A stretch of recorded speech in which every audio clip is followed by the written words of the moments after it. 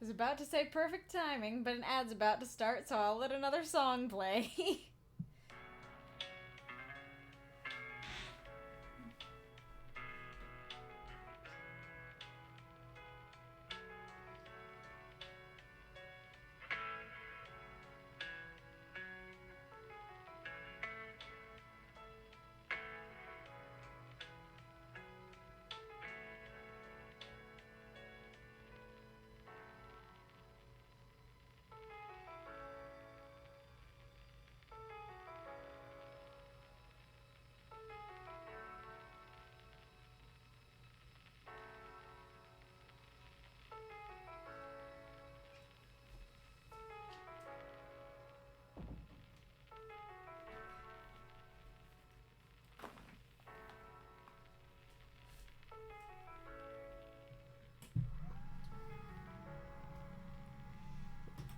Whoa.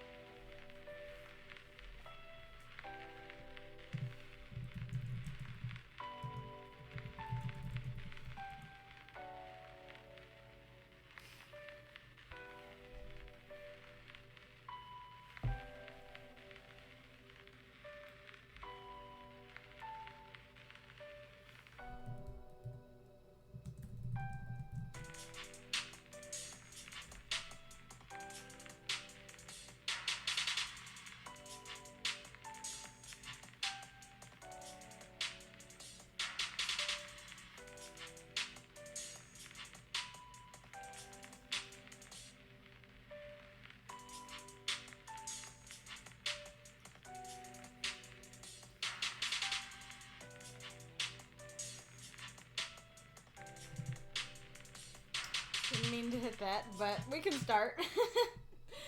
Well, there's 21 seconds on the ad. I guess I can still say hi to people. say hi to the subscribers. While we're in the ad, I believe Hellenic is a subscriber. Hello, Hellenic. Ghoulish. I don't think Aerith is. There we go. Now it's ended. Hello, everybody. Sorry for the wacky start. I was ready to start, and then immediately, like, as I was about to hit the button, it's like, ad break incoming. And then in the middle of the ad, I accidentally hit the scene button. Hello, Aerith, Hellenic, Writer, Boople, Ghoulish, me, Reincarnator, Marx, Corian. We've got a good turnout today. Welcome, welcome. Writer, I realized I needed finger paint. Random factoid of the day. Welcome to the House of Ads. Alrighty, welcome everybody. How you doing this fine whatever time of day it is for you? I hope you are doing well. If you are new to the stream, here is how it works. Every week we have a prompt that is submitted by supporters and voted on by everyone. Then, why am I getting messed up on this lately? This is like the same part I keep getting messed up on that I always say. Then we all write 350-word microfiction for said prompt. And post it to the Discord. Then at the end of the week, 8 stories are selected to be read here on the stream. 4 of them are guaranteed submissions. They will be read no matter what. And 4 of them are encores. They can be unlocked through cheering. And I will turn up my volume. So to cheer, you throw your bits at the stream. And when you do that, a invisible bar will go up. And when that bar gets to 100, then you will unlock a story. And so once upon a time, the bar was visible, but it was consumed by the void.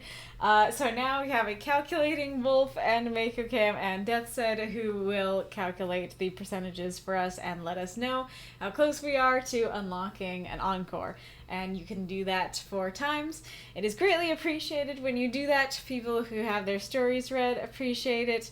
I appreciate your support. It is just a lovely thing to do if you are willing and able to do it.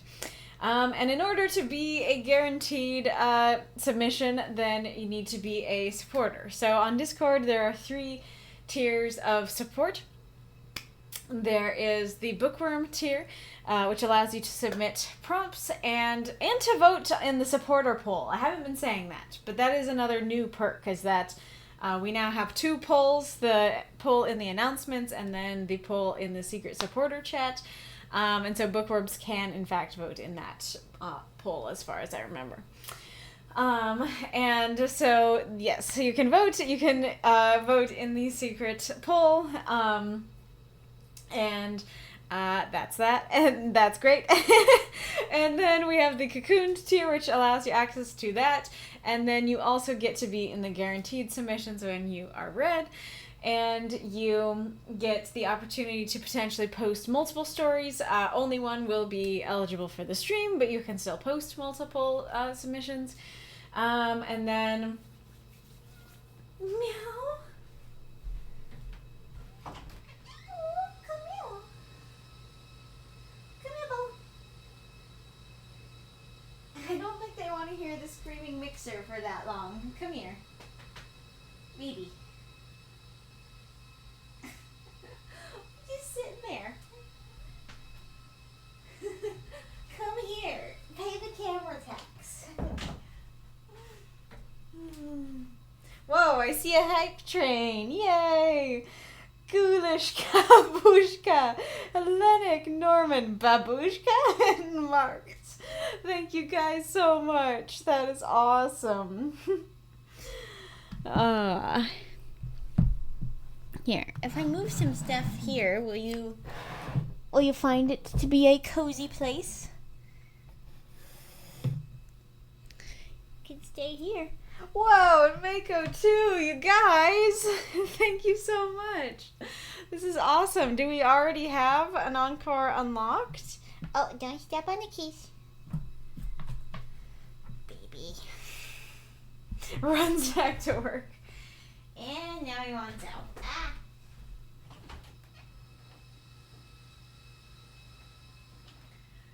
How loud is the mixer when I open the door? That's 1 encore and almost a half. That is awesome. Thank you guys so much. But yes, I was talking about the supporter tiers. So the cocoon tier gets you into the guaranteed and everything before it. You get to multi-post. And I think there's one other thing that I'm forgetting. And then the transformed tier gives you access to all that stuff, but then also the first prompt that you submit gets automatically added to the final vote, or to the, I guess that's what I call it, the final vote, the final poll. And then you can multi-post 3 stories instead of just 2, but again, only 1 will be eligible. And then if you want, you can have a tag for your universe, so contact me if you're transformed and that's something that you want. I see a kitty in the chat. That is lovely to see. And then when you submit prompts, you can submit prompts up to 7 words as opposed to everybody else who has to stick to 5 words. So yes. So hold on. I'm trying to think if there's any other routine stuff to talk about before the schedule thing. I guess I can show the lineup before I talk about the schedule thing, but don't let me forget after I show the lineup. So our prompt for this week is Only a Shadow.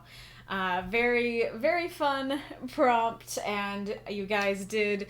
Some of you went dark and some of you went light, but a number of you did deliver on the challenge, and I do appreciate getting some variety for today. So thank you for everybody who participated in general, but an extra big thank you for anybody who participated in the challenge this week.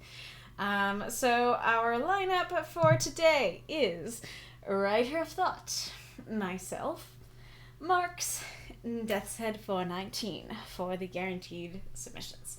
Then for our encores, we have Spectre, The Real Decoy, Boople, and Galler. Why does this 6... oh my goodness. Why is this 6 unknowable? What in the world? What is happening? Okay, the 6 does not want to be bolded. Thank you for the cheers, Death's Head and Mako. Wow. You could hear it through the door even when it was closed. Dang. Okay, so for the schedule related stuff, I don't know if this would be a better thing to ask like in a poll, but I still want to like send some feelers out just live on the stream. So aside from this stream, I don't have a stream schedule, and I am fully aware that having a stream schedule would really help me, and I was reminded of that the other day, and reminded just how helpful it might be. But the thing is that I don't really trust myself to keep it. Like, even though, like, Saturday, I know, this is what I'm doing. This is my Saturday. This is always the plan. Then during the week, it is a lot more varied in what my night might look like, what I'm doing with my parents, what I need to work on with my own stories, how I'm feeling that day. And so I am nervous that if I did create a schedule, I would not be able to keep it. And so I see 3 options moving forward, and I want to see, you know, what... I want to see like what your guys' vote might be. So option 1 is create a schedule and like pick a day. This is the day I'm going to stream, or multiple days. This is when I'm going to stream, and potentially not keep it. Potentially, you know, potentially mess it up. Potentially there be something wrong. So basically you guys would have that schedule and you guys would know that hopefully I can stream, but it wouldn't be a guarantee. Number 2 would be just continue as I've been doing. You know, don't create a schedule and then potentially not keep it. Just keep doing what you're doing. And then option 3 is that, so I recorded the first Dark Souls video, I think like a month ago now, but, you know, because of all the stuff that's been happening in real life, I haven't managed to complete it and post it, but I'm almost there. But to be honest, I liked that a lot. I liked I liked recording that ahead of time, because a lot of things went wrong, and not in terms of just like, oh no, I was bad at the game. Like, no, like technical things went wrong. And so I think it would have made for a poor stream, but I think it's going to make for a fun video. I think it's going to make for a fun edited video. And when I was looking at it, I saw that I had so much more energy than I tend to when I do things live. And of course I'd have to do it more, and I'd have to rewatch some of my streams more to know for sure. But it just seemed like I had more energy during that video. And so I feel like recording videos ahead of time might be the best of both worlds, because it would mean that I can do it whenever. I don't have to keep to a schedule, but I can post them on a schedule, and hopefully that schedule will work better for you. And hopefully I would have like more energy and stuff like that. But full transparency, the concern with recording them ahead of time, I don't get paid for that. I do get paid for these streams and the ads on the streams. Even if you guys don't cheer, I do get paid for the ads. And that is just lovely. That is a lovely thing that I'd like to continue. And it is a much higher threshold to start getting monetized on YouTube than it is on Twitch. Like, I have to have like 1,000 subscribers and millions of views, I think. I'd have to check, but it's and then you have to be like posting for 6 months or something like that. So it's much more difficult to be monetized, and I have no idea if or when that's going to happen. I do hope that does happen one day, but I don't know if that day will be next year or 5 years from now. I really have no idea. So, you know, I do personally kind of like the pre-recording the best, but it has a huge downside. So I'm just kind of curious what your guys' votes would be regarding that. And I guess, like, if you can, like, make me a tier. Like, what would you prefer the most out of those options that I gave? Or do you guys have an idea for a new option? Or if you're like, I don't really care, all of those sound fine to me. Or none of them sound fine to me. Whatever you think. Let's see if folks have been saying. I'm not really interested in that, right? Or I'm not interested. I like streaming. I want to do the streams. I don't want to, like, give them to somebody else. Like, the whole point is that I want to do these things. It's just that my timing doesn't fit anybody else's timing.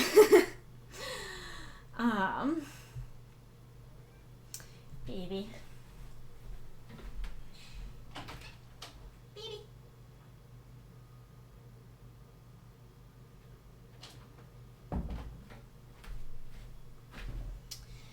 Hello, Magistrate Ironlung.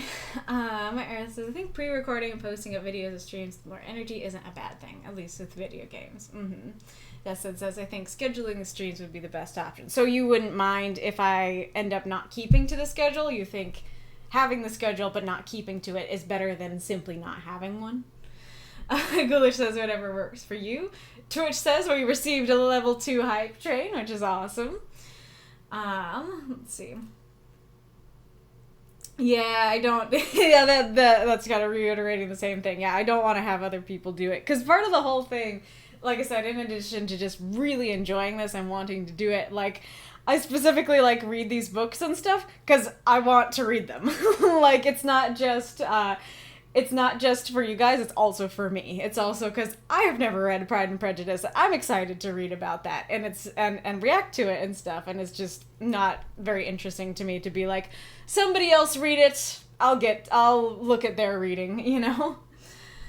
Ryder says, in that case, the random thing is what I prefer. Okay, so no schedule, just random. And Des said, confirms, yeah, having a schedule, sometimes missing it would be okay. Mark says, down for having a schedule and not always keeping it. Gotcha. Erin says, I think having a schedule but not always keeping it sounds like a good idea. It just depends on how much you want to work hard at keeping a schedule. It's up to you in the end. Half the fun of the streams is interacting with chat, all of which goes away when it's pre-recorded. Fair enough. Well, that is another thing, though. The timing would not change. It would still be late at night. And I guess that's the other question I should ask, is that, are most of you simply asleep, so it would not matter? So having a schedule or not having a schedule, it's exactly the same to you as long as it's at night. So that if I'm streaming at night, doesn't really matter if it's random or on a schedule because you're just not going to get to it. That's the other question. Baby cat. Baby cat. If I let you out, you're just gonna want back in again. Yeah. It's true. It's true. It is. I'm gonna see how much he meows at the door. If we have pre-recording, we could always do a viewing party. That's true. That is true. Is that something that's streamable? Can I pre-record the video and then stream, like, my own, like, reactions or something to the video and have you guys watch with me? That could be kind of fun. Okay, he's curling up. That's good. But video reaction.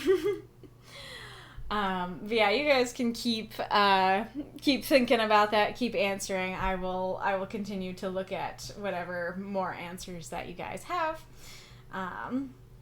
Nico says, pretty sure you can indeed stream a video to Twitch instead of being live.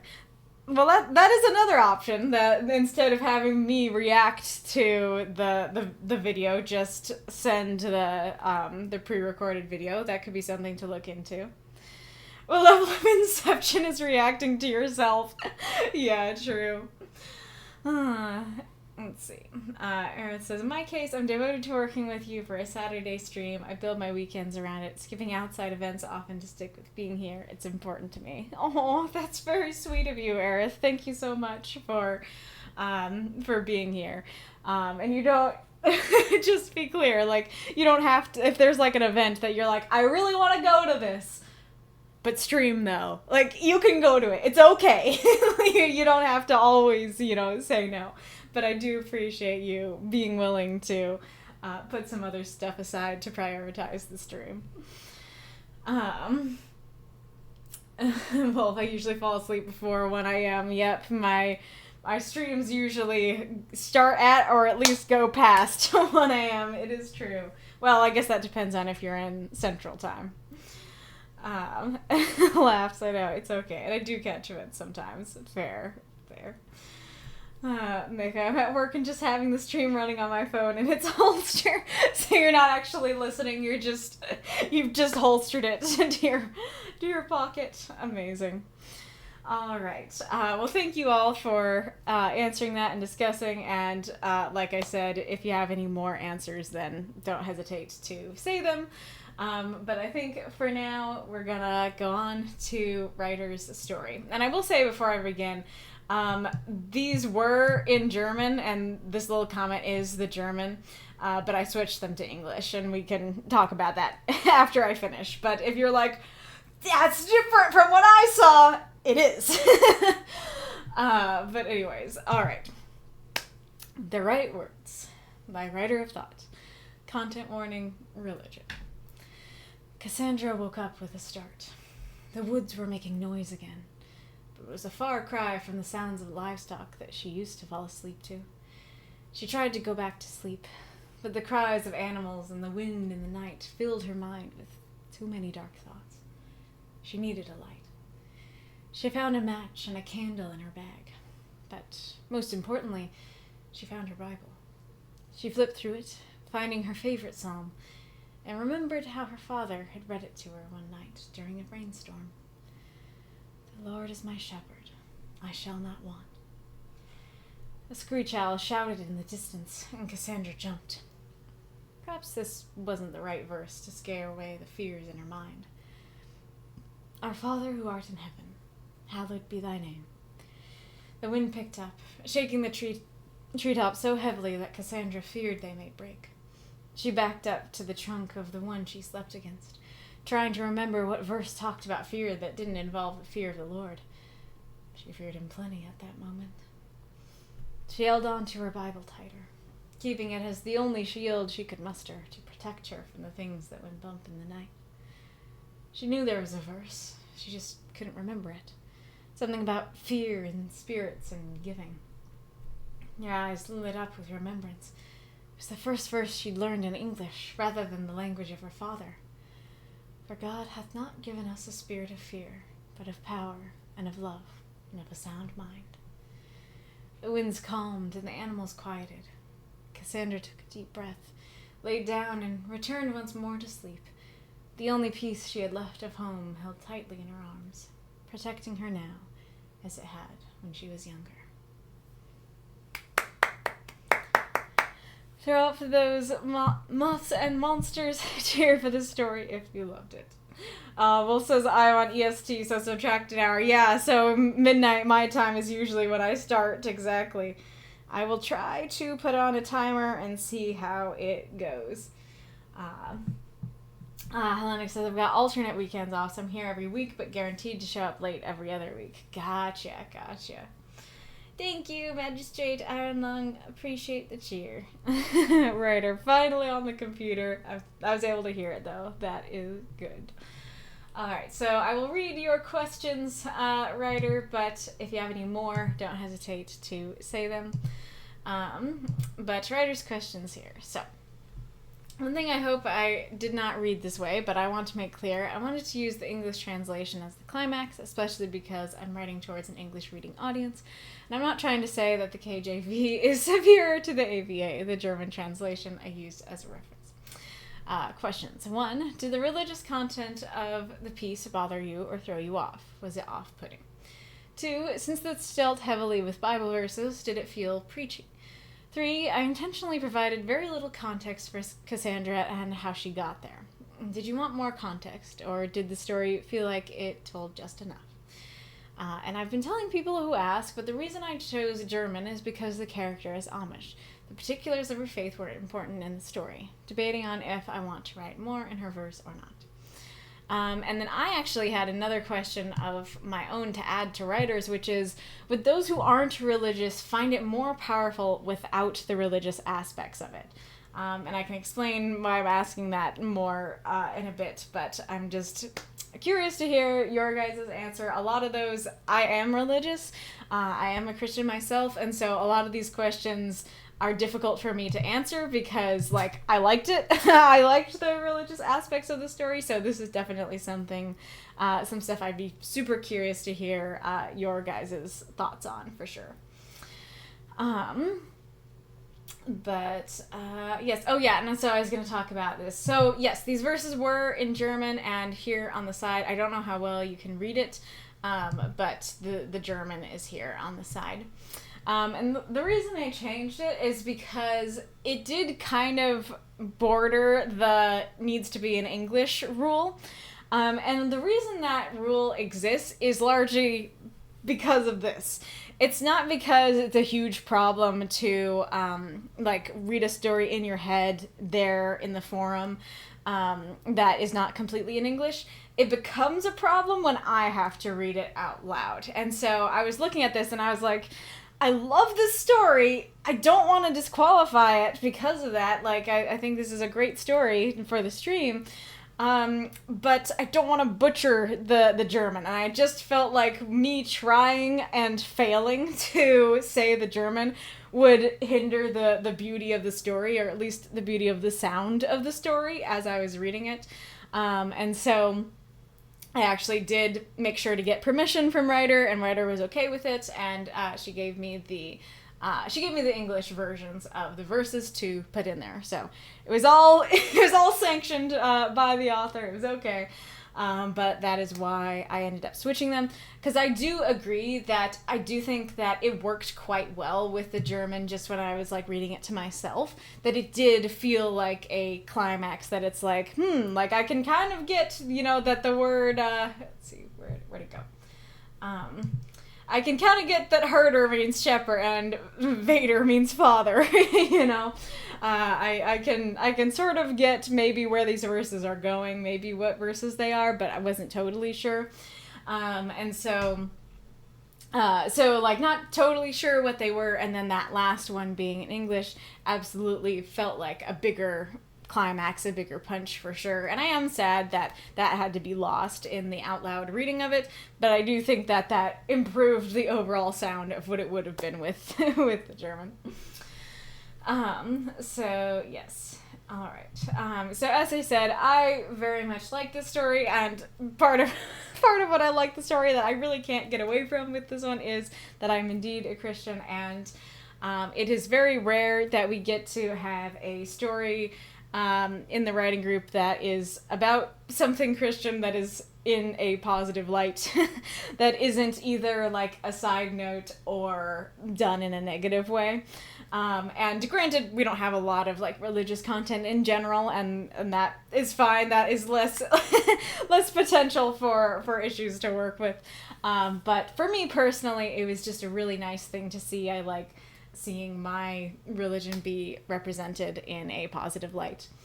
And I think that overall, I think that I'll have to praise this story for doing what these writing group stories are supposed to do very well, which is that it is very much a complete scene in and of itself. It's like, lady is scared, girl is scared, and her Bible brings her comfort. That is a complete arc, and it fits the prompt, like she learns her fears were just shadows. And that's all. And so it fits the prompt. It is a complete arc. There isn't a whole lot that is confusing of that we need extra context for, though that is something we're going to talk about. And so I think you did a great job of making it stand alone very well.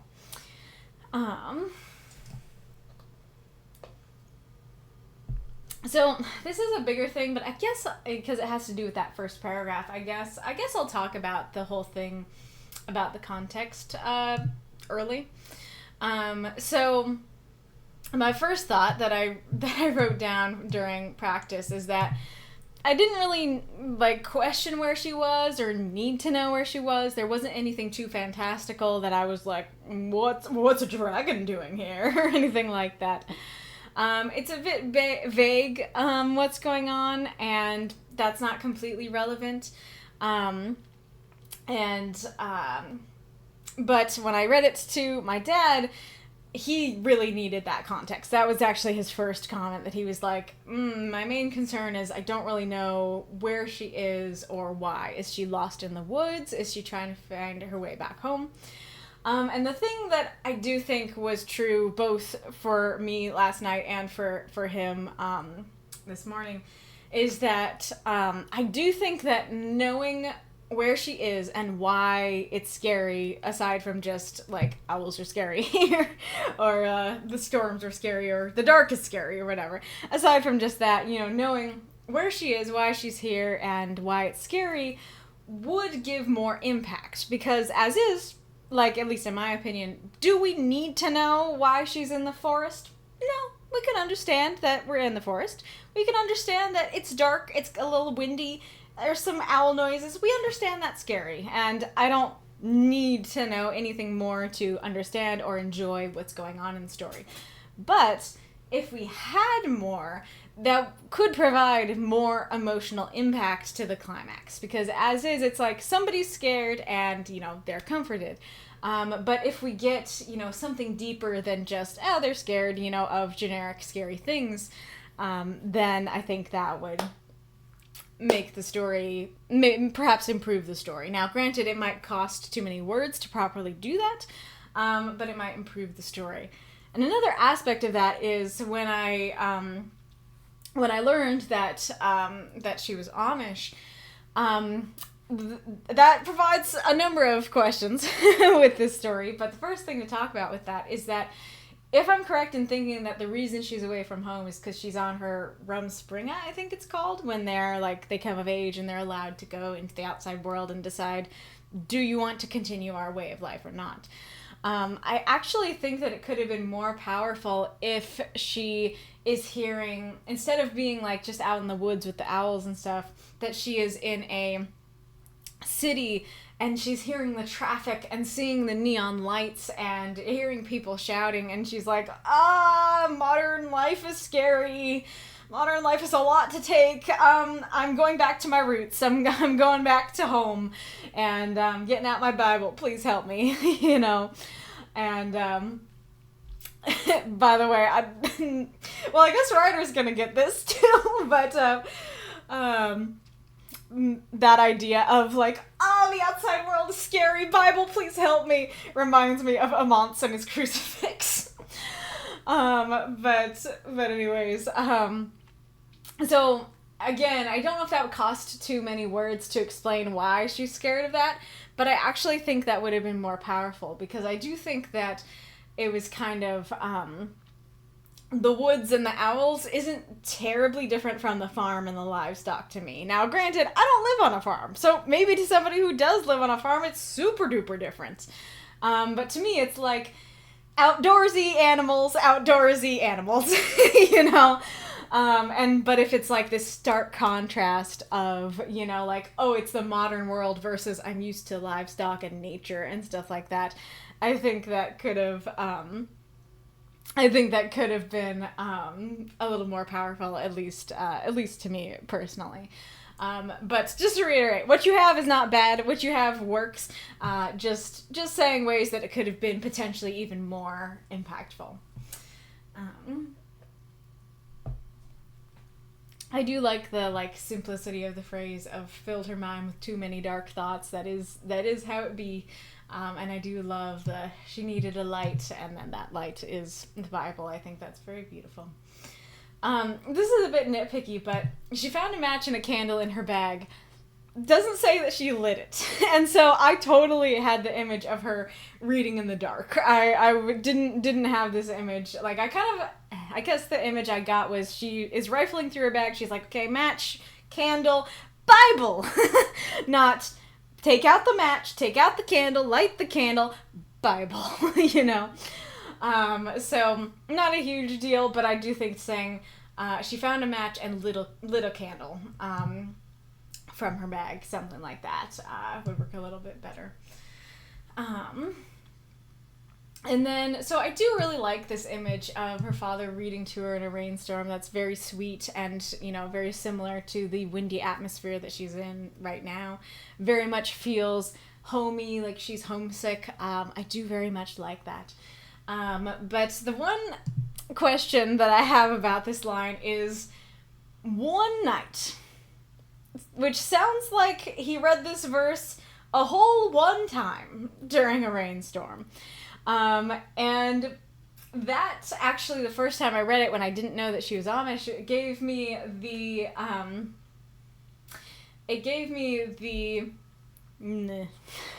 why am I losing my train of thought?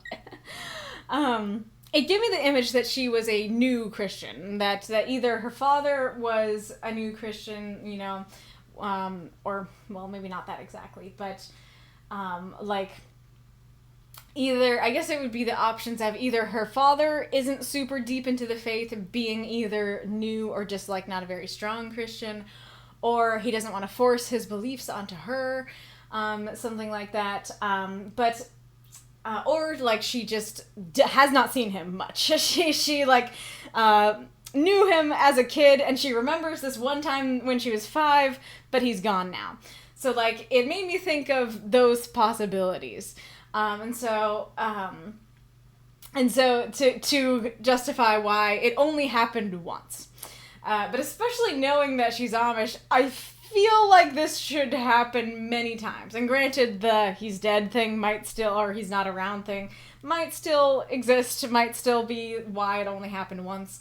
But if he is still alive, then I feel like saying, finding her favorite song and remembered how her father would read it to her during rainstorms. That, he read it to her all the time during rainstorms instead of just that one time.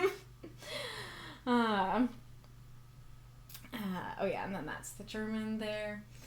I do think it's kind of fun how you say a screech owl shouted instead of an owl screeched. But I do kind of like that. And that is a fair thing to make one jump. I'm also curious what the issue was with that particular verse, and granted, this is something that works a little bit better in the German when you don't know exactly what the verse is. But knowing this is the Lord is my shepherd, I shall not want. Well, your good shepherd can shepherd you from your fears, right? So I'm a little unsure why it doesn't work. I'm wondering if it's because it doesn't have enough back Satan to it, she wants to scare away, her own fears, and so she's like, I need something a little more punchy than that to do it.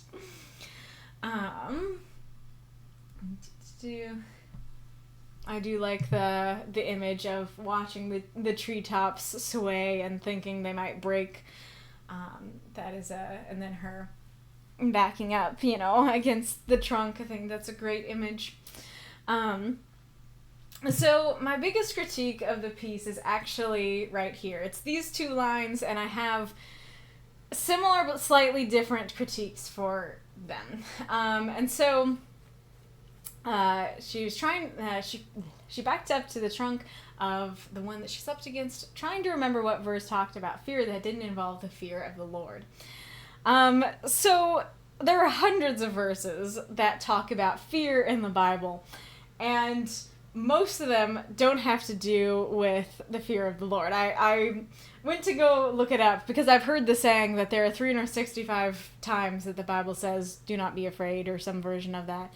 And I went to look up if that was correct, and from my brief glance at the internet, it seemed more like there are like 500 verses that have to do with fear in the Bible. And I don't think it's like exactly 365 that say like fear not or something like that, but there are absolutely hundreds of verses in the Bible that have to have something to say that is do not fear. And that 500 verses doesn't even include any verses about fearing the Lord.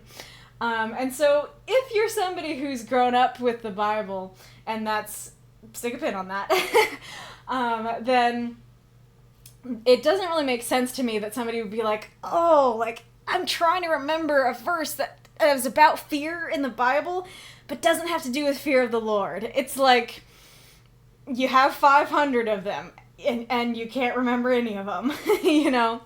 And going back to what I was saying before, this is part of what made me think that she was a baby Christian, that she wasn't very new to the faith. Because, yeah, like somebody who is new to the faith, maybe they have only read the Old Testament, or maybe they haven't read enough of the New Testament, or it's not ingrained enough of them in them yet. And so, yeah, like they might be like, oh, like I can't remember, like what was that verse about, you know, I can't remember any verses about fear that don't have to do with the fear of the Lord. And I don't know a lot about the Amish, but presuming that they are Christians, and Christians are generally more focused on the New Testament, which is where those, you know, be not afraid verses are, it seems very odd to me that, like, it's worded in a way that seems like she can't remember any verses in the Bible about fear that don't have to do with the fear of the Lord. Now, granted, another way that you could make it work is if this is a character trait, where it's like, yeah, there are hundreds of verses that have to do with not being afraid in the Bible, but she, you know, is a fearful person, or those verses about fearing the Lord really stick with her, and she has a lot of trouble with them, and so, like, she just can't remember anything else when she's in that state. That could work as well, but I do feel like that might need some more explanations, you know, something like, she knew the Bible had many verses about not being afraid, but right now she could only remember the ones about fearing the Lord. I think that would work. And then my critique that is similar but different for this line is, when you're afraid of your father, you aren't going to run to him for comfort. So, like, you know, yeah, if you have a nightmare and your dad is caused the nightmare, you're not going to run to his room to get comfort from that nightmare. And so if you're afraid of the Lord, you're probably not going to be looking at the Bible and to assuage those fears. And in this moment, it doesn't really seem like it is the Lord that she's afraid of. She's afraid of the hoogity boogities outside of her window. Like, she's afraid of the hoogity boogities outside, you know, in the tree that she's under. And so, and it very much reminds me of that scene in Firefly. It's one of my favorite scenes and lines, when there's like this settlement that is trying to burn one of the main characters at the stake as a witch, and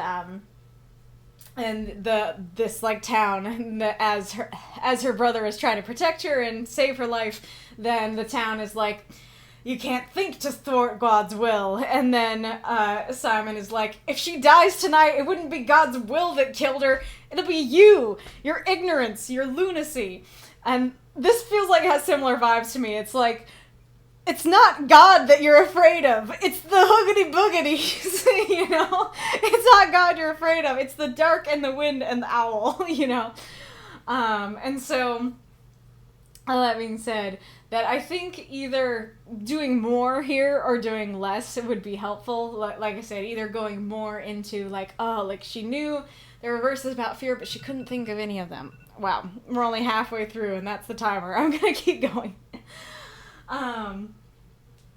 But yeah, so going more into it and describing it more, or potentially quite simply taking this section out and just describing, you know, that she's looking at the treetops and thinking they might break, and then she holds her Bible tighter. I think that would work perfectly well as well. And then I do really like the Bible being her shield. I think that's very beautiful. Conjures to mind the image of the armor of God. I'm curious, someone else might have better insight into this than I do, but I'm pretty sure this isn't supposed to have quotes around it. Like, it's just an idiom of things go bump in the night, and there's nothing specific about the word bump. I think it, like, you could do it as, like, this. Like, there's your idiom. But it seemed odd to me to just have the word bump in quotations.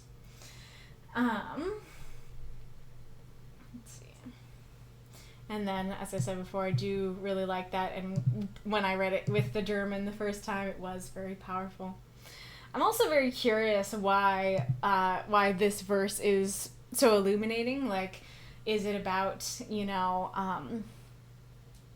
is it about that, did you in fact intend that character trait where maybe she does have a lot of the fear of the Lord put into her, and so reminding herself, no, like, God didn't give me a spirit of fear. He gave me a spirit of power and love and a sound mind. Is that why it's so comforting? Is it just about, like, I have the power to beat this, you know, or God has the power to beat this, you know, that kind of thing. I'm curious what in particular about this verse really spoke to her.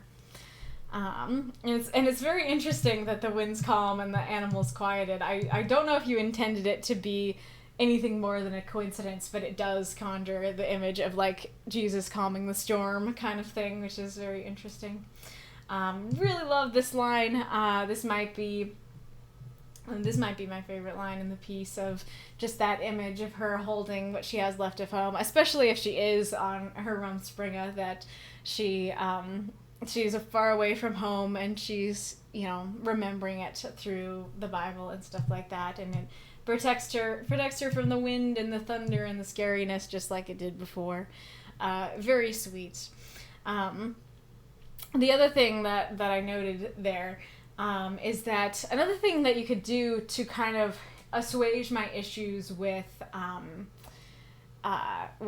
why did he only say it once, and, like, she seems like a new Christian and stuff like that, and my questions of why these verses, why the fear. I think a lot of those questions could be answered if she didn't have her Bible with her, if she was just trying to remember that. Yeah, like, if you're just trying to remember, it makes sense that, you know, you would remember those very basic verses, and you'd remember that one night with a thunderstorm. And you might struggle. You'd be like, oh, I can only think of the ones about the fear of the Lord. It might make a little bit more sense if she doesn't have it in front of her to flip through. But that would take out the beautiful images of her clutching the Bible that are some of my favorite images in the piece. So it would be a give and take if you did decide to make that change. And then, let's see, going back to your questions, let's see if there are any I can answer. So it wasn't off-putting to me. I liked it a lot. I can't tell if it feels preachy because I liked it. And then I think I answered the context thing quite well. Oh, yeah, so I was going to explain why I was asking this. So I haven't seen if you guys have answered it yet, but so I think sometimes, like, I know, I'm going to use, like, Narnia and Lord of the Rings as an example. So, like, Narnia, especially the first book, like, Aslan is an allegory of Jesus, and I think pretty much everybody knows that. Like, it's not hidden, it's not a shock or a surprise, like, this is a thing. In Lord of the Rings, as far as I know, I could be totally wrong because I'm not, like, super deep into the lore, but I've been told that the ring is, like, a symbol for, like, sin and stuff like that. And, of course, there's, I want to say Iluvatar, but I don't think that's the name. But there is, like, in the Silmarillion, yeah, there is God and his angels and stuff like that. So like that does exist. But in Lord of the Rings, it's way more subtle, especially in the Lord of the Rings as opposed to the Silmarillion. It's way less religious as far as I know. But in Narnia, it's there, it's in your face. Like, that is something you have to grapple with if you read that book. And I have heard that, like, at least one friend of mine in the past who was not a Christian didn't really like Narnia because of that. That they didn't really like that it felt the need to, like, spell things out for the reader, and it was super obvious about all those things. And so, like, and Lord of the Rings, lots of non-Christians really like that series. And I feel like Narnia, like, way less non-Christians like that series. And so there is this question of, is it better when, with a story like this, is it better to pick something that isn't explicitly religious to reach a wider audience? Or was it a really good choice to pick something religious and all the connotations that went with it? And so I'm really curious for those who are, who are not religious or who are not Christians in the chat, if you're like, yeah, like if she was reading a book about like, a prince coming to save her or something like that, or this is her favorite book and it just has like this line about fear that she really likes, would that be more powerful to you? Would that take away if you were like off-put by the religious aspects, would that successfully take away that off-puttingness? What do you think in that regard?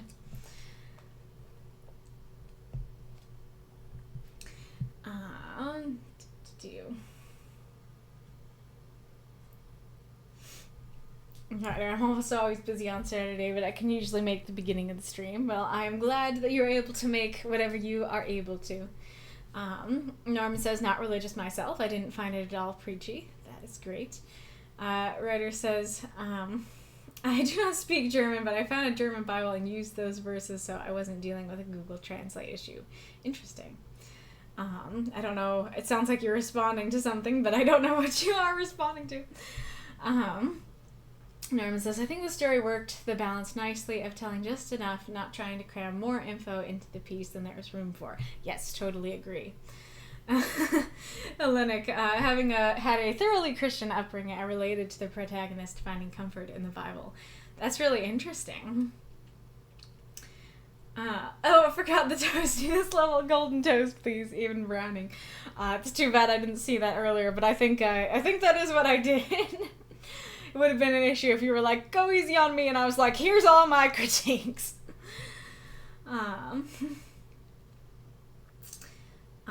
Interesting. Hellenic says, even now I still sometimes like to listen to German Orthodox hymns for the vibes. Neat. Documancer says, why kind of raise the stakes? And I don't know if you're saying, if you tell us the why, it raises the stakes, or if you're saying, why raise the stakes when they don't need to be raised? Norrin says, I'll admit, I assumed she was hearing noises outside, like she was in bed, until she backed up to a trunk. Don't think it was a deal breaker, just needed a second to take in where I needed to do a second take when I realized where she was. That is very fair as well, definitely. Yeah, because it does say the woods were making noise again, but it doesn't necessarily concretely say that's where she is. She could be in her house thinking, woods are making noise again. And that is probably why I wrote in the hoogity boogity line, like her window, because even though I knew she was outside, I think I got that image too at first, that she was in a house. Writer says, I was worried more that I wouldn't be able to give enough context if I'd gone into where she was having her Rumspringa. The verse is in the far future, and she was living with Native Americans for a bit rather than trying out modern life. And it's the Riffs verse, which is just odd by principle. Do I know about the Riffs verse? Have I read other Riffs stories on the streams? But yeah, that is interesting, and that does feel a lot more similar to potentially the life she was already living. So that's interesting. Palladium do be that way. What? What are you talking about? And Lennox says, I think the way it's written is fair. I have several books that I've written many, many times, but I'll remember a particular place I was once when reading a particular passage. I just got that the memory of her father reading it in the rain was especially strong for her. Gotcha. Let me go back to that. Okay, so you took it as she remembered how her father had read it to her one night during a rainstorm. So it's not necessarily that he didn't read it, multiple times. It's just that particular one really stuck out. Yeah, I'm trying to think why I didn't get that impression, because that's a totally valid reading, and I think how it was intended, but I totally, got the impression of he only read it that one time, and I'm not sure exactly why. I guess maybe it's the word had. She flipped through it, finding her favorite song, and remembered how her father read it to her one night during a rainstorm. Yeah, I think that has more of a flow of she remembered how he did that in the rainstorm. She remembered that one memory, and then she remembered how her father had read it to her one night during a rainstorm. I think gives that impression of in the past that happened that one time, as opposed to she's remembering one time, maybe. I remember the idea I was trying to go for was that feeling when you're put on the spot and can't remember anything because there's too many choices. Gotcha. Yeah, I guess that comes down to her having it in front of her, and I'll come back to that in a second, but I think that comes down to she has the Bible, and so yes, if she was by herself and didn't have the Bible with her, I mean she is by herself, but if she didn't have the Bible with her and she's I'm trying to remember, I think that would work much better for me, but she doesn't have to remember it, she can flip through, and yeah, the Bible is a big book and she might have trouble finding it.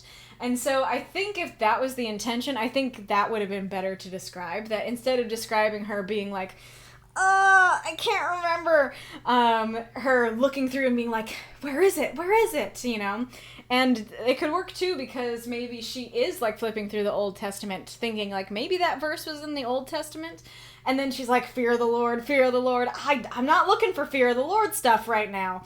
And then finally she manages to find it. I think that could work. Analysis paralysis, yes. The flurmler and the branching watching you. Oh yeah, the hoogity boogities and the flurmler. Amazing. Oh, look at the cute doggy. Writer says, that verse was a bit more personal to me, as it was one I never learned as a kid and didn't learn it until after I left the faith and came back again. Whoa! So you're talking about this one, right? And why it was so illuminating to you? Oh my gosh, that's nuts that people would not teach you that one. That is so sad to me. But definitely adds so much more power to the story in that particular line. And thank you to the mods. whoever modded, thank you. Decoy enjoyed this one. It seems like it's Mako. Thank you, Mako.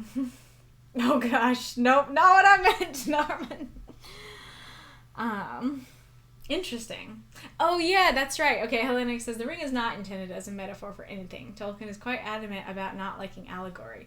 His stance is that you're welcome to find whatever applicability you find in it, but that's your own affair. That's right. Now that you say that, I do remember hearing that, because that has to do with why, C.S. Lewis was here, best buddy, why don't you, read and critique my series? And then he reads Narnia, and he's I didn't like it. And I think it was because of the allegory that he was I don't like allegory. This is a big allegory. I don't like it. Little Lady Eva says, I'm Jewish. I found the religious parts powerful. Having something you are connected to can be powerful even if you don't personally ascribe to it. Gotcha. So you think it would have detracted from the power to make it something more general. Very fair. Pretty even toasting. I think you read my mind. Awesome. Glad to hear my toasting was good. Why should be quoted. I was referring to why she was in the woods. Very fair. Writer says, no, you haven't read anything of this character's verse yet. The game it's from is called Palladium Rifts. The vastness of this verse has made me debate on writing from it. Gotcha. Yeah, when you said Palladium do be like that, I was just like imagining, I was like, she has Palladium in her bag? Why? It's a mishmash of lots of different setting genres crammed in. Interesting. Gotcha. Goody boogities is my favorite thing Kaylee has said now. That and Flormalar. Glad you enjoy it. How could we make that a prompt? The hoogity boogities outside the window. I guess I could submit it, or a transformed one.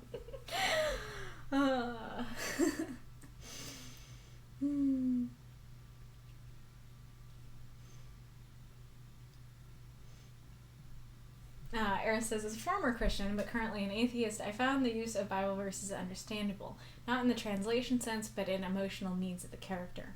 While I no longer believe or worship a gods or goddesses, I understand the human need for comfort and feeling protected. What spoke more loudly to me was her memories of Cassandra's father, that she thought of these verses and religion in the context of her loving human father. It shows the religious... Well, we don't know if he's human. We're in a strange world. But anyways... it shows the religious aspect is framed by the human needs for love, compassion, and comfort from family and faith.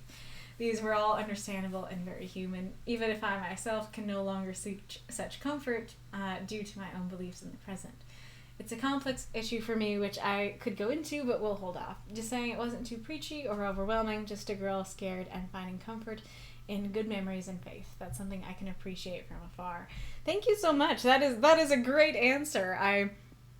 These are the answers that I love to receive when I like read people's questions and stuff like that here on the stream. This is such a great insight into the story, and that totally makes sense that it's more of the relationship with the father that spoke to you than anything about the faith or the actual verses. That totally makes sense. And that definitely is something that added a lot of depth, because the story would work with just the verses and not mentioning her relationship with her father, but the fact that you did also mention that just adds a lot of depth and to it. Oh, interesting. To be fair, the Screech Owl has a folklore connection in Texas with witches known as Bruja? Is that like the vampire in Vampire the Masquerade? I think there's an ad now. Yep. There's an ad now.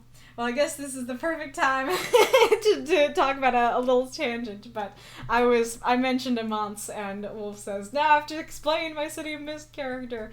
Amance is a Latvian Lutheran foreign exchange student with the mythos of Theus of Kaltenbrunn. But yeah, so basically in our last session, he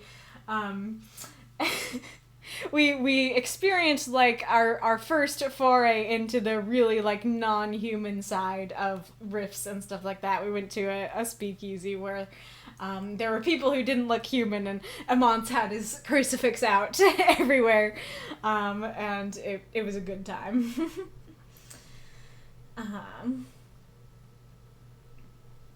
And now we're back. That's fair. Documancer says, to be fair, fear can make it hard to remember the one thing you have down your whole life. Can confirm when I have a panic attack, I literally cannot read. It's like the words don't tact. Oh, I'm so sorry to hear that. But yeah, that is very fair. I mean, I guess it's the sort of, at least for me personally, I don't really have panic attacks, but I do have OCD, and fear is a giant part of OCD and stuff like that. And so, and granted, over the years, I've been getting better and better, and so maybe I'm just not in the thick of it. But I think, like, for me, it was more, if something is not very deeply ingrained into me, then yes, I'm going to forget it. But if it's something that has been, like, deeply ingrained that I've, like, repeated my whole life, I'm probably not going to forget it in a moment of need. And so that kind of goes down with, like, her being Amish and me kind of assuming, like, she probably has been, like, read these things very religiously her entire life. And so it makes me question a little bit more of why she would, forget these things. But maybe I totally am like that. Maybe next time I have an OCD spiral, then we'll see if I remember this. And then if I remember this, let's see if I remember the verses in the Bible about not being afraid. Kitty, okay, you did a good job of staying. You can go.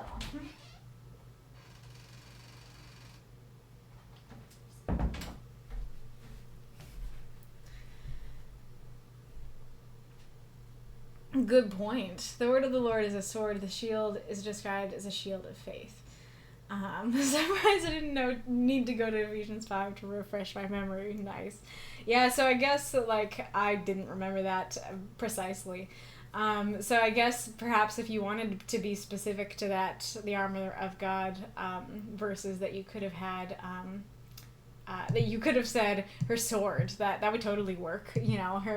Her only sword she could muster to protect her from the things that would bump in the night. That's pretty cool.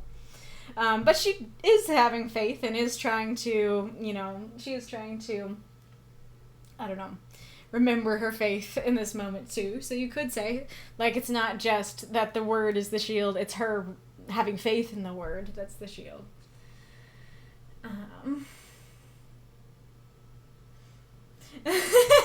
Well, to be honest, I like the Jesus lion. Also, I think Narnia is for a younger demographic. Honestly, there is oomph in the use of religious text. Very fair. Yeah, I guess, I don't know, I'm somebody who cares less about audience than most people, I think, and I think sometimes I actively dislike the idea of a target audience. And so for me, most of the people that I've heard talk about Narnia are adults, talking in depth about about the books and stuff like that. But to be fair, it was potentially written for a younger demographic, and so I don't know exactly, but that is fair that using a religious text might have a lot more oomph than just a regular old fairy tale or something.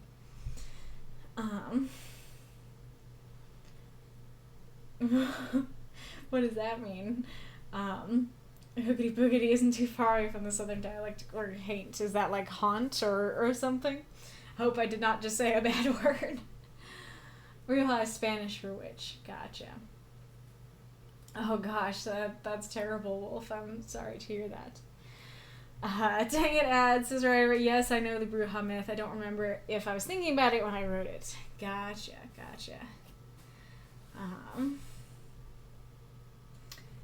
Okay, well, I have gone far above the timer, but it has been a good time, so I hope you guys have enjoyed the extra discussion. And apparently something got messed... Nope, not that way, this way. Something got messed up in my document. Yeah, I tried to put myself earlier today, so we'll see how it goes. A haint is a malevolent spirit. Gotcha. Makes sense. Okie dokie. It's time to go on to my story.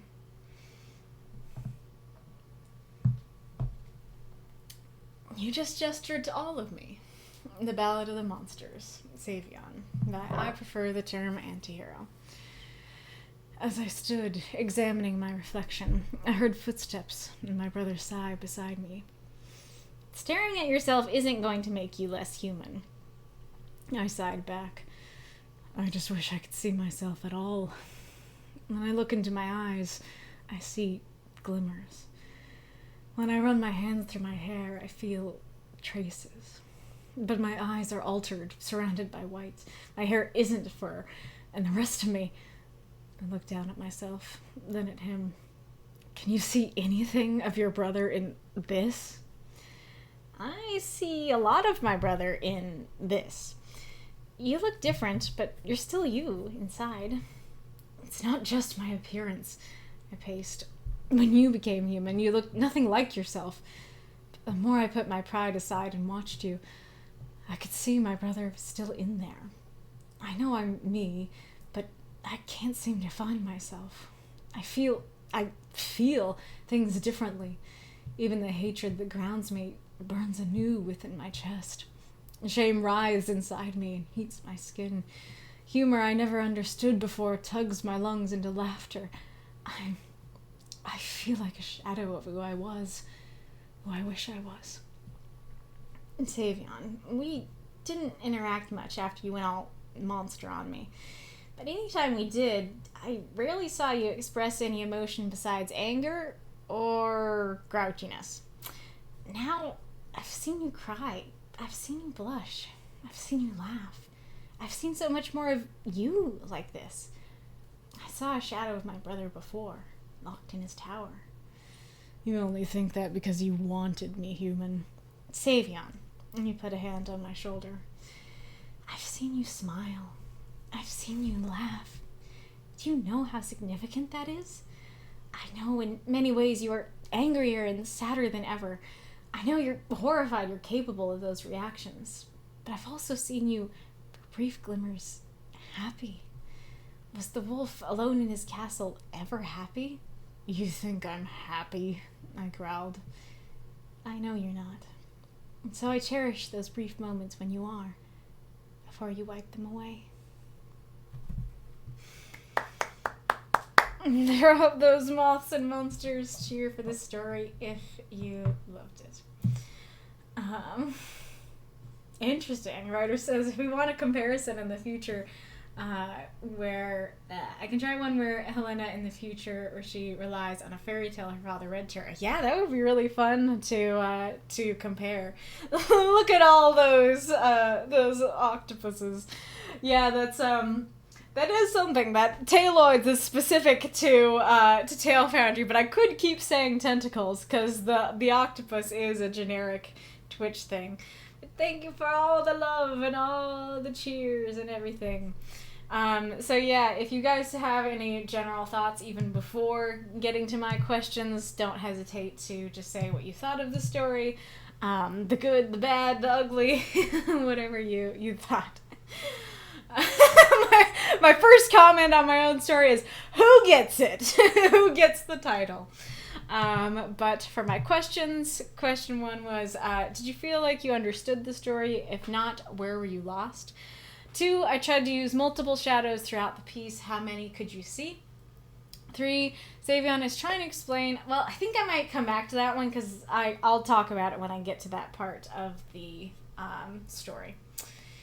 Let's see. So, the first question that I had here is that I'm a little torn on this paragraph. That it sounds okay when I am just looking at it on the page, but whenever I read it aloud, it sounds a little odd to me that, you know, he's just like going on this whole diatribe and all, and like Lister just walked up to him, and he's just, you know, going on a whole tangent, and like hopefully it makes sense that he's like, you know, looking at himself in the mirror and he's having all these thoughts inside and they just kind of like burst out of him. But I don't know if it feels awkward or if it sounded awkward to you, and if it did, how would you suggest I try to fix it? Because I didn't really have the words to give it more of a transition. So yeah. And I guess I'll talk about this now. So I realized that I think Lister is a more difficult character to get across in these short stories than I thought he was. Because Lister, as I say in my other story, is generally very bright. And so even if you're like talking to him about something super serious, like he can be serious, but like this is kind of like eyebrow raise, like tilt the head. I see a lot of my brother in this. You know, it's supposed to be a little funny, a little lighthearted and stuff like that. And that'll come up in a second as well. And so I'm kind of curious how he comes across, if that brightness, if that sort of like humor comes across for him. Maybe humor's too strong of a word. It's not supposed to be like laugh out loud funny. But just like that, I don't know, those kinds of vibes. And I'm curious if you have any suggestions for, in general, in the future, how I could make that better come across with very few words. Like, how would you convey this idea without, describing in detail? He put his hand on his hip, raised an eyebrow, tilted his head, smirked a little. I see a lot of my brother in this. I'd love to describe that, but I don't have the words to describe all that. I'm also curious, I did ask this in general, but I'm curious if when you became human, when he what now? If that threw any newcomers in the audience. I also talk about how, I often talk about how I will sometimes have an issue with the prompt being used directly, where it's, it feels too, I guess, I don't know what words I've used for it in the past, but I guess it feels too telly, like it feels like, here's the prompt in neon lights, and I'm like, I want to woo me, woo me with the prompt. Don't just put it up there in big neon lights. And so, and it's funny because you guys did such a great job this week, at least from the stories that I read, of not being too obvious with the prompt. That most of the stories did not say that phrase anywhere directly. And so I was surprised that mine is one of, I think, 2 stories. Maybe 3. 2 or 3 stories for this stream that actually use the prompt directly, that says it. And so I am curious if that feeling did come across, if you were like, oh, there's the prompt in neon lights, or if it worked for you, if it felt, natural, especially because I do repeat it twice, that I have Savion say it and then I have Lister say it as well. And then this was the other thing. This was the place where when he says this, it's not just like, anytime I rarely ever saw you express any emotion besides anger or grouchiness. That's just flat, serious. That's not really how I meant it, and I tried to voice it, but I don't know how well I did, that it's more of anytime I rarely ever saw you express any emotion besides anger, or general all-around grouch. You were a grouch. And so it's supposed to be if not funny, at least light and stuff like that, and that's why I picked the words grouchiness. That's why I had the ellipses there, but I don't know if it worked. I don't know if it conveyed that, and what advice you might have for indeed conveying that. And then I'm curious, this line here felt like, the more I read it, I felt like it might not be quite clear or understandable, especially for newcomers. But it's definitely this idea of, Lister is oh, this is great, to I like the emotion that you show, and I think, it makes you less of a shadow instead of, you're not a shadow, you're more of yourself. You're more solid now.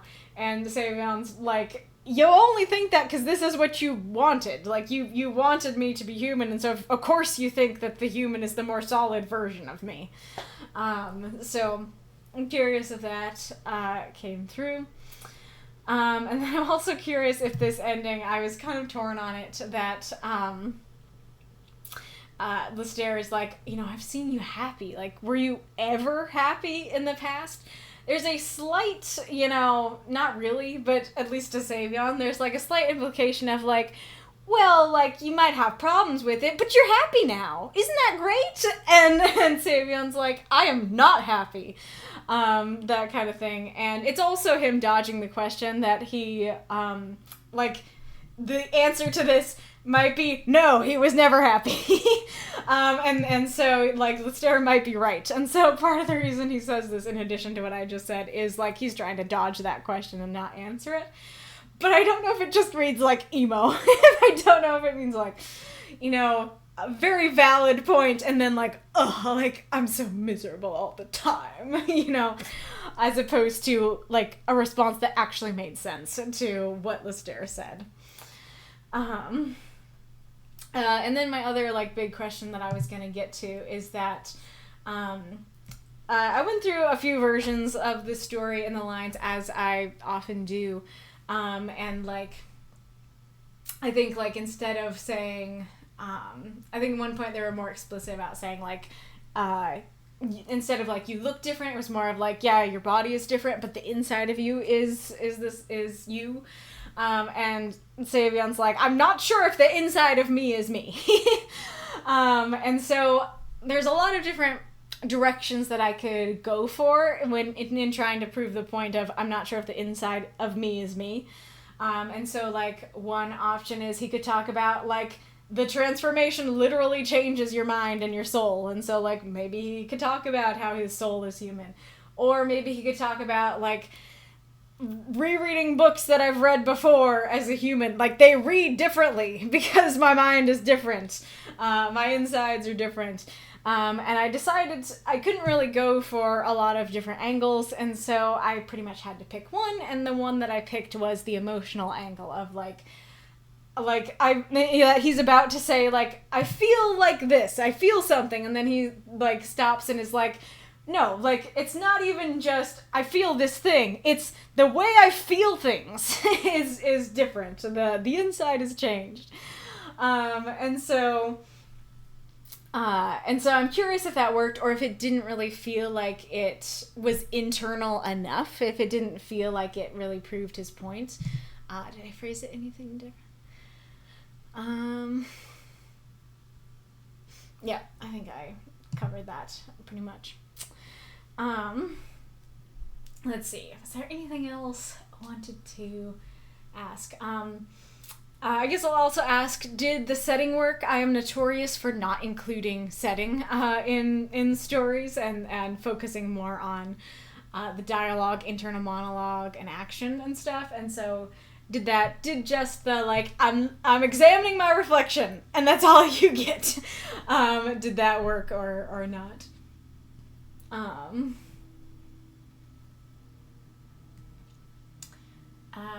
I think I'm gonna look at your comments, and then if I can think of anything after that, I'll talk about it.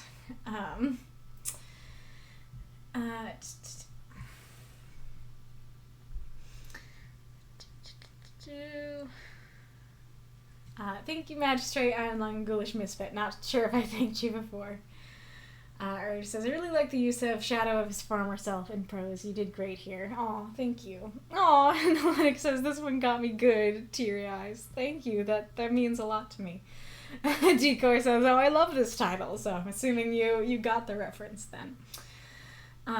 Interesting. Writer says, I will say it kind of felt like it belonged in a play rather than a written story, if that makes sense. It was really monologue-y, if that makes sense. I don't think that's a bad thing, but it was so much dialogue that my mind's eye saw a stage. So you did need more of that setting, it sounds like. Tongue-in-cheek humor, maybe? What is the definition of tongue-in-cheek humor? Because I'm not sure if that's what I'm going for, but I'm also not sure if I know the definition well enough to answer. Writer says, I know the reference you just gestured to all of me. I just can't remember where it's from at the moment. It's been bugging me for the past several days, and I refuse to give in and Google it. Well, I'll, you keep thinking about it. I'll tell you, I think, by the time I get to the end. Writer. So he's quoting the prompt in the story similar to, yo, I'm a vampire. Do you mean, yo, I'm a moth? Yep, totally that vibe. Screw that. If the prompt is a phrase, I'm gonna use it. Fair. You were the other one who did use it, for sure.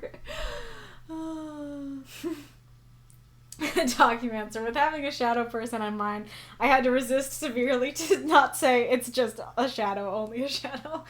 Very fair. Era says, I use the idea of a shadow mentioned as us being a shadow of what we might be, because even though I used the shadow directly, it was what I thought a novel metaphor. That does sound great. I'm not sure if I've read yours, because it wasn't eligible, but that does sound like a cool use of the prompt, for sure.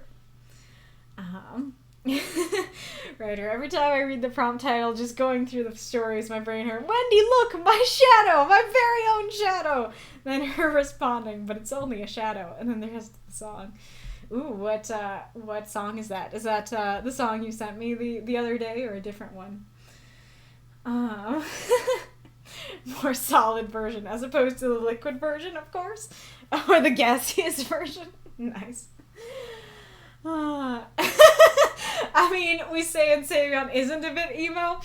I mean, fair. I guess it's in the sense of, like, in a negative way. Like, yes, he is very, like, down and depressed and, you know, grumpy about his situation. But there's a sense in which, like, you can read about a character like that and be interested in the character and not find that super melodramatic. Or you can read about a character like that and be like, this is super melodramatic and over the top, and I can't take this character seriously, or I can't take this story seriously. Not really a fan of it. So this is the one I'm trying to avoid. Like, yes, if it's like, yeah, like he's grumpy and can be like down on himself and depressed and hates the world and stuff like that, but I still find him an interesting character and I can still take him seriously and enjoy reading about him. That's great. That's fine. I'm with you there.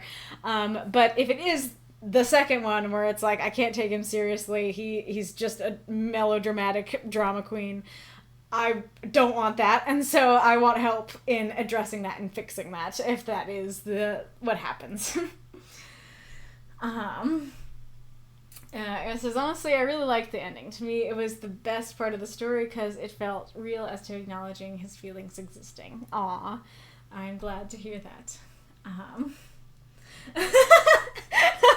Marx says certain people can get away with being emo. Lol, Savion and Harry Potter get a pass as far as I'm concerned. Well, that I guess, you know, being compared to one of the biggest, most beloved characters in all time is a good sign that maybe we're on the good side of emo. So that's great to I just saw. You can't tell me Savion doesn't listen to Linkin Park. I won't believe it. I do think he likes rock music. He did sing Journey in that one story. Also, Ghoulish mentions crawling, and I've recently learned, I could be wrong, but I recently learned from a friend that song is about heroin, which he does do at one point, so that works quite well.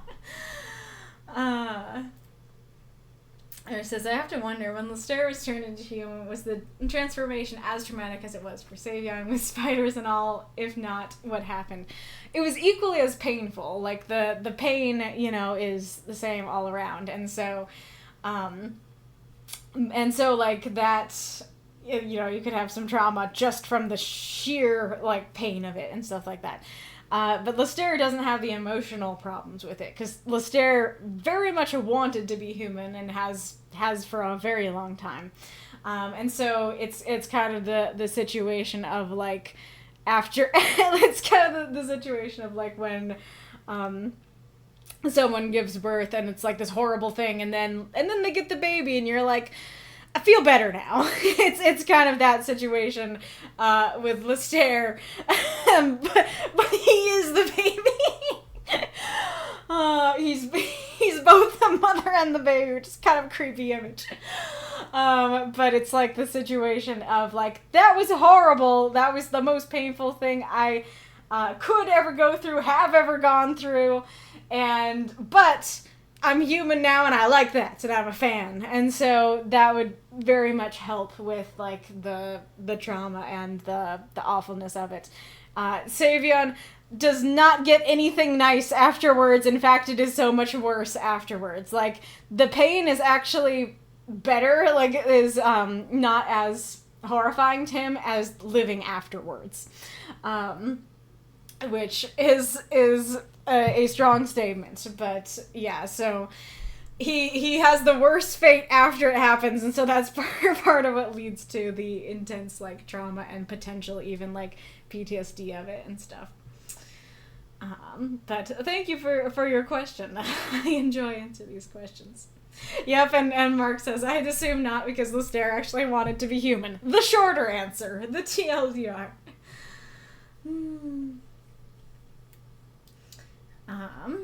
Lennox says, yeah, the physical location wasn't really relevant to this story. It could have been in a bedroom, a bathroom, or a hallway mirror, and it would have read the same. The intimacy of the scene comes from the emotions they bring to the table, and it's stellar. Aw, that's very nice to hear. It is, in fact, the song that you sent me, Writer. Nice. I may have had the chance, but I haven't listened to it yet, so I'll especially have to go do that now. Oh, it would have been funny if it turned out to be set in Wendy's drive-thru. Now you're making me want to write an AU with Maya Peter where it's just about a Wendy's drive-thru. Oh, that's amazing. Didn't see what coming, the Wendy's drive-thru or something else. Oh, amazing. To be fair, I have had some very monologue-y conversations in the car with friends. Very fair. Interesting. Hold on a sec. Let me go over to the not so private chat before potentially talking about that. I'm so confused by the title. Well, I think it's time to say what the title is, because funnily enough, nobody actually said what it's from, even if they got it. It's How to Train Your Dragon. In that is my favorite movie. It has been for a very long time. Actually, well, I'll tell you that in a second. But at the beginning of the movie, then Gobber, like Hiccup's kind of mentor, is like, I forget how it builds up. I think it's something along the lines of like, if you want to get out there to fight dragons, you need to stop all this. You just gestured to all of me. And then it happens again with his dad another time. And then at the end of the movie, it's turned on a positive. And it is Gobber again, who's like, we just needed a little more of this. And he's like, just gestured to all of me. And as I was writing this story, especially with the this part, it totally made me think of those lines, and it is absolutely like Savion is going, I need to stop all of this, and Lester is like, we just needed a little bit more of this, and so I was gonna make a joke about it in like my notes, and then I was like, I don't have a title, I can make that a title. But I am curious, especially if you didn't get the reference, if it worked as a title. It definitely sounds like for Wolf it did not. Wolf says, there's an interesting duality of Savion using shadows to describe himself as lesser and Lester using shadows to describe Savion as a monster. Good point. Yeah, I didn't even fully think of that, but that's a great point that... there's a little bit of both, but Savion is like, I'm a shadow of my former self. I'm less of me. And Lester is going, you were a darker monster back then, but he is also actually saying like, you were less of yourself back then too. It says, I fear I also didn't get that the story title was a reference to something. Very fair. The difference between the shadow as inferior and the shadow as the monster. Yep, exactly. He said it. Totally.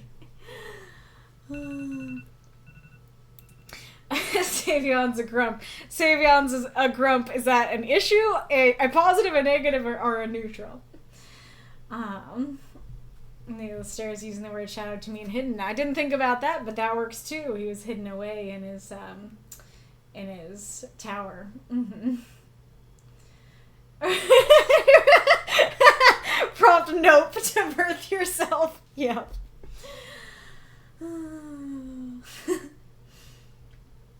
Oh gosh. Yeah. Like that would make very awkward prompt for a number of deity characters. Good point. Good point. It's a statement. Yeah. Mark says, I absolutely love the title. I mean, our resident fun title extraordinaire, of course. you would enjoy it. That definitely makes sense. Writer has to go, but it's lovely to have you. Funny inversion. Physical setting turns out to be a normal home, but with a Wendy's drive-through speaker in the middle of the house speaking them. Amazing.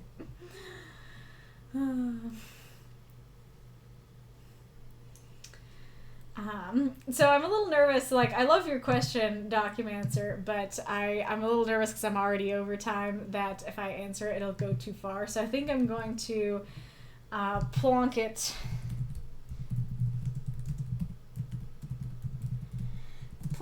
into the stream chat and pin it. And I actually, for once, do have a midstream question.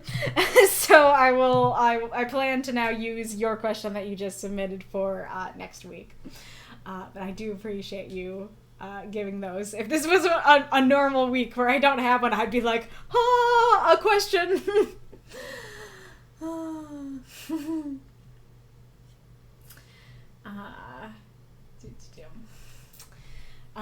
But yes, I am glad to hear that you guys enjoyed the story. It was wonderful to hear all your thoughts and reactions and everything. But yes, let us go on to Marx's story. And Marx, you did submit questions, which I have saved, but if you have any more, don't hesitate to ask them. Black-Hearted Woman, Love and Hex, by Marx. Xander looked deeply into her eyes. There was a light behind her gaze, a spark of life that didn't make sense. After all, she wasn't alive. Was she? Xander's eyes narrowed.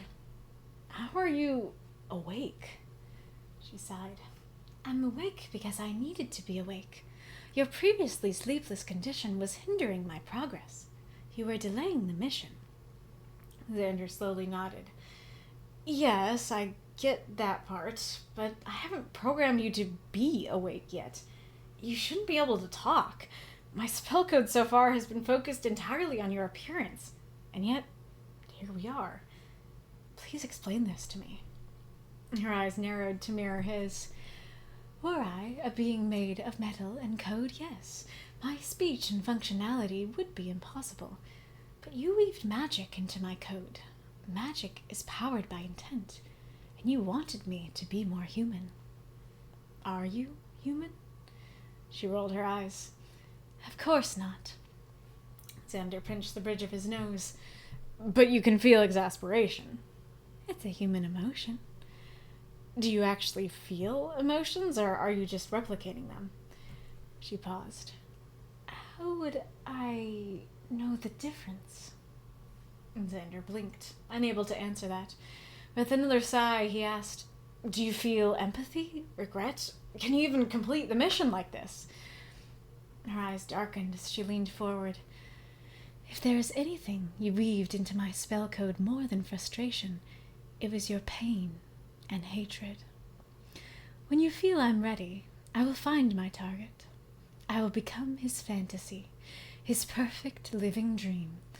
And when he shows his true self, I will become his worst nightmare and tear it all to shreds. I will put him through so much torturous agony, he'll beg for death's sweet release. And then I will grant his wish. Does that answer your question? Sheer terror shuddered through Xander. In that moment, the light in her eyes was gone, and in that light's absence was the beautiful, cold, and cruel monster he sought to create. Yeah, Xander grinned. That answered my question. Throw up those moths and monsters and octopuses and moctopuses. That could be funny. A false octopus is a moctopus. Cheer for the story if you loved it. The Coolish, thank you for the cheer. Oh no. Oh no. Oh no, no, no, no, no. Thank you for the cheer, Magistrate Ironlung. Where are we in the unlocking stories process? Have we unlocked 2? Have we unlocked more than 2? Alright, so authors Marx toast medium questions. 1, is the prompt use strong enough? I tried to introduce the light and make a point of its absence, hence the shadow, but is that clear?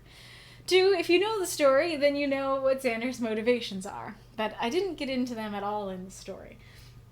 Especially if you aren't familiar with Xander. Do you need that why? Or are you in the camp of, bro created a hot murder bot, a fembot, as it were. That's all I need to know. I'm good. 3, does the title give too much away?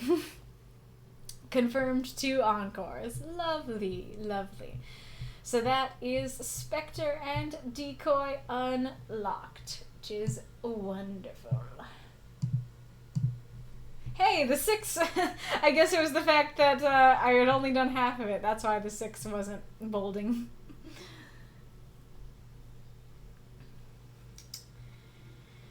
Alrighty, well, I greatly enjoyed this story.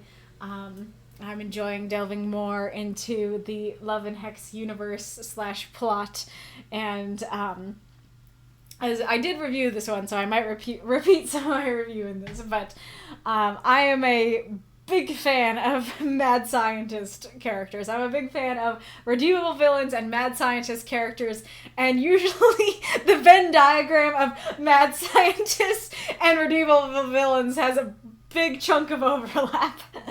But Xander seems to be going more and more into that camp, and that makes me more and more of a fan of him. So definitely enjoying this journey that he's on. So yeah, I'll just get into it. I very much like the beginning. I think. Oh, you didn't. So I guess I'll ask. Did the story make sense if you don't know the universe? I guess you asked that with the do you need the why kind of question, but I guess I'm asking more in general.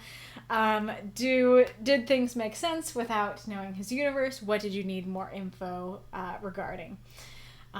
So I liked the beginning. I think it's very, very grabbing. I would hope it would be quite grabbing to newcomers, that it's like, oh yeah, there's a light behind her eyes. And that's kind of a common phrase of like, yeah, I see the light behind her eyes. And then it's like, that didn't make sense because she's not alive. I feel like that makes you sit up in your chair and keep reading more intently. And it's kind of a summary of where the story is going to go from here, which is a great thing to do with your first line, is to intentionally... I guess it's not the first line specifically, but just the beginning, sort of show, hey, here's, a little preview of where this entire story is going to go. And as I said in my review, I kind of love that it's almost a reverse Frankenstein situation where a lot of Frankenstein tellings have that it's alive thing, and it's this very joyful moment of, I wanted to bring this thing to life. With Xander, it's the opposite. It's like, I made a robot. I didn't intend to make a person. I didn't intend to make her alive. It's kind of the opposite. It's like, it's alive. It's alive. I didn't intend it to be, as opposed to, it's alive. Yay! Which I think is cool. I enjoy the conversation.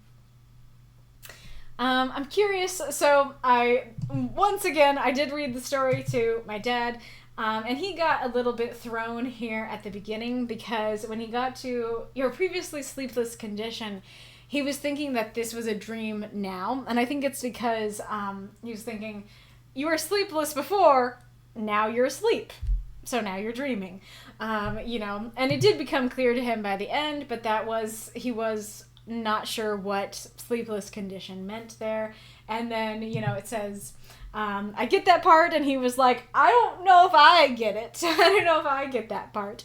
Because he didn't really know what the mission was all about and stuff like that. So, some comments from somebody who does not know the story, but I did know the story, so I did know this was literally from the last story, and I'm curious if it comes, like, as a direct sequel from the last story. And then this is just all very, very interesting. But you're effed when you have to ask your own creation why it is the way it is. And I say that partially as a joke and partially as maybe a critique. I think I phrased it more critiquey down here. That, like, I do think it's kind of fun that he's, like, he created her, but he has to ask her for answers. That's kind of interesting.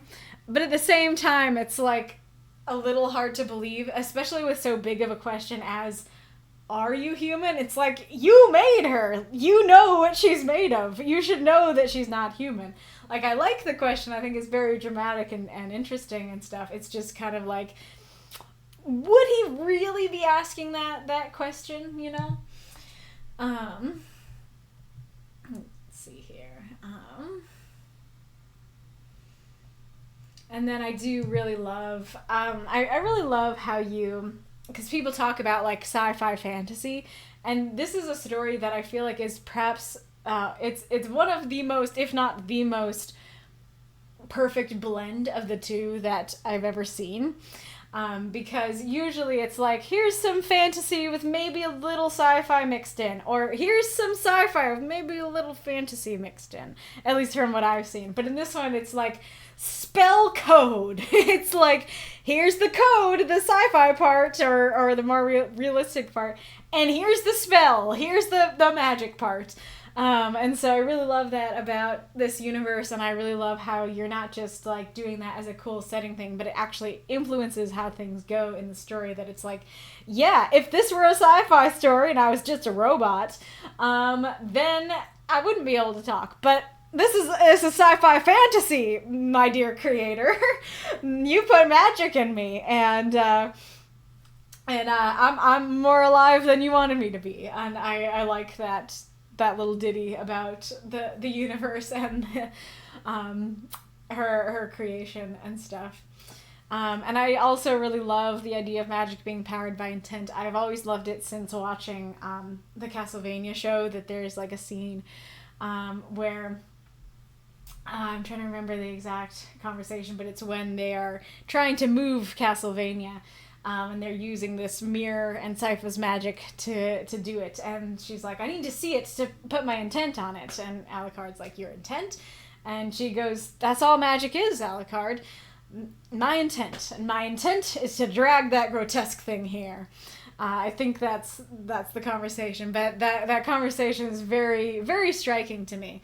And so that's something I very often think of regarding, like, when I read or write about magic, is this idea of intent and bending the world to your will. And so I love seeing somebody else use it, and it's just like, yeah, like, all you did was put your intent into me, and that intent can create a lot more than you intended or wanted. Which is kind of trippy. And I do like that it came from something so broad as him wanting her to be more human. Like, it wasn't, I want her to be a better murder bot. It wasn't like, it wasn't purely just, I hate that, Bruce. You know, it was, I want her to look real. I want her to look human. And then she does, which is cool. This here threw me a bit. It felt like I jump in the conversation. I think that it's referring to her rolling her eyes, and he, like, sees her roll her eyes, and he's like, that looked like exasperation there. So are you feeling exasperation? But I think it was far enough away, especially with his action of, like, he's not looking at her, examining her, seeing that she was rolling her eyes and going, but you feel exasperation. Like, he's going, oh, but you feel exasperation? Like, I was kind of imagining that he was feeling exasperation, and that's why he's referencing it, and was a little confused by that. So I do think that saying something like, you know, she rolled her eyes, of course not. Xander tilted his head to the side.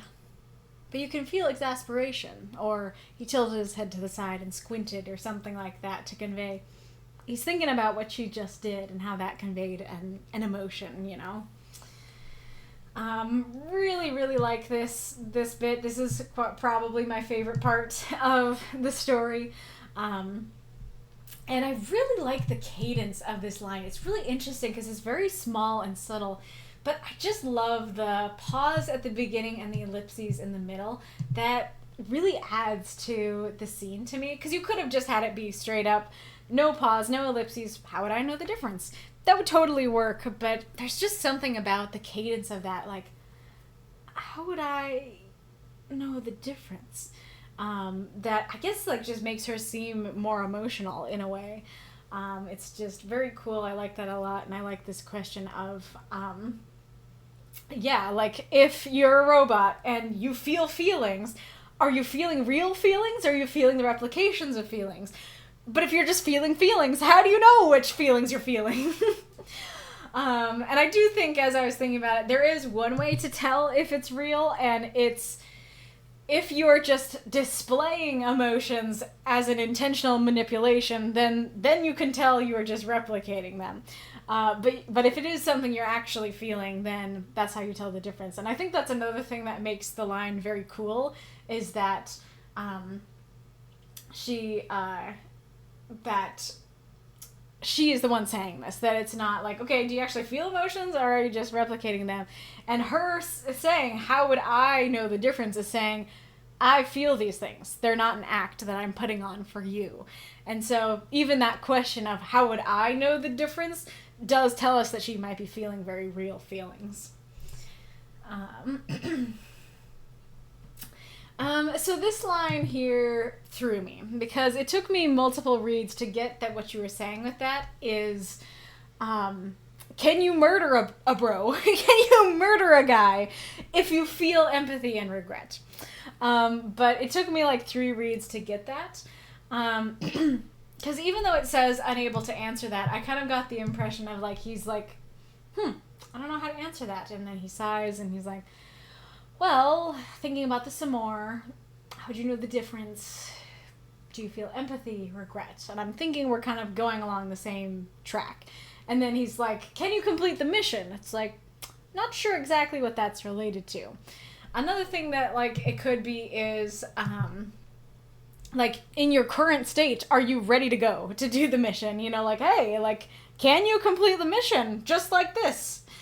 That's another option. I think part of it is also the fact that, like, empathy and regret are, at least to me as I read this piece, they're good things. I'm not thinking of him viewing this in a negative light of like, oh, if you feel empathy and regret, that might be a problem. Especially because their earlier conversation was about having emotions or replicating them, and thinking like, empathy is a good thing. It would mean they're real. Regret's a good thing. It would mean they're real. And not thinking, I don't really want you to feel either of those things.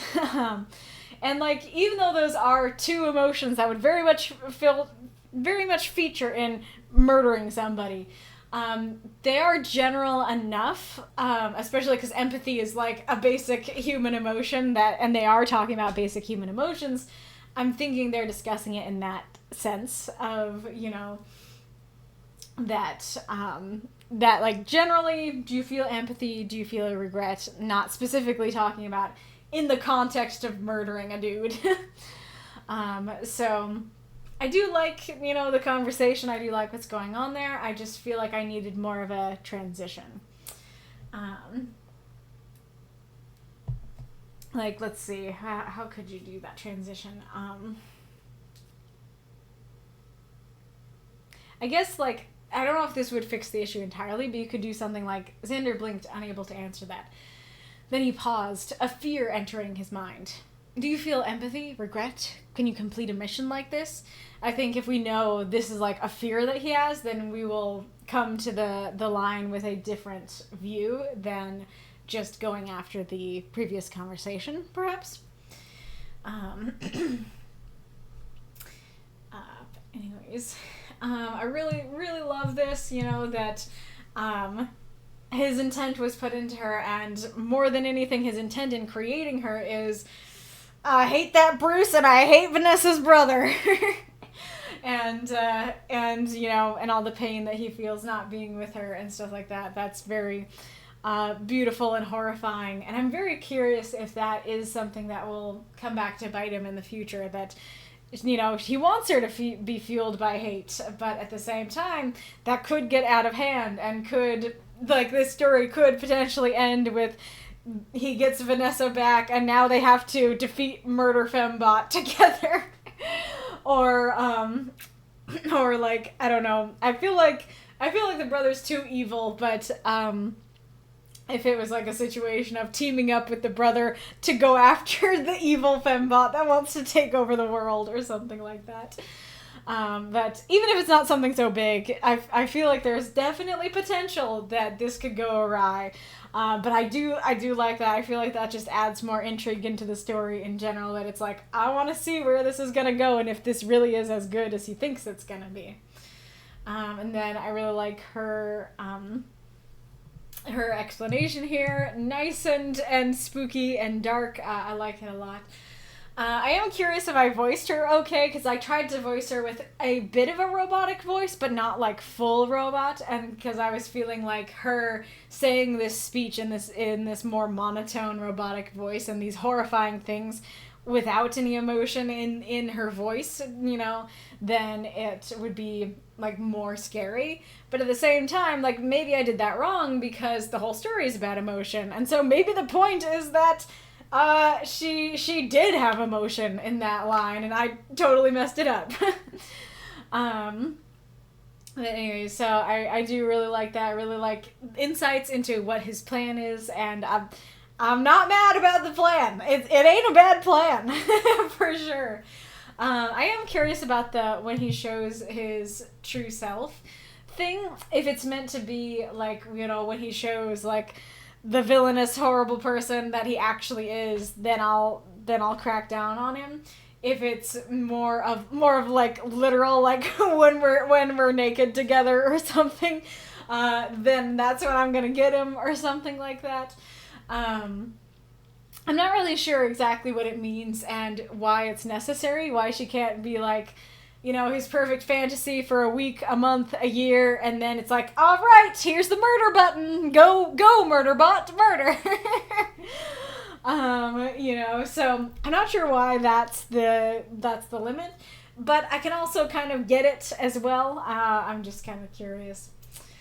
Also curious why death is capitalized here, because I know why her name would be capitalized in Matt's story, but I have not, I don't think, gotten indication that this is in the same universe, so very curious about that.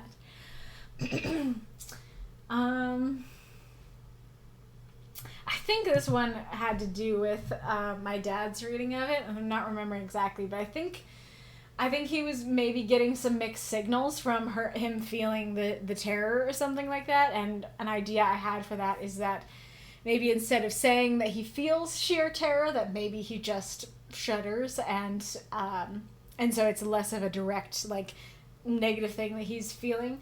But for me personally, I actually quite liked it. I quite like that he genuinely feels terror when she says this, and then he's like, that's what I wanted.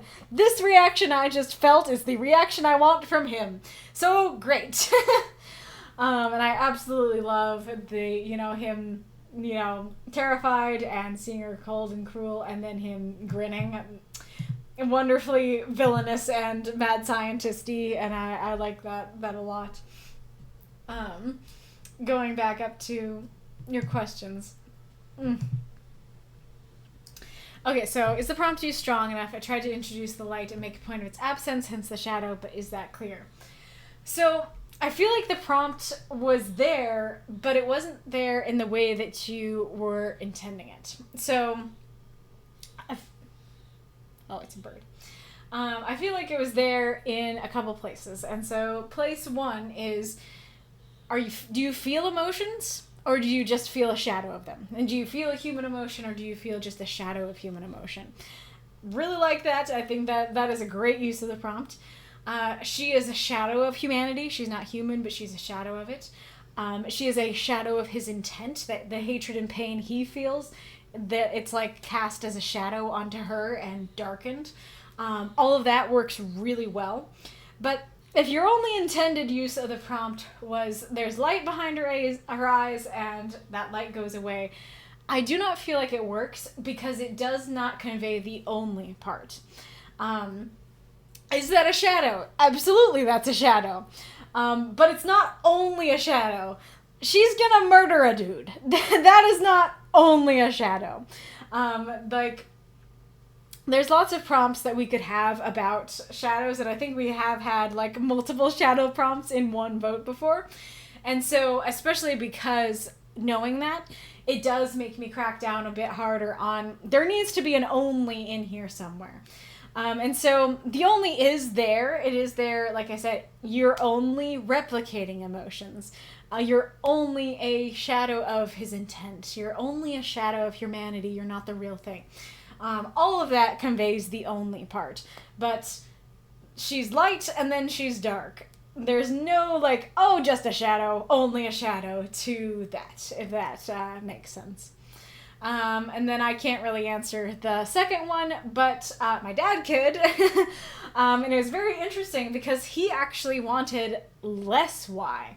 He, as I said before, the mission stuff kind of threw him because he was thinking of a very specific goal as opposed to just murder a dude, which is a specific goal, but wasn't exactly where his brain was going. And so I think instead of talking about the mission, like maybe talking more about Vanessa's brother, like, oh, hate that guy, you know, might have been a little bit clearer to him. I'm not sure. So the simple answer that he would have for that is that no, he didn't need more than what you gave in that regard. The title's very interesting for a couple reasons, because as I said in my review, like, I forgot about the title, and I think a lot of people do. I think a lot of people forget what the titles of stories are after they read them, and so in that sense, it didn't give too much away to me. But if I had remembered the title, would it have given too much away? Maybe. Also, as I said in my review, when I arrived at the story and read the title for the first time, I was like, are we talking about Vanessa, like, with her memories removed? Is she black-hearted now? No! And so when it ended up not being Vanessa, I think I ended up, like, forgetting about it or something. But there's actually two questions. I only wrote down one. Question 1, does she have a heart at all? Question 2, is she a woman at all? So I guess the question is less of does it detract from the story, and more of does it fit? Does it actually fit what's going on here? Because I'm not sure it entirely does. It seems a little bit odd to say that she's a black-hearted woman when, like, she doesn't have a human heart and she's not a human woman. And so she's not a black-hearted woman. Like, she is a creation who is doing exactly what she was designed for. Like, you'd say someone's a black-hearted woman when it's like, you know, here is a person who is capable of great good and capable of great evil and, you know, isn't like created for a mission. This is just a person. And this person has chosen the path of evil and they're super cold and there's an ad break. There are no kitties in here. I can look at the door, but I don't hear anybody meowing. Nope. No keys. I don't think I set a timer. Nope, I didn't. Nope, I didn't. That damn Bruce Dingleberg. Do you have actual emotions? I am unsure. Can you kill someone? Yes. Oh, that's great. Oh, what is that little emoji? Oh, I don't know.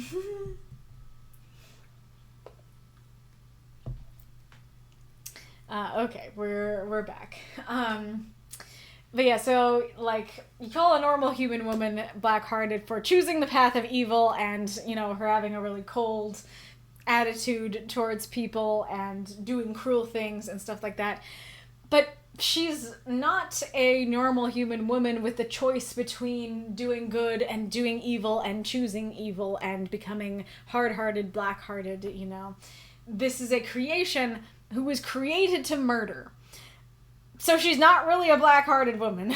She's really just a creation who's doing exactly what she was designed to do, if that makes sense. So I don't think it gave too much away, but I also don't know if it fits. Yeah, so those are all those questions. So let's see what folks have been saying. Story raised an interesting point. An interesting from the point of view of the idea of a P-zombie, philosophical zombie, which posits the idea of what if you had a zombie person who looks externally and acts externally identical to a normal human, but internally has no thoughts or feelings, but acts as if they did.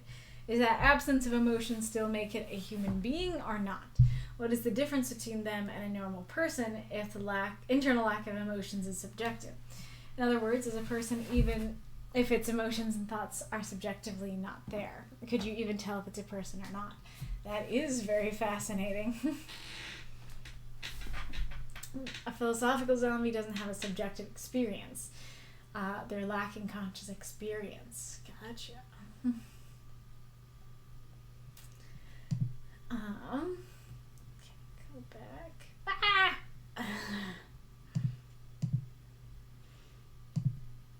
Come here. Come here. Okay. Let me scroll up. Okay. It's a lie! Wait, what? That wasn't supposed to happen. Exactly. Document. Sorry, I didn't read any of the story or universe prior and kind of could get the context that this is a revenge mission. Very fair. It's pretty much after Xander actually had some sleep. Very fair. And when he asks if she's human, he meant internally, since everything outside of her appearance he hadn't done on purpose. Interesting. Gotcha. So he is asking about her subjective experience. And that does remind me of one of the critiques I had that I forgot to say. I think I forgot to say in my review as well. Where is it? Because I know I wrote it down. Here it is. So you say, like, were I being made of metal and code? Yes, this would be impossible, but you weave magic in. Well, it hasn't been introduced what she's made of. And so we have no idea. Like, we can get from this, like, yeah, she's made of magic, but we don't know what she looks like. And I don't know if I'm especially thinking this because in the last story I thought she was a Vanessa copy, but I feel like getting some actual physical description of her would be very helpful.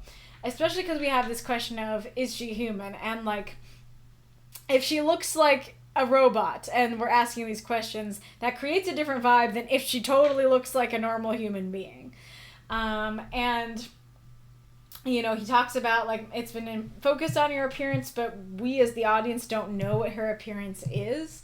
And so, like, do I think that would be worth removing something else? I'm not sure quite... because you're quite good at keeping your stories tight and only using what you need to use. So yours are harder to fit stuff in. But that is potentially something that might have been worth removing something somewhere to describe more of what she looks like than just her eyes. Because that is another thing, is that, like, the eye imagery is great, but we have no idea if her eyes are human eyes or, you know, glowing robot eyes. Mark says, ooh, okay, your confusion with the mission line totally makes sense, especially since you don't know what the mission is until the end.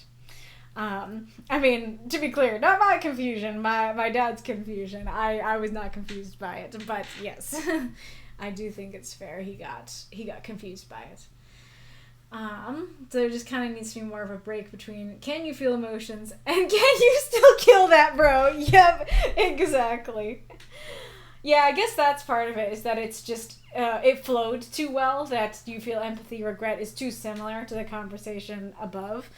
I don't know if you cut that out and just said, can you even complete the mission like this? I probably wouldn't have gotten it, but I might have gotten there faster. Funny enough, she doesn't have a name yet either. Fair enough. I assume that this is for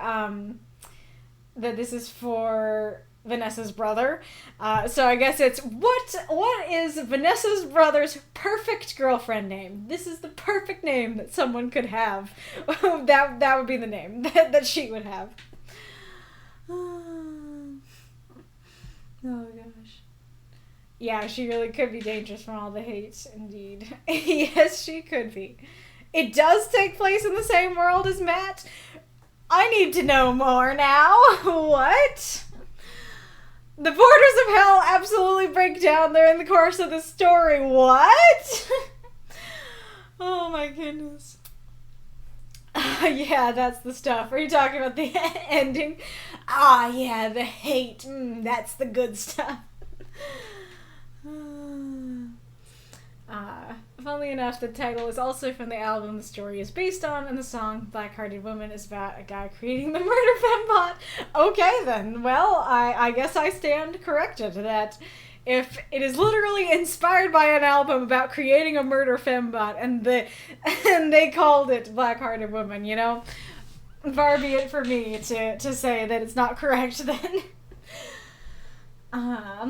That's a very fair point. She does look like a human at this point. Gotcha. I'm kind of, when I imagine her as human, I'm kind of imagining her like Laura Croft. But anywho, great story, Marx. Glad I got to read it. And I thought it was kind of cool, the similarities between our stories, because we both had to do with like emotions and stuff like that, and feeling human emotions. One from the perspective of an animal who became human, and one from a robot who it may or may not be human. Alright. Now is the time to go to Death's Head story. If you had any questions, don't hesitate to say them. Amongst the Wreckage by Death's Head 419.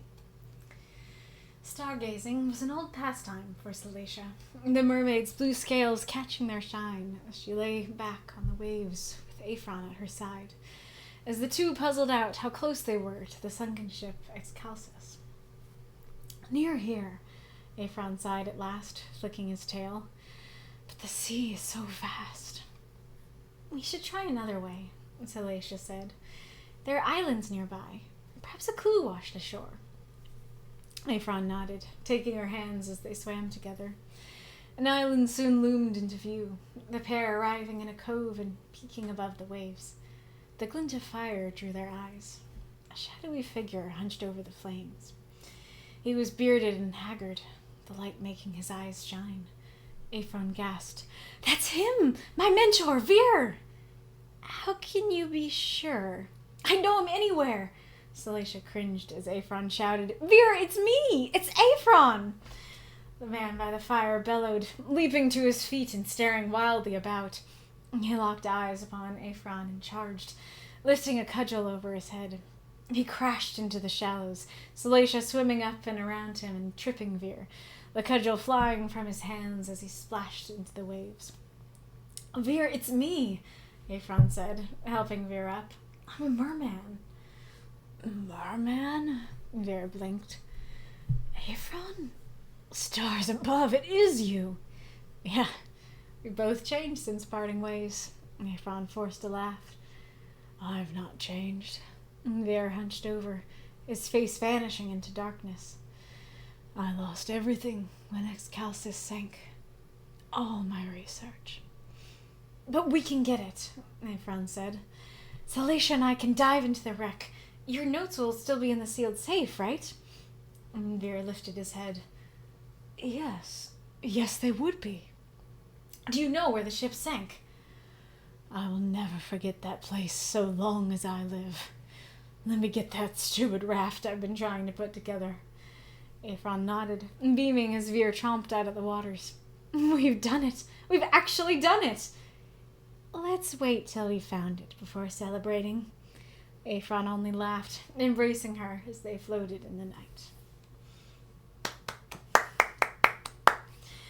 Throw up those moths and monsters. Cheer for the story if you loved it.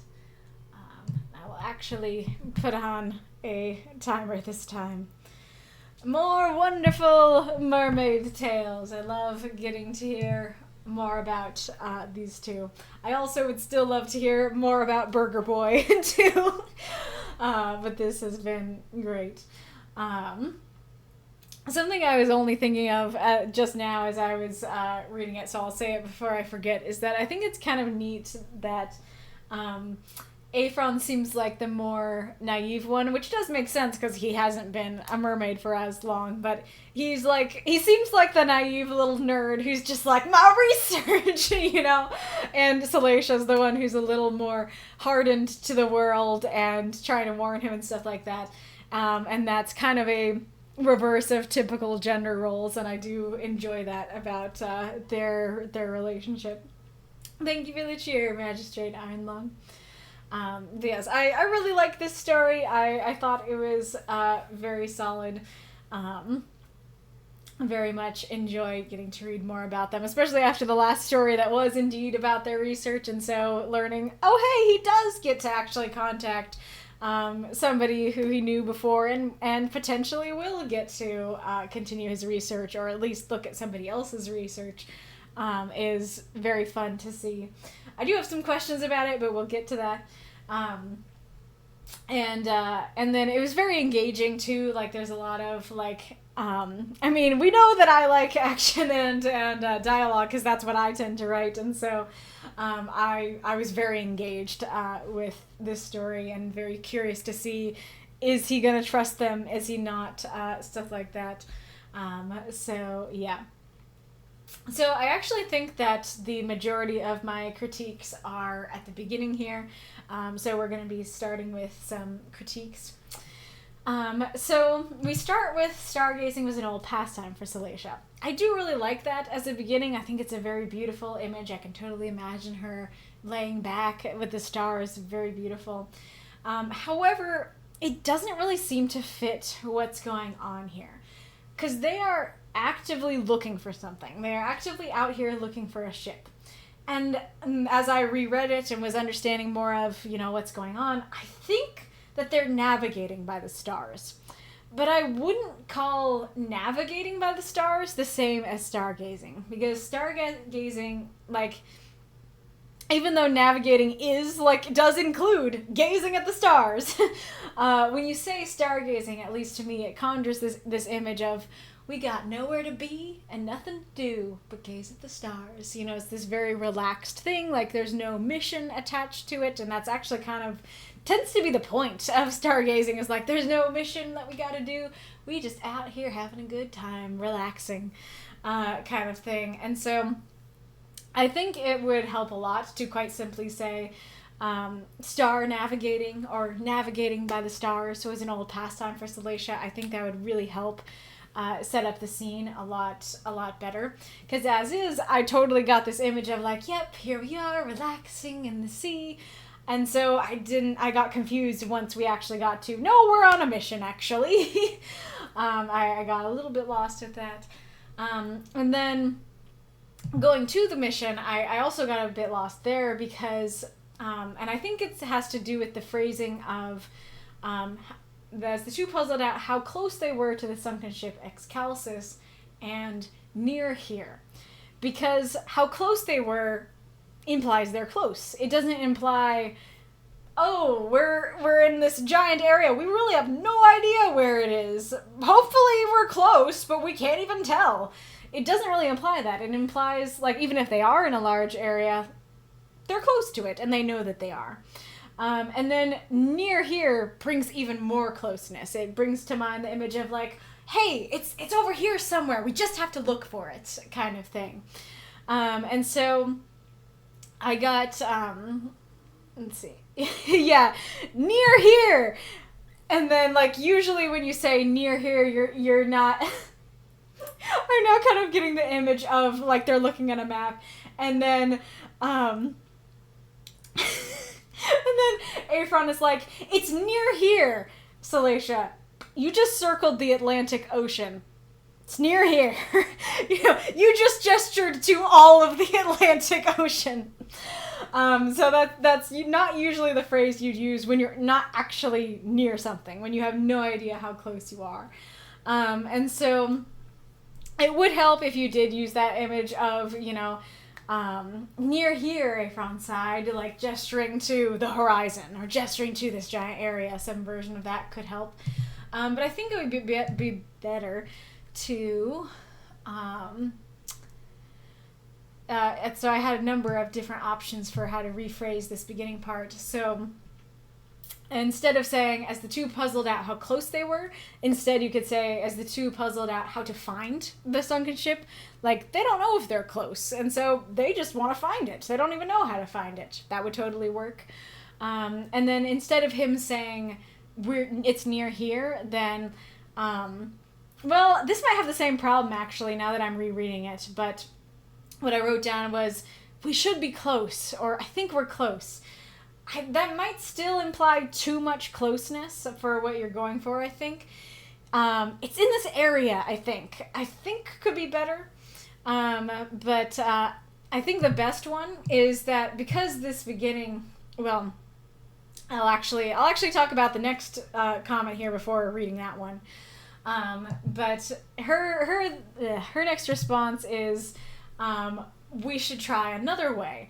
But I was having this image, right, of, hey, we're pretty close. He's going, it's near here. And when he says it's near here, I'm kind of thinking he's implying, time to go look. It's somewhere in this patch of ocean, really close to us. Let's dive down and take a look-see. And then, right as he's saying, we have arrived, at least that's how it sounded to me. We've arrived in the area. Then she's like, let's give up and try another way. And I'm like, you didn't try this way. you didn't dip your head in and look. And so I think that it would fix all three of these issues to use a phrasing more like, to combine all of this into, I think we're close. Let's scout the islands for any potential clues. I think that definitely implies we're in the area, we're in the vicinity, we know we're close, but we don't know enough to, we know so little that it would be better to go check out the islands for clues. I think that would fix pretty much all the issues I had with the beginning here. I guess except for the stargazing one. But anyways, but that being said, I do very much enjoy this idea of like, I know it's around here, but it's like a giant area and you have no idea where to look. I do think that is fun. I don't think you could do that joke, but I do like the joke of, it's near here. You circled the ocean.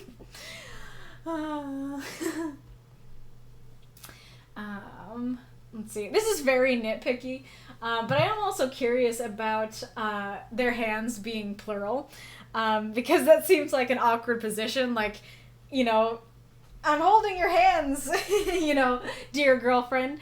I don't know if it's like this. They're kind of like twirling together as they, it's like, you know, they're facing each other and twirling as they go. If so, that's very cute. That's a very cute mode of travel. But I definitely was wondering why hands was plural as opposed to just taking the hand and going together. Let's see, all of this works for me. I really like the image of, you know, they're going into the cove and they just see this shadowy figure, and I definitely like felt the fear there. I was like, this figure might be out to get you. I totally thought that that Ephron was gonna think that it was his beloved colleague, but actually it's not. You know, actually it's some random dude who has now just seen them and intends them harm. And so I actually liked that. I actually liked that I got that interpretation. And then it's like, no, actually it is him. I think that's a fun, even if it wasn't intended, that was a fun twist for my experience. I liked thinking something very dark was going to happen and then realizing, actually, he was right. That was pretty fun. There's something about the phrasing of that's him that's a little bit odd, which is that it kind of implies they've already been talking about him and looking for him. And like, I kind of got the impression that they talked about him together, because yeah, like he's talked about his research with her, and so he's probably been like, all right, here's my crew, this is Veer, this is Captain Jones, you know, and talked about all his buddies that he can't see anymore. And so I think he's basically going, this is the guy I told you about, remember? Remember the really scary guy who took down all of the bad guys? So I think that's what you were going for, but I think so there's just something about the phrasing that kind of implies that they were just talking about him. And so I think just going to, like, it's my mentor, Veer, that's my mentor. Or, how else could you phrase it?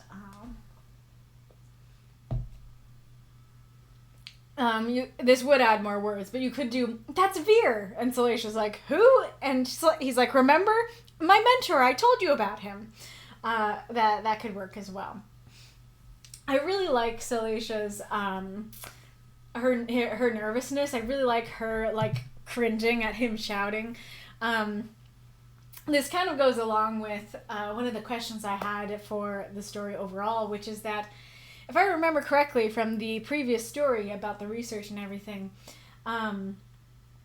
she was like, hey, if you reveal yourself to your former colleagues, you're gonna be put in an aquarium or gutted. Like, you are in danger if you reveal yourself to your former colleagues. Don't do that. And so I do very much like this, her cringing that feels like, her being like, hey, don't do that. And it doesn't cost you a lot of words, but it gives you a very strong image, and so I very much like that. But at the same time, it kind of feels like, especially because of her reaction before, it feels like she should be trying harder to stop him. And granted, maybe he was too fast. He just started shouting, and she's like, I would have stopped you if I knew you were about to do that, but I didn't. But even if not, what was I gonna say? I lose my train of thought. Oh yeah, what I was gonna say is just like, Apron's like, hi, yo, I'm a merman. It does not have the problems with that. I did not say that because it doesn't have those problems. But he's like, hi, yo, I'm a merman. And Vera's like, well, gee willikers, you are. Put her there, old buddy. And, like, you don't have a lot of words, and so I can totally forgive it for that it's like, you don't have very many words to describe him reacting strongly, and you do have him blinking and going stars above, So that is a reaction, which I do like. But at the same time, because the other story set up, like, you are going to be gutted if you show yourself to your former colleagues. It felt a little off to me that it was such a non-issue in this story, that Salacia didn't try harder to stop him, and that he didn't react more strongly. Because he's not just learning that his former colleague is a mermaid. He's presumably learning that mermaids exist in the first place. And so I'm trying to think of, like, an example. Like, it's like your old childhood friend, like, walking up to you and being like, hey, it's you. And then you see that they have, like, fangs and pale skin, and he's like, hi, it's me, I'm a vampire now. And you're like, not only is my friend now a vampire, vampires exist? And so it feels like he should have a stronger reaction, but at the same time, I get if, like, the only reason you didn't have him have a longer reaction is because you didn't have the words. So a little torn about that, but all that to say, I do like that you were able to get at least somewhat of a reaction from Salacia and convey a lot of emotion with that single word. And then I do like the imagery going on here of him, like, that's part of what made me think that he was not a friend.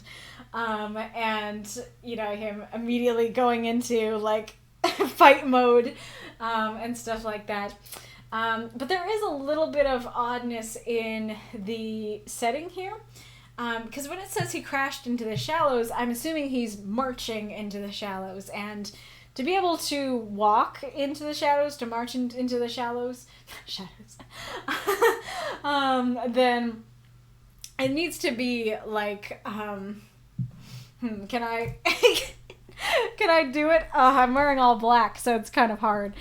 But, like, the shallows would be, like, ankle deep or, like, down here.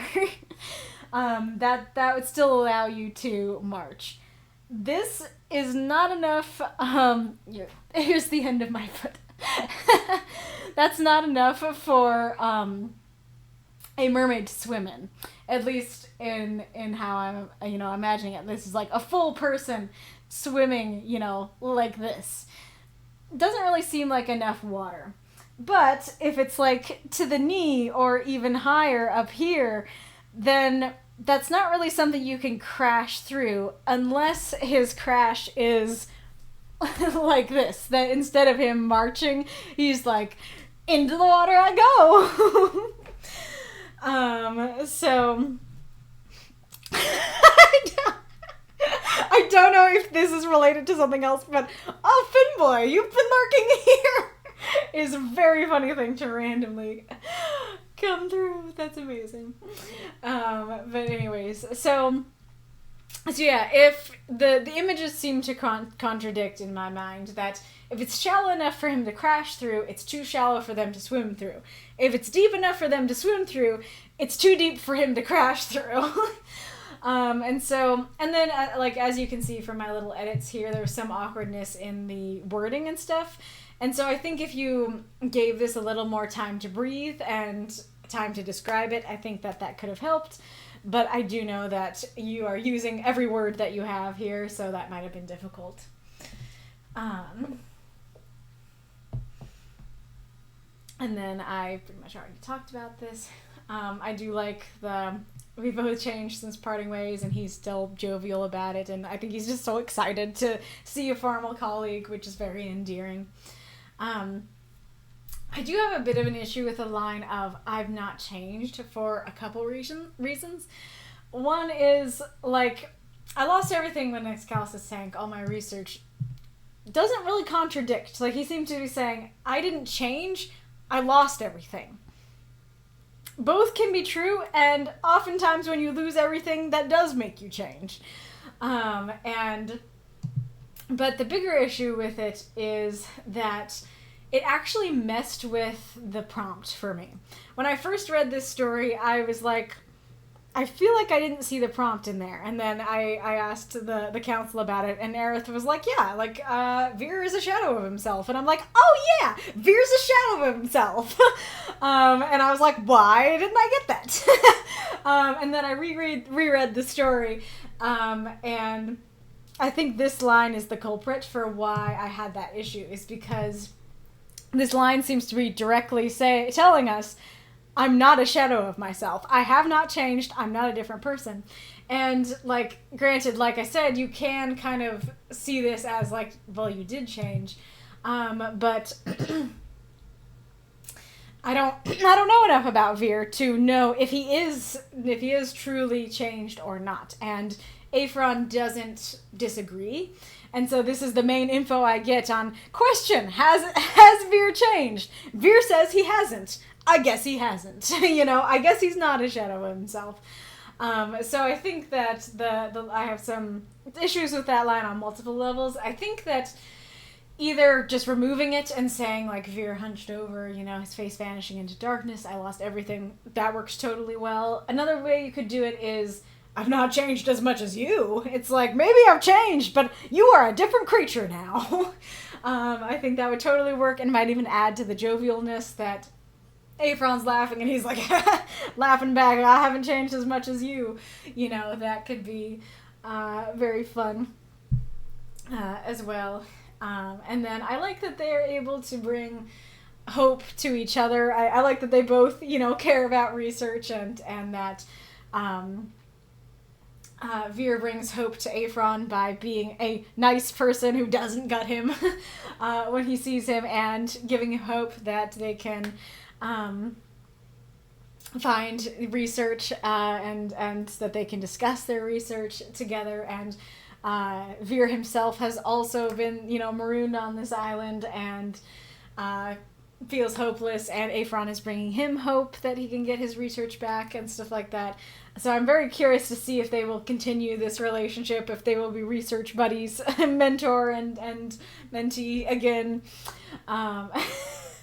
Why to think of mentor and Mento, like Diet Coke and Mentos thing. Mentor, Mento. But anyway, so that's very fun. And then I think this is a great way to convey all the info we need very fast, because I probably would have been asking, is that paper? Because paper would disintegrate into nothingness in the water. So I like that you're very quickly able to show, hey, he cared about his research enough to put it in a sealed safe. We can go get that. And that adds to the hope thing as well. And then I do really like how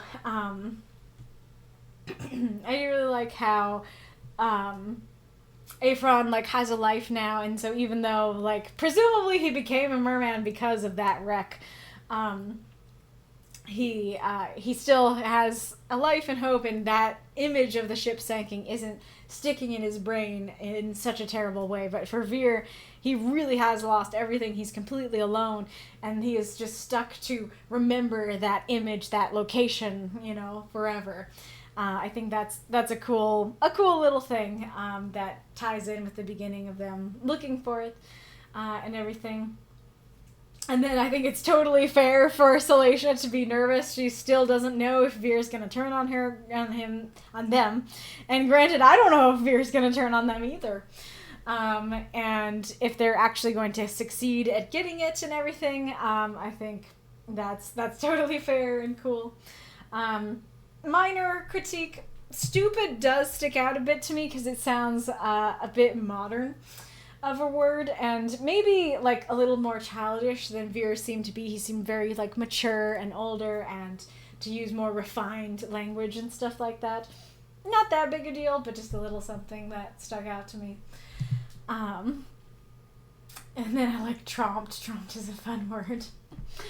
But yes, so I know I had a lot of critiques, but I very much enjoyed this story and thought it was quite solid. That the action of it just worked very well. I loved the questions it brought up, like, oh, is he actually gonna help them or not? Is he and even by the end, I guess we're still left with that question. Like, I guess the first question was, is he actually the mentor? And then after that, is he truly gonna help them and be on their side? And are they actually going to find the ship and the research and everything like that? And like I said, just the deeper images of hope and friendship and stuff like that. So just very, very much enjoyed it. And all the characters feel very distinct. Like, they all have really distinct personalities and thoughts and stuff like that really comes through. And I like that a lot.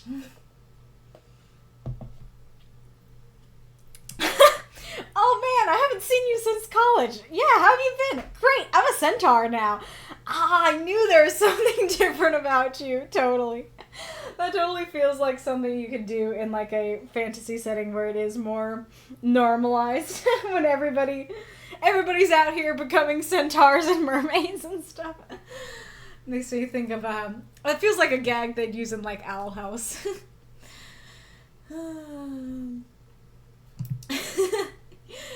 Got to use the I'm a vampire gif twice in one day. Cause for celebration indeed. What is that from? Yep, I do know it's mentor mentee. I just thought it was funny. And thank you for helping out, Miko. Alright. And thank you for the gift subs for Dr. Balls and Finboy. Dr. Balls and Finboy. Make sure that your Discord and your Twitch are connected so that goes through. That's great, dude. Where's my shipwreck? Now that's a prompt. I like that. We have 15 seconds on the timer. Okay, let me write that down before I forget it.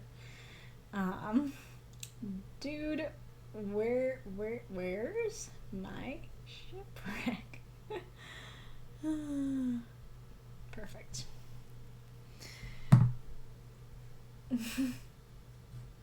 Oh, it's from Vampire's Kiss, Nicolas Cage's first film. I gave it such gems as you don't say.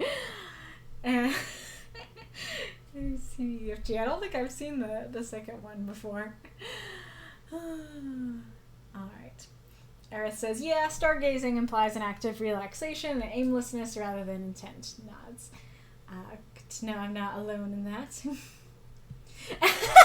Boople, back mentally, I recall this story.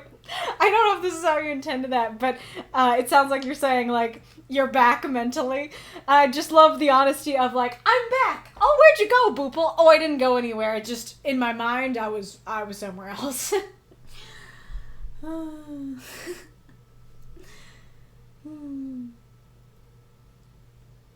Oh gosh. Okay, that is amazing. So the open boy, you've been lurking here, was literally just talking to a real person. And I totally thought, when I just briefly saw it, that it was talking about the story. Ah, Finn boy, you've been lurking around here. Thank you for the cheer, Ghoulish. Unless you've got jacked arms, otherwise a mermaid would be beached in the shallows, indeed. Is it just like the image of a mermaid crawling like that? Unless the mermaids can shift to a terrestrial form. That is a question I had. Are they like the mermaids in Luca? Are they called mermaids in Luca? But that actually honestly is kind of the image I get for your mermaids, with their like scales and stuff like that, and how they all have different colors for them. I don't know if that's what you intended, but the image that's been put in my brain, so I could totally see them having a terrestrial form.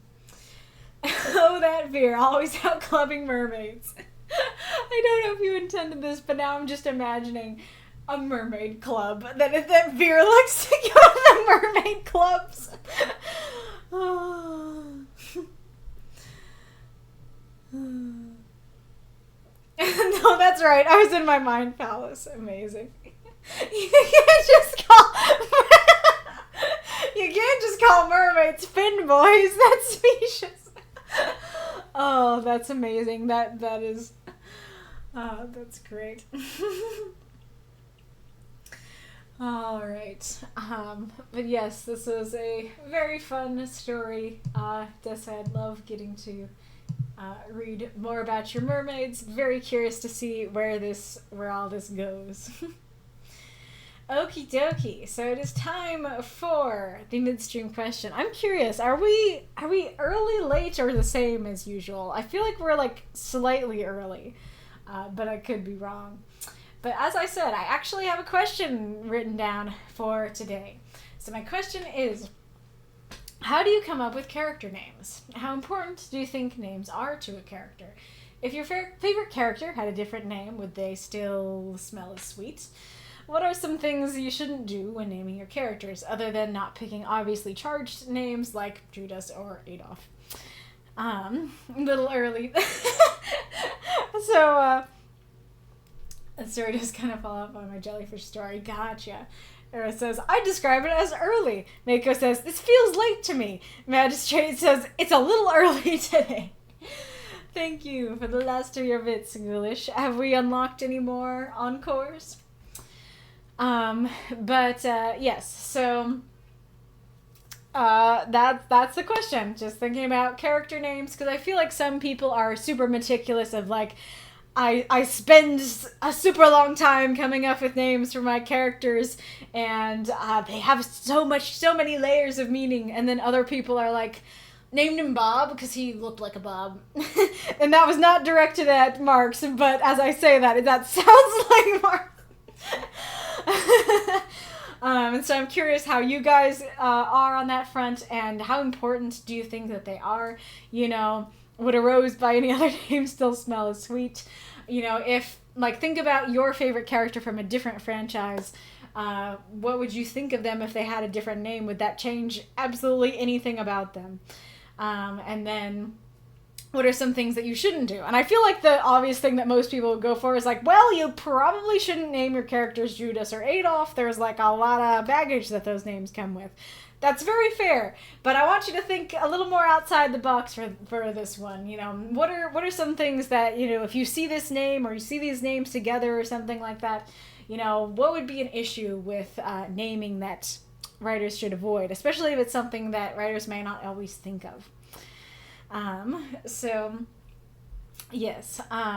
Remind me to reread the question when I come back, because I realized that I have been putting like the chapters, I have been putting like now as midstream question time in the chapters of the VOD. But then you have like 5-10 minutes of dead air. And so I feel like it's better to say midstream question when we actually start, but I don't often reread them, and so I want to reread them so it works a little better for the chaptering. But yes, let's pull up our tunes. See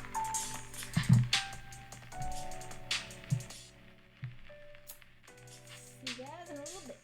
Not that. Bye.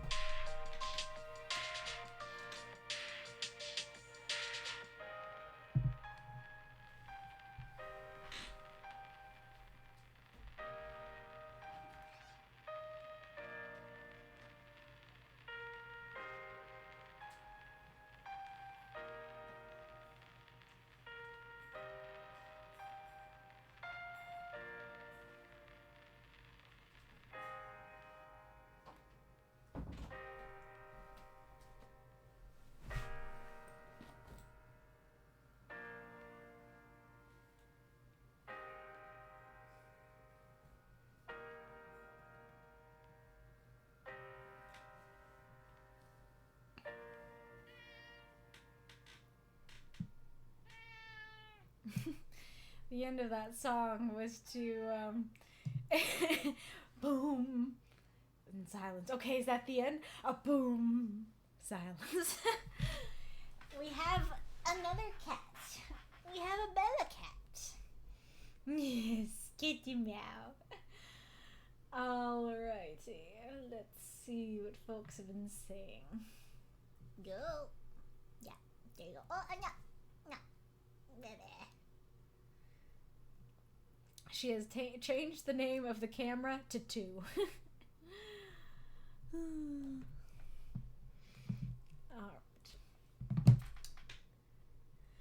Alright. Aerith says, I should turn up my mic.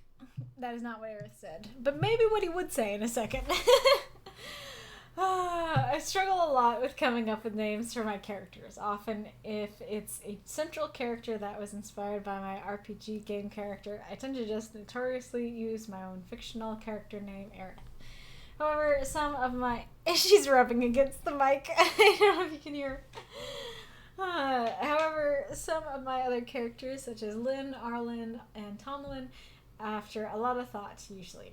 It's a real struggle for me as I'm very picky about naming characters.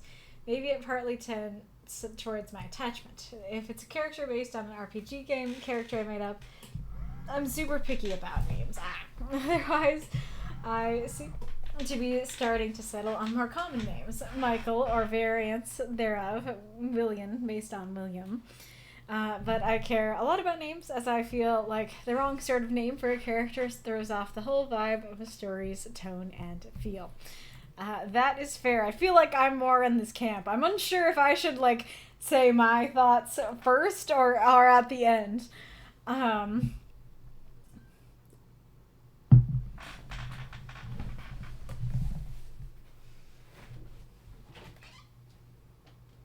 Bobo, come here. Come here, Bo. There you go, sweetie.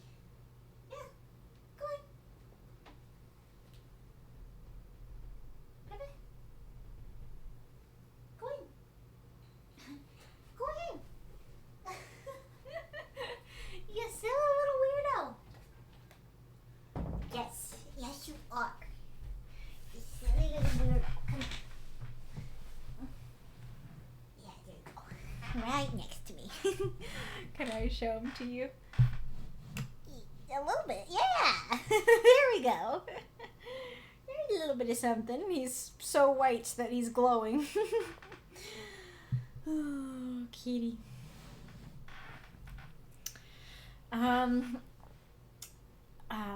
Yeah, I guess maybe I would have more to talk about if I talk about my thoughts first. So I guess I'll try.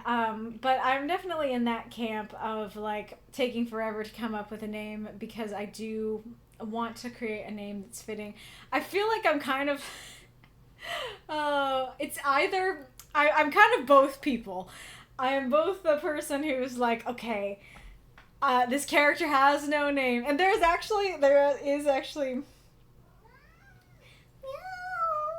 Yes. You're the one who wanted in. I want you to stay. I do. There is a there is a character in my story. So if you guys know Thomas Varian and his mom, that originally it was going to be his dad, and I actually might go back to that, but I was thinking his dad would be called Thomas, and I couldn't think of a name for him. And then I actually needed to write about him for a story, and I was like, I'll just give him the name Thomas and figure out a name for his dad later. But Varian, is the name Varian was because it's similar to Veritas, verity. It's truth, and he's the one who reveals the truth. But that first name, man, is just I want to come up with something good, and the longer I go without coming up with something, the harder it is to come up with something. So it's just Varian parent, in my notes, in all that time that the dad was called Thomas, he was called Varian son. Kitty, buddy, come here. Come here, baby. So yeah, it does matter to me, but it also does feel like sometimes when it's just like a background character, I just pick like the most generic background character name and call it a day, and I don't really care. But something else that is important to thinking of names that I don't think people think about a whole lot is if you're a writer, you're gonna have to write this name a lot. And so originally, one of the main characters for my story, her name is Ashley. And I like the, E-I-G-H, I think it is. I might have even gotten that wrong. But I like that spelling more than the L-E-Y spelling. And every time I would see the L-E-Y spelling, I'd be like, that's a cop-out. It is a cop-out, and there's a reason people cop out, because it's annoying to have to write that name and remember how to spell it every time. And granted, I'm sure if I actually did, have her a character, I would get used to it, and it would be fine. But in that time, I just wasn't getting used to it. And so, as I was going through my struggle of figuring out this main character, I switched her name to Mo because Mo was way easier to write. And that is, if you pick a specific kind of name, it will affect your ability to write down other things too. Like, so often when I just am writing like the word victor or victory, I will capitalize it and have to go back. And there's an ad. I'll deal with the cat while the ad is going on. I'll deal with this cat. Oh, kitty. Zoom. I wish you guys could see the way he's like waiting at the door, and then I open it, he jumps out of the door and zooms off.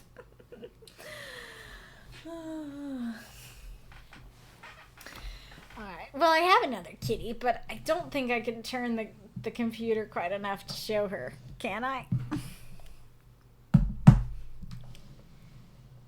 There's the microphone. There's the kitty. I can do it. I can show the kitty. Oh, amazing.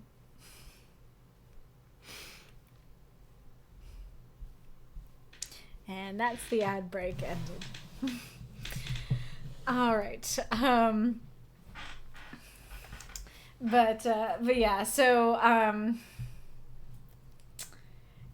so you're gonna have to type it, and so that's something I think people don't always think about. But I do really like when names actually have meaning and aren't just names. It's fine when they don't, but I just think that adds a little bit more richness to the story, so I do like it when people do that.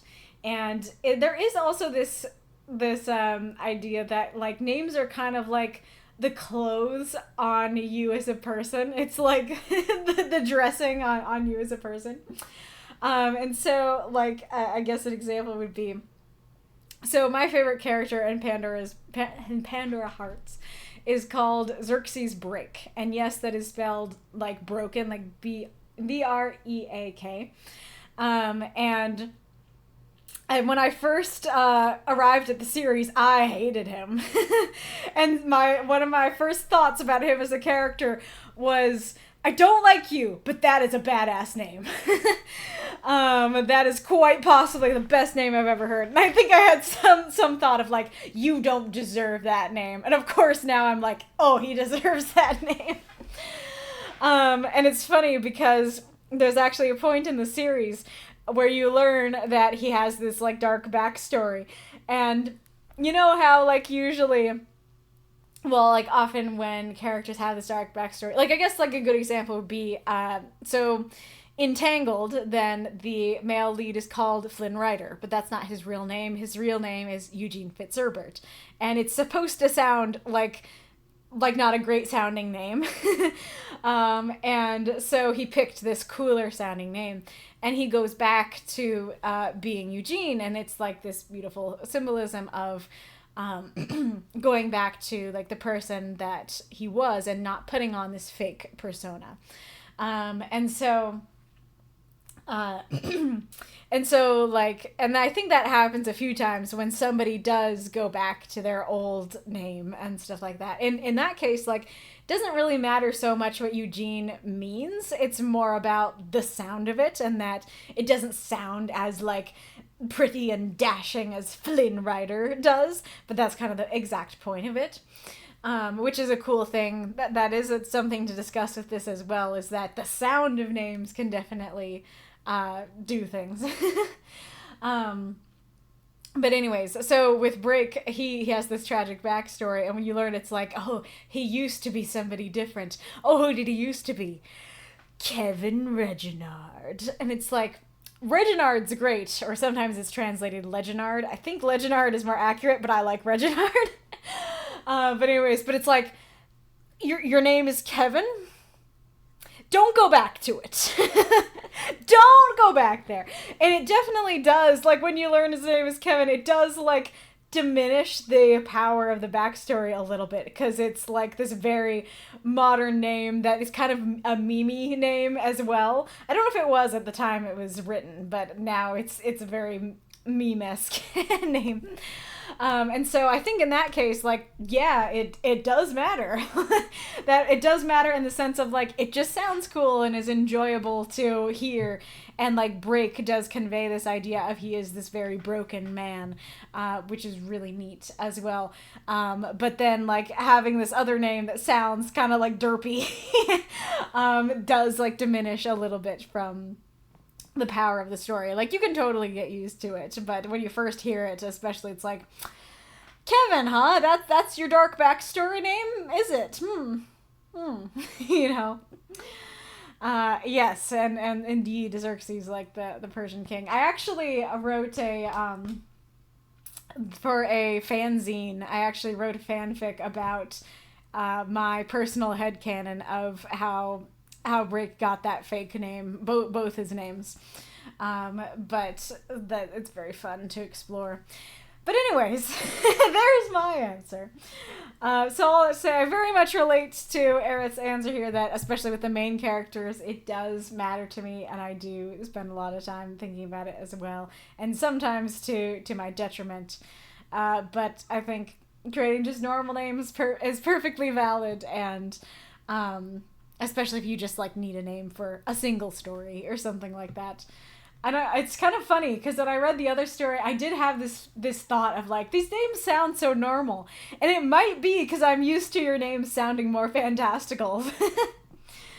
But anyways, Massa says, it depends on how deep I am into the creative process, especially when I was doing genre break. Everyone had their name tailored to a part of their personality, at least initially. After a while, it became less personal. I would pick names from anime I had recently watched, or ask my fellow writers for names.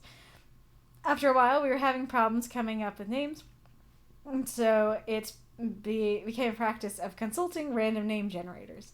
It's not different for my other works. I will try on names for main characters, see what fits them, what may be a significant name for their personality or background. What names do I like, what I want to give my protagonist and antagonist? Then less significant characters may end up being named by the random name generator. Super fair. I can totally relate to that for sure. Wolf says, oh my gosh, this is the biggest hang up when I write. Wow, the biggest one. I take forever to pick out names. Thankfully, I have Behind the Name and Google Translate. They help a lot because from there I can just figure out what vibe I want the name to give off. I think how names sound impart a lot about characters. In fact, in real life, the way your name sounds can affect your personality and career. And if it affects us in real life to that degree, it's just as important for fictional characters. I don't think if I renamed Rot, Tobias, Danak, Belruth, Ratty, Burn, or Mist that they'd come off the same. All names can be a great shortcut for characterization. You can totally use names like Judas and Adolf as a shorthand for, hey, look, a bad guy. Whether you should is debatable. That's totally fair. That's a really good point, that if you do want just someone to be a stereotypical bad guy, maybe don't stay away, but, you know, it's a question. Also, you can use names for tone indication as well. For example, Tamsin Muir uses Greek names, Ortis Ianthe Palmidis, to lend an archaic feel to her sci-fi necromancer series. Mo, yeah.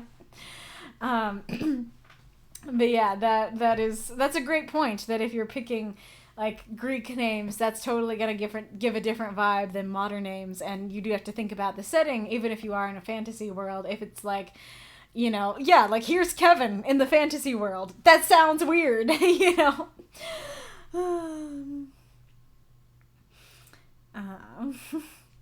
I do not know, yeah, what that film is. Let's go over here to the public chat. Ted said, oh man, how do I come up with character names? Well, I checked to see how many letters I'm allowed, and then that is fair, and I'm very sad that you have to do that. I really wish there was some setting I could put on the Discord where it's like, this server will ignore the character limit, or at least will ignore the normal one. Everybody can use the nitro limit. I impart my nitro to everyone. Decoy, names. First thing that comes off the top of my head based on the society I'm writing. That's fair too. Let's see. Massacre says, no, I checked the time. Midstream question pops up close to when I have to get ready for work if I work that weekend. This is a few minutes earlier than usual, but not by a significant amount. Gotcha. Interesting. Yeah, if people are from different cultures, their names should show that. Yeah, I totally agree with that, for sure. Documents just says, I feel like names came up in an older stream. It was before I wrote anything. Think about what the parents would name this character, and those could be potential themes for relationships with their parents.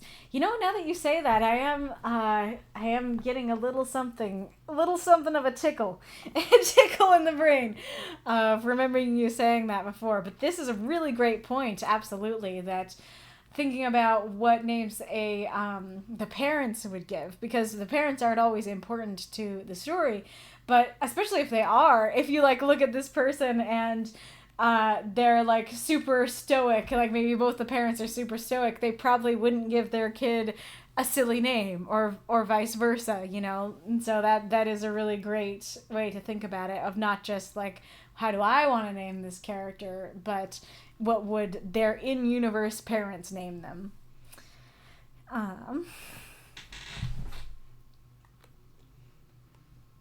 Over 5K, so 2 stories unlocked, and then 50% to the third. Oh, I see. Gotcha. Will says, I do both the naming systems that you mentioned. Some very thoughtful, and others as pointless as a circle. So the first question I can't really say, but the second one I have an opinion on. I personally see names on characters as the last touch. The ribbon or cherry on the top that says, you are now you. Its importance is more for me as a writer to say this is my character, not just a concept anymore. Great point. Yeah, absolutely. That reminds me, I'm glad this reminded me of it, that one of my favorite movies, and a movie that I recommend all writers to watch, and you should especially consider watching it around Christmas time, is the movie The Man Who Invented Christmas, which is about Charles Dickens, and played by Dan Stevens. And it is just a beautiful story about like what it is to be a writer. I think it is such a great exploration of that. And in that movie, basically, like, he has like a little notebook of names, and we'll write them down and stuff like that. And there's, I forget his exact phrasing, but he says something like, the name makes the character come alive. And throughout the movie, the characters will like basically show up in his room and talk to him, not in the sense of like he's hallucinating or anything, but just like, as a writer, you know, this can be what it feels like. It can be like, it can feel like you're talking to your characters. And so there's a point where Marley is like outside the door, you hear the him dragging the chains, you hear the screeching and stuff like that, and he's like, this name, and then he isn't coming in, this name, and then he goes, Marley, and he opens the door and comes in. And something very similar happens with Scrooge, you know, that he is like saying these names, and then when he says Scrooge, he appears in the room. And it's such a cool device that I like a lot. And so yeah, like I definitely think that a name can totally do that, where it's like, you were a concept before, now you're a person, now you're a character, now you're mine. You know, now you've come alive, for sure.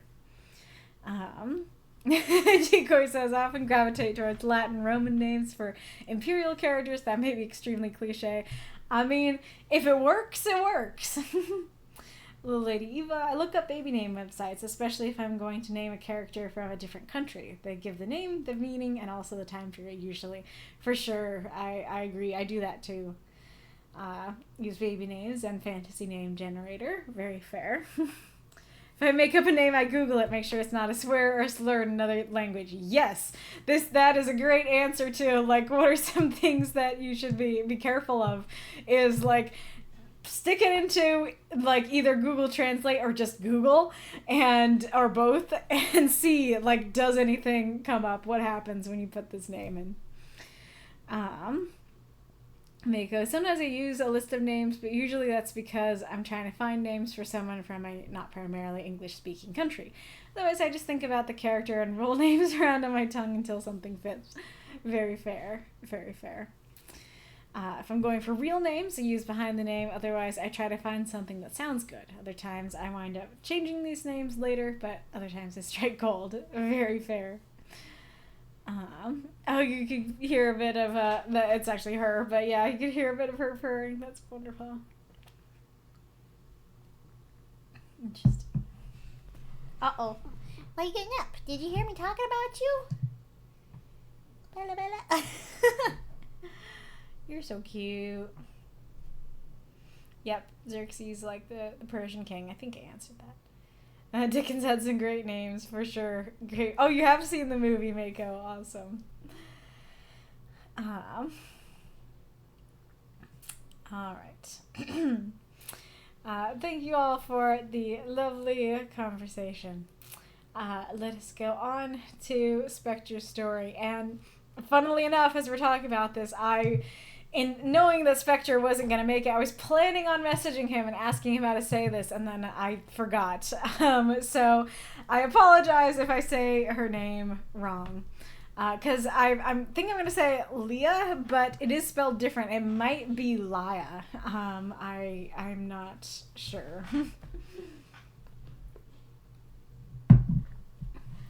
Kitty, you want out? You want out, Bella?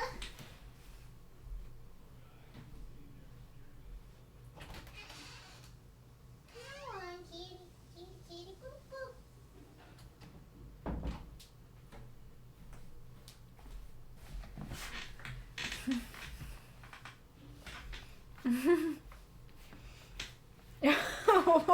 What about Jacob and Robert? All right. Now, as I say that, I'm maybe it is meant to be Laya, because if it is Leah, he would have spelled it the opposite, right? Ah. Yeah. I think maybe I will say Laya. All right. A Marionette. Mortal kin. Laya. I, Spectre. Content warning, brainwashing, loss of free will. We are the shroud. The little Marionette was dancing. Hands pulled at the strings, making the limbs move up and down with jerking motions. Laya held her daggers tightly, one in each hand. She wasn't sure she wanted to keep walking. We are the shroud. There were no echoes filling the Marionette's head, only strings, moving the creature ever forward, its feet dragging across the stage. Laya tried to stop. She really did. She wasn't afraid that she'd be seen. The only other person here was her target. She just didn't want to keep moving. We are the shroud. A pair of strings pulled tight, the Marionette's legs moving, dancing for a crowd that watched on with uninterested eyes. As long as the Marionette performed for them, they didn't care. Laya remembered briefly. She remembered feeling restrained. Leather straps holding her in place, bare feet submerged in cold water, cloth covering her eyes. We are the shroud. Making a marionette took time. It needed to be carved, held together and made strong enough to not fall apart. The strings were the most important part. They needed to be dug deep into the figurine, permeating every part of it at all times, to allow hands to perform a sick perversion of guidance. We are the shroud. Soon, Laya was saying it too. And every time she heard it, she'd sharpen her blades or knock an arrow. The marionette danced and never remembered its dance partner. There were nights when Laya would wake in a cold sweat. One of her new comrades would rush over and ask if she was all right, if she needed anything. She'd brush them off, telling them something non-committal about shadows, dodging questions. Sometimes she could still imagine the marks on her wrists and ankles, where the bonds had cut into her flesh. Marionette strings ran deep beneath the skin. Laya knew that intimately. From the moment she had repeated the phrase, "We are the shroud," she had surrendered her free will. Throw up those moths and monsters. Cheer for the story if you loved it. Sorry I messed up on the impactful last line. Alrighty, Jacob and Robert Morley. Nice. Okie dokie.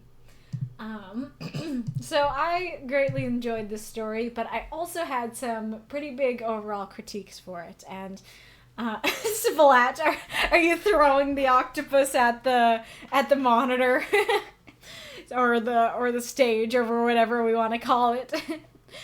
Oh, could you imagine if like that would be some fun like sci-fi fantasy thing to do of like you stream and then your viewers can like throw stuff through the chat to you, and so like octopi just land on my desk and splat everywhere. But I think I'm going to start with my biggest critique for this piece because it answers your question and it has to do with the beginning. So I'll read your... Oh, there's a kitty.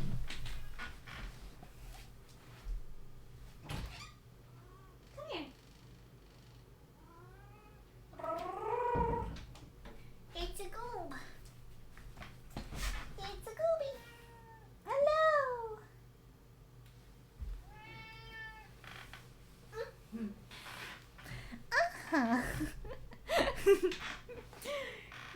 Can I get you to stay on my lap?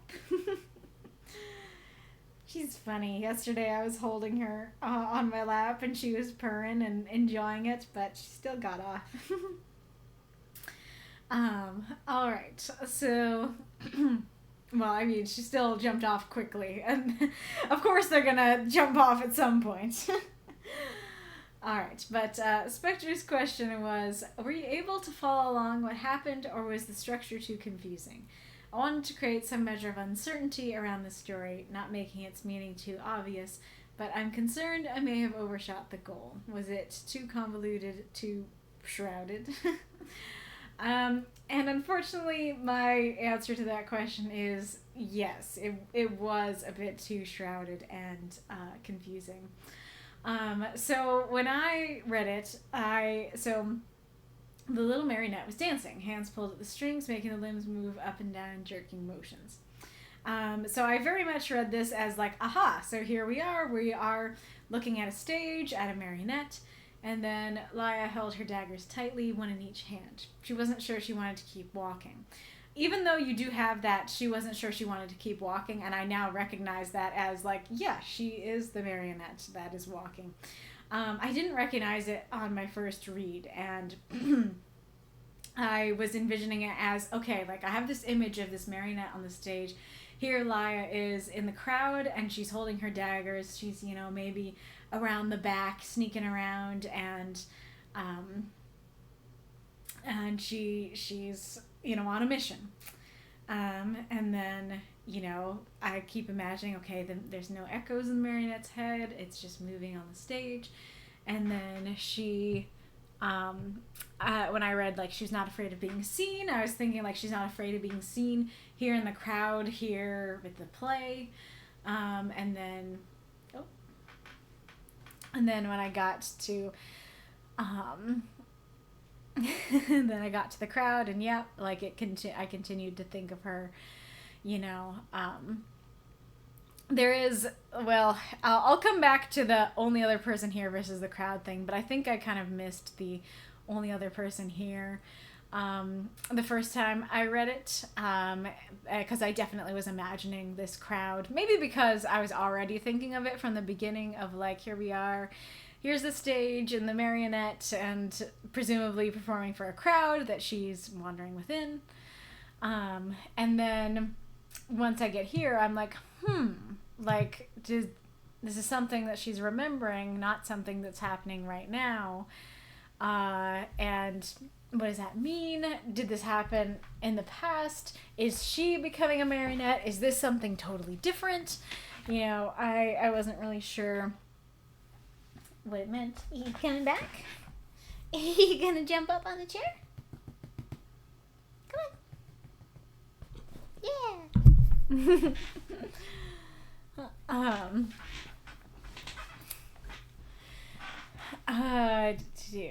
So yeah, I was like, okay, this is where I started to get the idea that maybe she was the marionette, but I think I was thinking more along the lines of, like, her target was this marionette, and then it got her, basically. That, you know, she's watching this, she's like, okay, gotta deal with it, gotta get rid of it, and then she gets captured by it instead, and she gets made into a marionette herself, but I wasn't really sure why it said she remembered. And then all this, I was kind of thinking, like, oh, okay, like, she became a marionette and stuff like that. It was not clear to me until multiple rereads that this is actually her the whole time. That the whole time she is the marionette. And I'm trying to figure out how to describe it well, but I think it's the fact that, like, we as the audience, we don't know what's going on in the story. And so we're arriving, like, we don't know what to expect. We might know kind of what to expect from this world with Mortalkin, but I don't think that really helps with this particular story, because I believe that she's a new character. I could be wrong, but I don't believe I've read about her yet. And so she... so I'm introduced, and I think that I'm being introduced to the basics of what's happening here. And so I get to the little marionette was dancing, hands pulled at the strings, making the limbs move up and down with jerking motions. Laya held her daggers tightly, one in each hand. She wasn't sure what she wanted to keep walking. I'm thinking this is all, hey, here we are, here's my story. I'm setting up what's going on here. I'm setting up that there's a marionette, and I'm setting up, here's Laya. And we don't get, like, a complete clear picture of the setting, but we do get the picture that there's a marionette and there's Laya, and they are introduced separately. They are not introduced as the same person. And so it doesn't seem like they are the same person. And so, like, maybe it would work within a longer story, but in this short story, I wasn't able to get that. And I think that it could work quite well if you simply did the whole story as the marionette did this, the marionette did that. And then maybe here that you say Laya, and then I think we could be able to connect. Oh, Laya is the marionette. It's just the fact that it switches between the two that it absolutely seems like these are two separate characters, that it is not clear that a connection is meant to be made. And so, like, yes, I do know that this is a connection now, but it wasn't strong enough the first time. And there are things between the two that directly contradict. So she wasn't afraid that she'd be seen. The only other person here was her target. I think, actually, now that I'm thinking about it, I think what happened is that I read that as her target is the marionette, and she's blocking out everything else. I think that's how I read it, that, you know, there is a crowd watching this marionette show, And she's blocking out their noise. The only person she cares about is her target, the marionette. And here's the marionette dancing for the crowd. I think that's how I read it the first time. But anyway, but knowing that these are exactly the same scene, these two things directly contradict each other. One says, there is only one person here. The other says, there's a crowd here. And if the marionette and Laia are the same person, that really doesn't work. That very much sets up that these are two different people and potentially two different scenes. And so I think that what you're going for is that, like, to Laia as a person, you know, there's only one other person here, her target, but as a marionette, it's like she's dancing for a crowd or something like that. I think it was more like metaphorical. But when I don't have a solid grasp of what's even physically happening or who's doing it, going for the metaphor doesn't really work. And so you do need something that's clearer and less metaphorical to show, hey, same thing here, same thing here. There's another issue with it as well, which is the fact that having lines about Laia shows that she does have some free will. And that she's not entirely brainwashed, because she is not just the marionette. And maybe that was the point, but it doesn't seem like it was. And so it seems to contradict the ending of, like, she gave up her free will. Because if Laia is still there, not sure she wants to keep walking, you know, doesn't want to keep moving. That is her will. That is her still in there. She is not just the marionette moving and dancing without any will of its own to go on. Let's see. Is there anything else I wanted to say about this? Oh yeah, the other thing kind of related to this but different is it was also hard to tell at the end if this was something in the past or something right now, because it says sometimes she could still imagine the marks on her wrists and ankles where the bonds had cut into her flesh, especially with that imagine and then had. It makes me think this is the past. She used to be a marionette for the Shroud.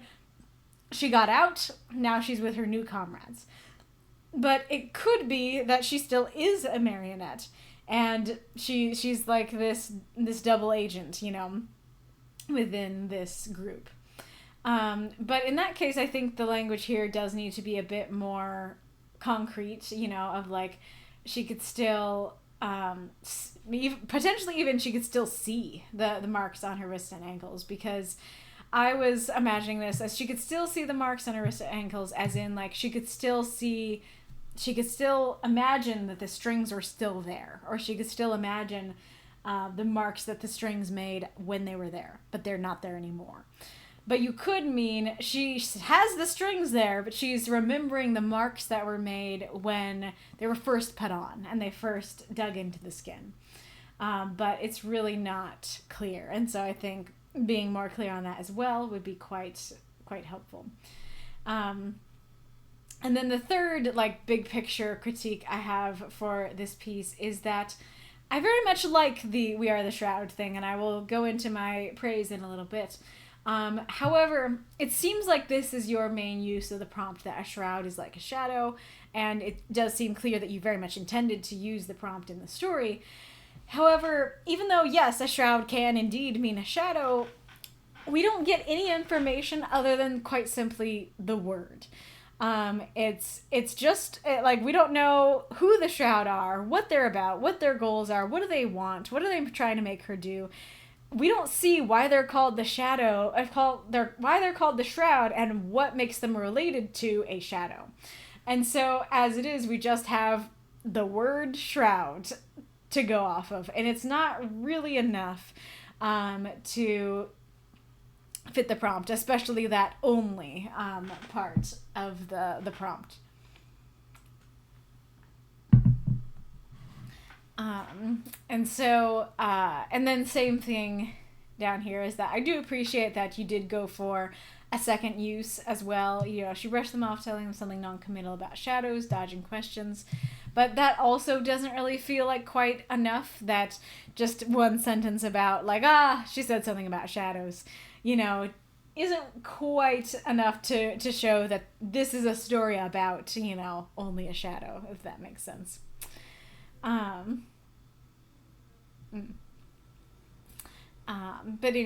But all those critiques being said, I did quite enjoy what you were going for with this story. And like immediately upon reading it, I was a big fan of the Marionette idea and imagery. It made me think a lot of the toy maker in one of the latest Doctor Who specials episodes. And it made me go like, ooh, we don't have enough, marionette, toy maker, puppeteer villains. And it's an image I really like. Somebody think of a prompt to do with like marionettes, puppeteers, or toy makers, because I would love to read more stories that have like these kinds of vibes, or the toy maker kind of vibes, because I think it's nice and spooky and fun and interesting. So I immediately was a fan of the vibes and how I could immediately tell like something sinister is going on, even though I couldn't tell what. And so I really like that as well. It also reminded me of the Guillermo del Toro Pinocchio. And like, I think there is a scene where they do like put the strings around him and stuff like that. And so definitely that like dark puppeteer vibes that I liked a lot.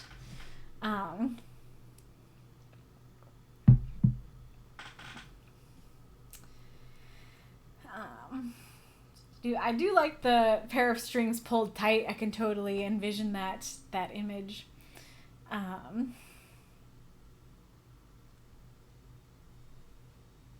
then I do like how it goes from this more dark, playful image to full-on dark image of like she's being tortured, experimented on, changed. Very, very much liked that, even though I did find it a little bit confusing. I do really like this image too of like it needs to be carved, and that's really interesting because that's not the immediate thought I would have for marionettes, but that is true that like, yeah, you need to make your puppet, you need to make your thing, and if you're not getting it from the factory, you do need to carve it yourself.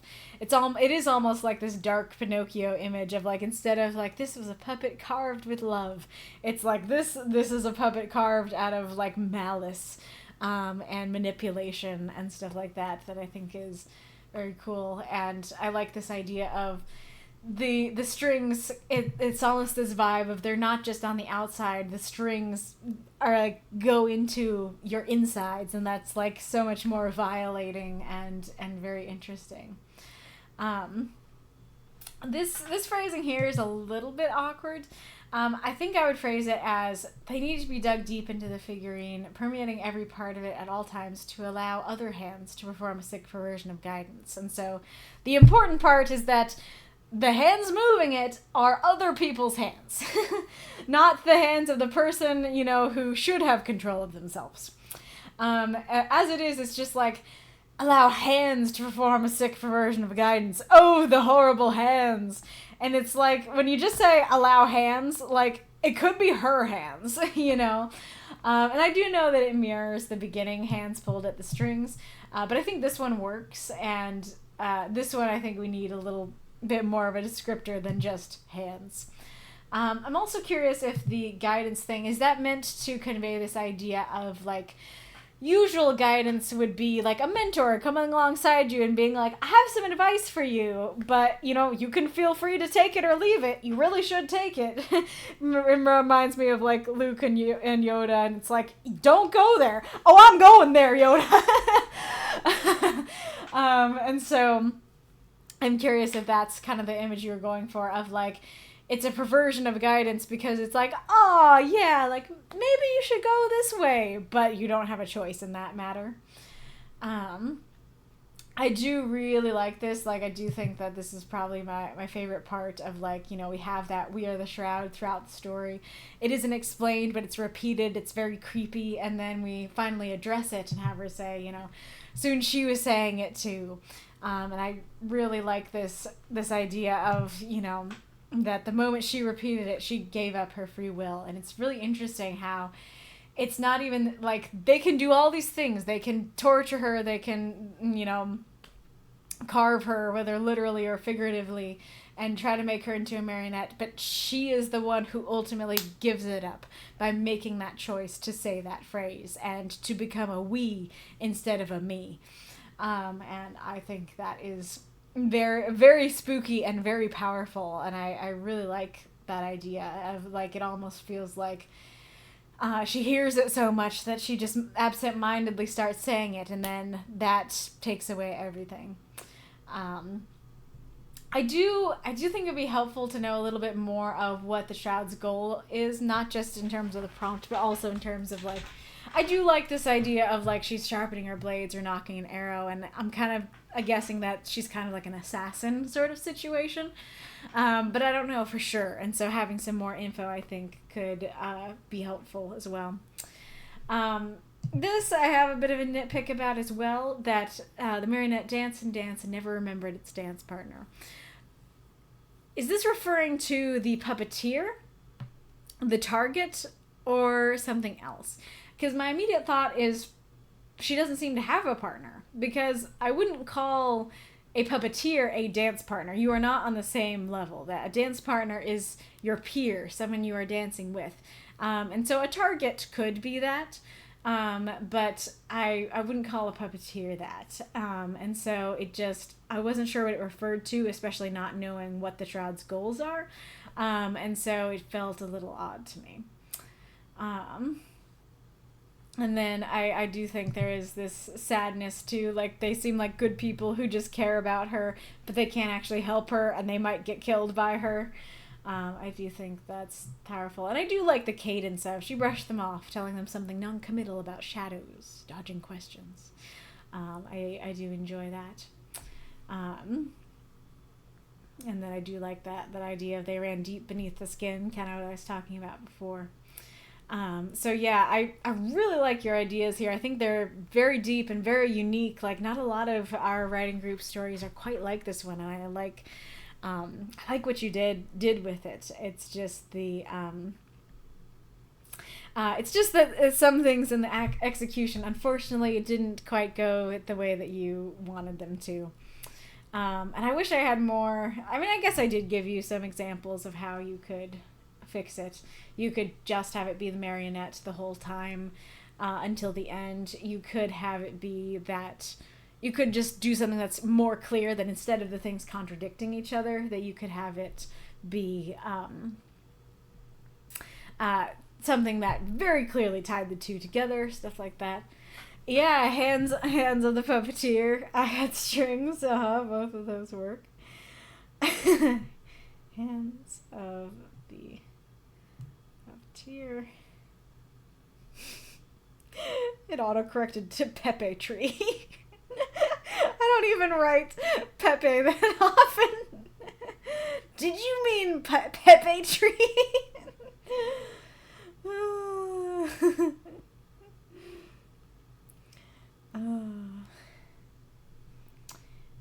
Spectre. Yay, you're here. I'm your master now. Yeah, not quite to the marionette image, but definitely a good prompt. That Spectre says, so I managed to tune in live for this, so I can give at least a few answers. Leah's name was actually pronounced differently, but I genuinely like how you pronounced it a lot more. Oh, nice. That is a fun, happy accident. The part about the marionette was meant to be purely metaphorical. The phrase, "We are the Shroud," is a trigger phrase, think Bucky Barnes from Marvel, which puts her body under the control of whoever spoke it to her. I can't get into the Shroud or the meaning of the audience without spoilers for the story. Suffice to say that the Shroud frequently conduct political assassinations, and the audience are civilians who are aware of this but do nothing because it doesn't affect them. As for the prompt, I'm afraid the Shroud had nothing to do with my intention for the prompt. My use of the prompt was purely the sense that Leah calls these dreams only a shadow to her compatriots, even though they are clearly not. She presents them as such. You are correct in the part about guidance. Gotcha. Yeah, I was thinking of a Bucky Barnes kind of situation. there. I don't know if I was thinking, like, yeah, it did come to mind that it might be this trigger phrase that makes her like, okay, time to knock my arrow, time to do a murder. For sure. Mm-hmm. But yeah, in that case, like, I do think that the prompt use is a little too small, at least for my personal tastes, that it doesn't feel like the whole story is talking about only a shadow, if that makes sense. But nonetheless, I do still very much enjoy the story. Thank you for the cheer, Mako. I think somebody else cheered earlier. They'll have to look at that. But I'll go look up now.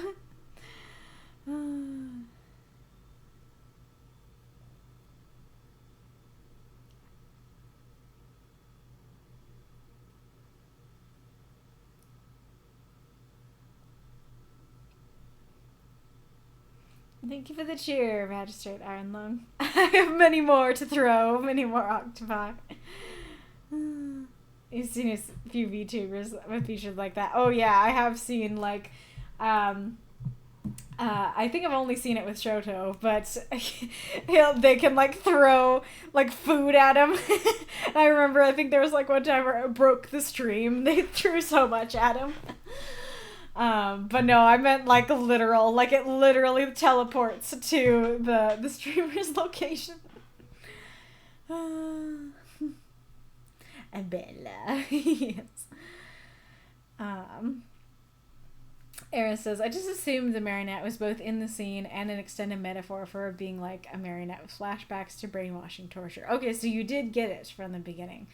I considered how much should this be judged as a full story, or should it be judged as a scene instead? I'm not sure exactly what you're referring to there. But I didn't think about that. But I actually did not see the content warning first. Generally, I do take a look, but I forgot to on this one, or I didn't see the tag. And so that is a good point, that if you see the content warning, that actually could help potentially give you, that could give you some context that you need, that you could go, okay, there's brainwashing here. And so when you see the marionette, you might be like, this isn't a literal marionette, this is somebody brainwashed. Thank you for the cheer, Boople. But the goal remains unclear to me too. You mean what she is meant to do? Gotcha.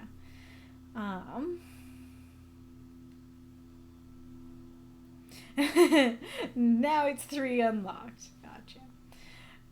What would be horrible?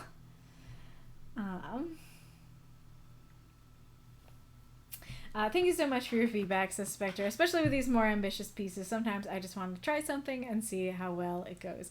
I'm very glad to hear that it was helpful. I was hoping that it wasn't too harsh. Like I said, I did very much enjoy it. I immediately was like, I want more stories like this. Just some issues with the understanding. But yes, great story, Spectre. It is now time to go on to Decoy's story. I think I am going to start putting the timer back on because I didn't put it on for that one. All right. The Ungreat GADsby by The Real Decoy. I'm being haunted.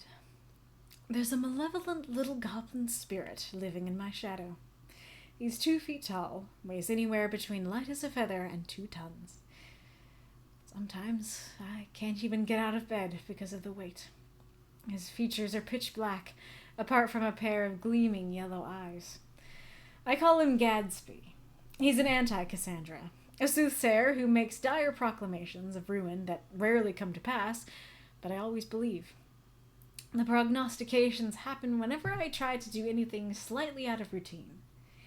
You'll die, he whispers insidiously into my ear. I'm only driving to the shops, I respond, trying to sound confident. Car'll explode, or you'll forget how to drive. I sound so sure of his baseless claims. Both seem unlikely. I've driven plenty of times, and neither came to pass. And what happens when you get to the shops? What if there's nowhere to park? Or you embarrass yourself? Remember that time you slipped and fell over while carrying all your shopping? It was icy. There won't be any ice today. It's the middle of July. And that was over a decade ago. On and on the arguments go. Even making fun plans with friends becomes a hideous discourse with GADsby. You should just stay home. They're only inviting you because they have to. They don't really want to see you. I despise this line of attack. That's just not true. They're basically family at this point. Every time we meet, they hug me and tell me how happy they are to see me. They're pretending. Why would they do that? They're just being polite. Better to sit and play video games than drink alone. More effective avenue of prosecution? I do like doing that. But exposure can sometimes quell the demon. Remind me that things can be better. That I don't have to be scared of doing fun activities that are a little bit novel. I'm going. If I shine a bright enough light, I can make him cower for a moment. He's only a shadow, after all. Throughout those moths and monsters, cheer for the story if you loved it. Aerith says, "Ooh, I like your voice for the goblin. I'm glad to hear that. I want to try something." Oh, a second.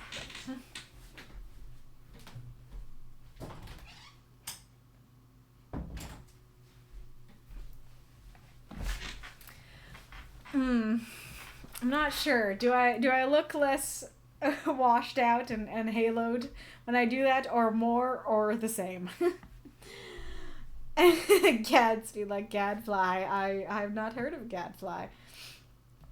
Oh, hi, anxiety. Nice. Wonderful reading, says Decoy. I'm glad to hear that. Oh, Decoy also said, okay, I love the voice. glad to hear that. That's starting to look more washed out. Come on. Oh my gosh, I'm just a white blob. Splat. Alright. So I greatly enjoyed this story. I don't think I've ever been more excited to realize the story was about anxiety. I arrived at, I'm like, okay, well, there's a little goblin, and then I was like, oh, it's about anxiety. And I found that very powerful. I liked it a lot. So Decoy's note was, "Hi readers, I wasn't sure I'd write this week. I was really struggling with the prompt and trying to make it a bit more positive. I found writing this extremely cathartic. It's kind of rough and ready, but making an anthropomorphized version of my generalized anxiety disorder was actually quite fun. It's a draining and stressful condition to deal with, but writing it in this way helped. All comments, critiques, and such are welcome.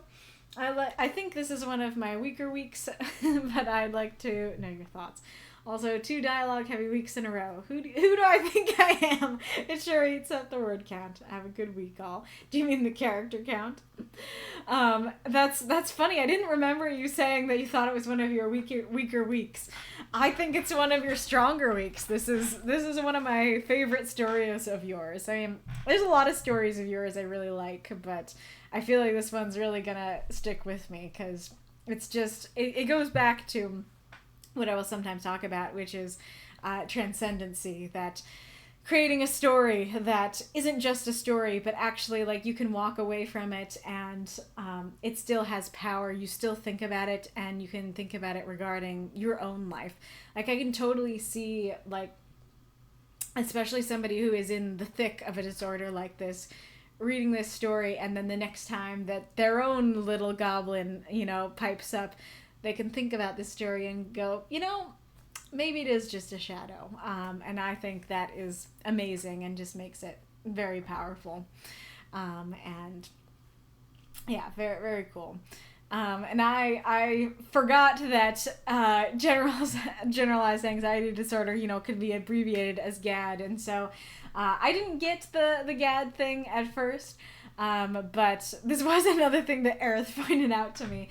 And once I did, I very much liked it. And granted, if I had read your comment the first time I read it, then you would have answered it as well. But I do like that. I do think that's fun. But yeah, let's just begin.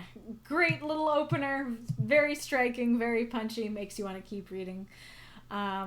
This is also very fun. It does seem maybe a little more funny than I feel like the story overall is. I mean, we can come back to that. But I do like it.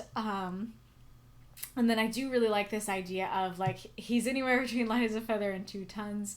And sometimes I can't get out of bed because of the weight. Like, that immediately I was like, maybe there's something going on here. Maybe there's something deeper. And because that is how it can be, that some days you're okay, sometimes it doesn't affect you too bad. And then other days, like, you can't even get out of bed. Like, I can totally relate to that feeling, and that is a very well described way to do that. I will say that the next line has one of my biggest critiques for the piece, which is that so, like, this is kind of like, I think this is an allegory, but basically, like, you are taking something that is real but not physical, and, you know, anthropomorphizing it, and, you know, showing it as this goblin spirit. And you can describe it as a goblin spirit, and you can describe it as light as a feather or 2 tons, and have that all still work with, like, real anxiety. Like, have, like, the main character is just experiencing anxiety, but it is symbolized within this little goblin spirit. But once you start describing things that are truly physical and aren't metaphorical in any way, then that seems to mess with that a little bit. Then it's a bit harder to continue to imagine it as, like, yes, like, the goblin is a symbol for the anxiety. Describing it's like, oh, okay, I guess it just is a goblin, you know, and kind of takes away from, like, no, it's not a goblin, it's anxiety anthropomorphized as a goblin. I'm not sure if I'm describing that well, but I think, you know, sticking to those more symbolic descriptions that work for both work a bit better for me. I absolutely adore this image of Cassandra. That is amazingly done. So if you don't know, Cassandra was a soothsayer who was always right, but nobody would ever believe her. She was cursed, I think, by Apollo, that nobody would believe her. And so this GADsby is the opposite of that he is pretty much always wrong, but our main character always believes him. And that is totally what anxiety is like. That is such a great reference to make for that really really well done. We'll come back to my other comment on there.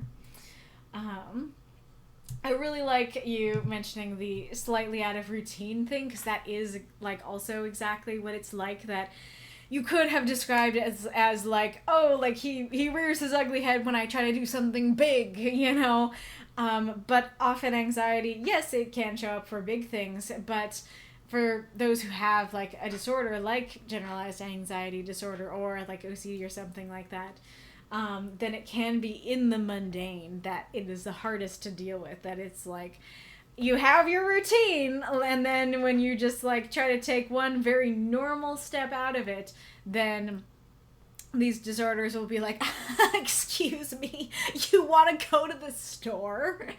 That's very real, and I like how you showed, like, the dailiness of it. I think that's very well done, and how it goes from, like, that dailiness, that seeming smallness of slightly out of routine, to pretty much the biggest thing he could say is, like, you're gonna die. And that, again, that is exactly what these disorders are like, and so I think that is very well done. And then I am curious, so something overall I want to talk about with this story is that this character very much reads as someone who has gone to therapy and who knows how, at least somewhat, how to deal with their anxiety. Because I think someone who doesn't know so well how to deal with it would either not be able to fight back, or would be able to fight back less. And so I am curious if that is what you intended, if you intended to be like, yeah, like, this character has the tools to deal with their anxiety and they are able to fight back. Or if you wanted it more of the idea of, like, they're fearful as they're replying. That it's like, I guess, you know, I completely missed this, but it does say trying to sound confident. So maybe that is what you were intending. So we will come back to this, but maybe you were intending like only driving to the shops and like it is getting in a little bit. But I'll come back to that. But I do like their responses, and I do think these are great responses and tools that people in real life can and should use when anxiety rears its ugly head. And then I like how, he goes from you'll die to you'll embarrass yourself. Both work. Both are accurate to what anxiety does. That it's like, you're gonna die. Well, I hope not. I don't think so. Well, you might embarrass yourself. Well, that's a little more accurate. And then I do love how, like, out of the realm of possibility it is, that it's like, you're gonna slip. It's like, I slipped in December. It's July. And again, exactly what anxiety is like, that it says these things that are so wild and out of proportion, but you still believe it,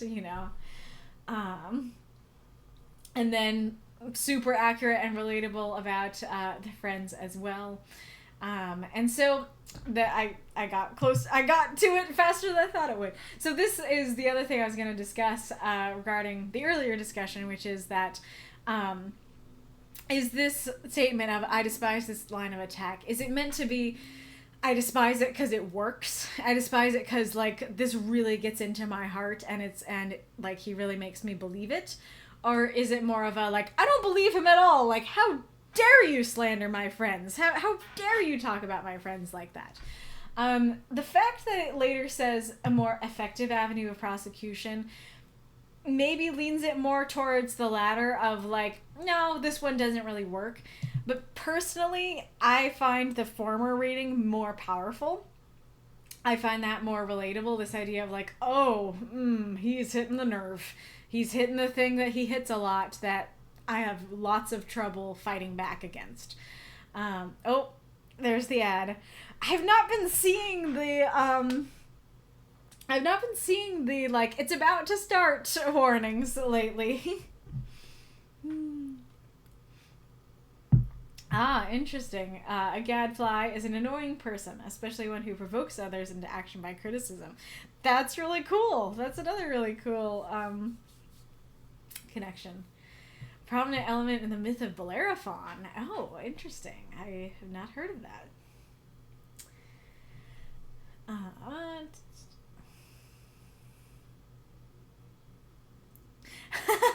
I see Decoy has a response here, but I'm going to wait until the ad is over to talk about that.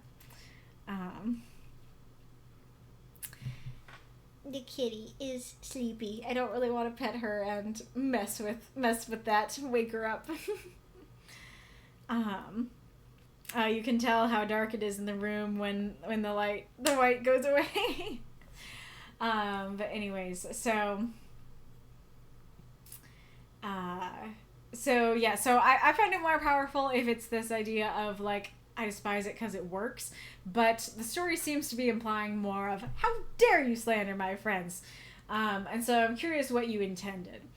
But nonetheless, even though I do like the I despise it because it works interpretation more, I do also really like this phrasing too of, like, that's more effective. I do like playing video games and drinking.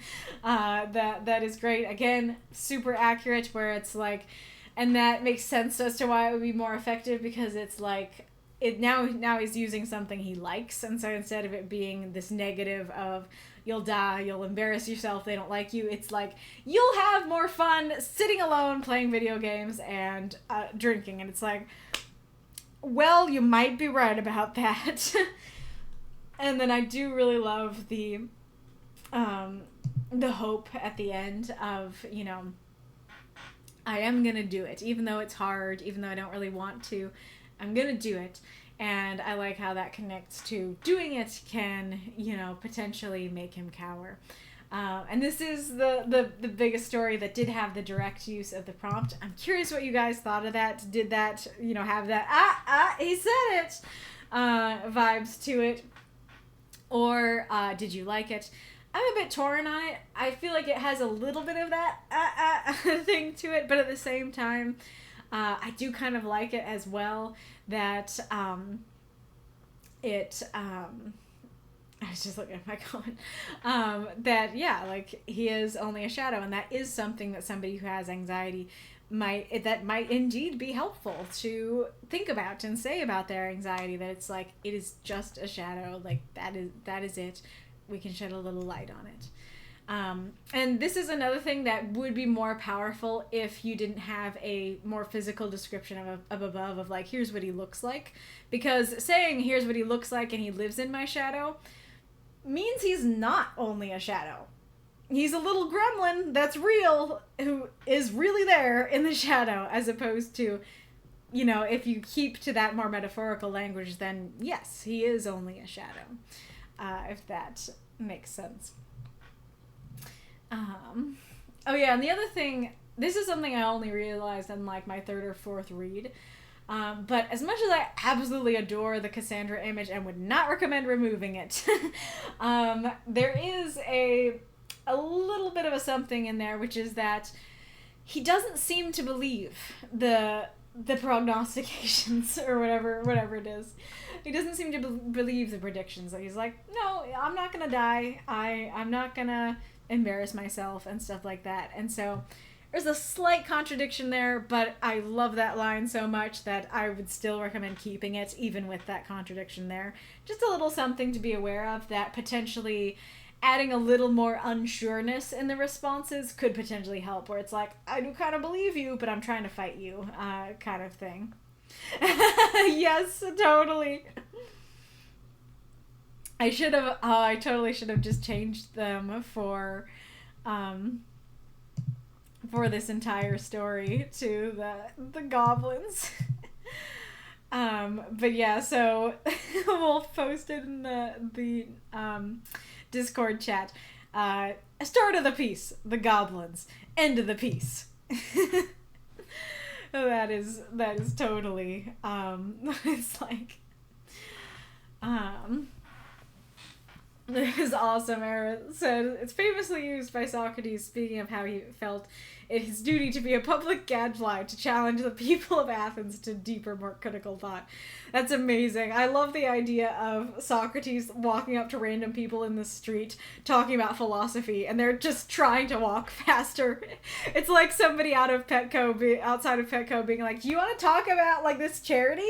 And it's like, I don't know about that. You know, or it happens a lot with like skincare people in malls, that they'll be like standing outside the shop and be like, you want to talk about our new product? You're like, don't look at them, keep moving.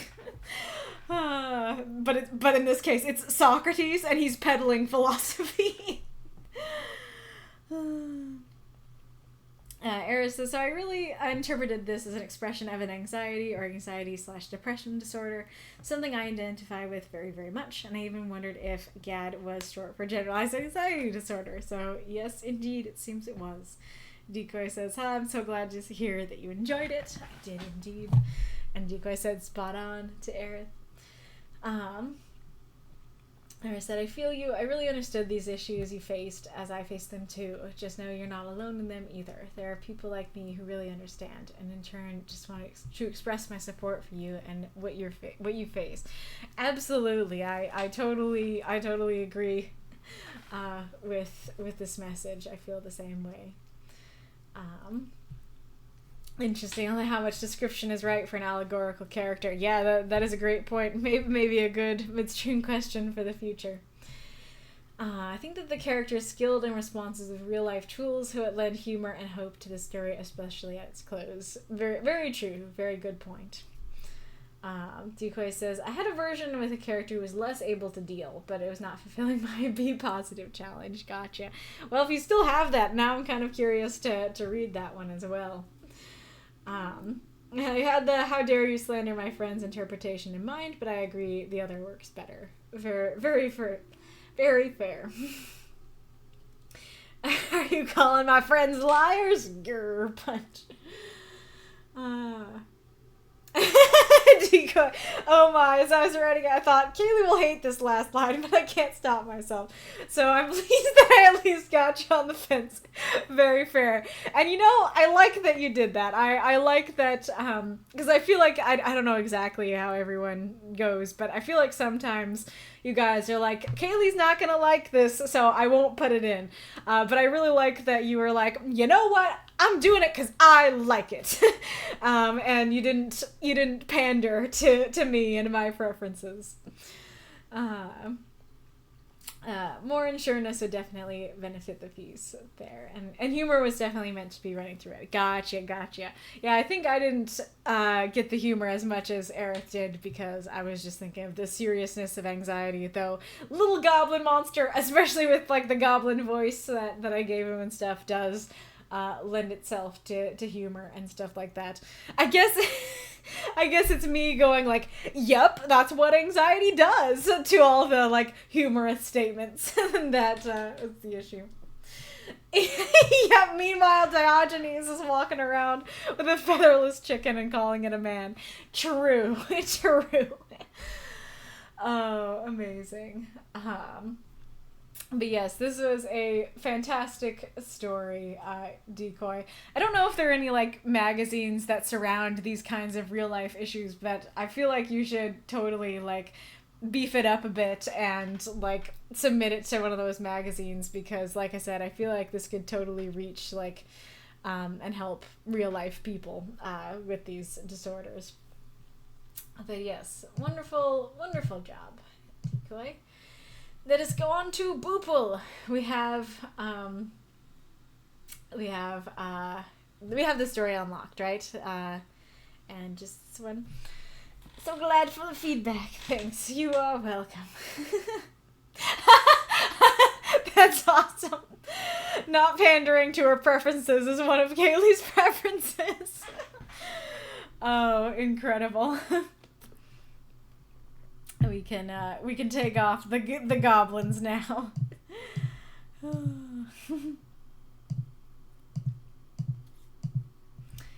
Alrighty room. There it is. An author for one, by Boople.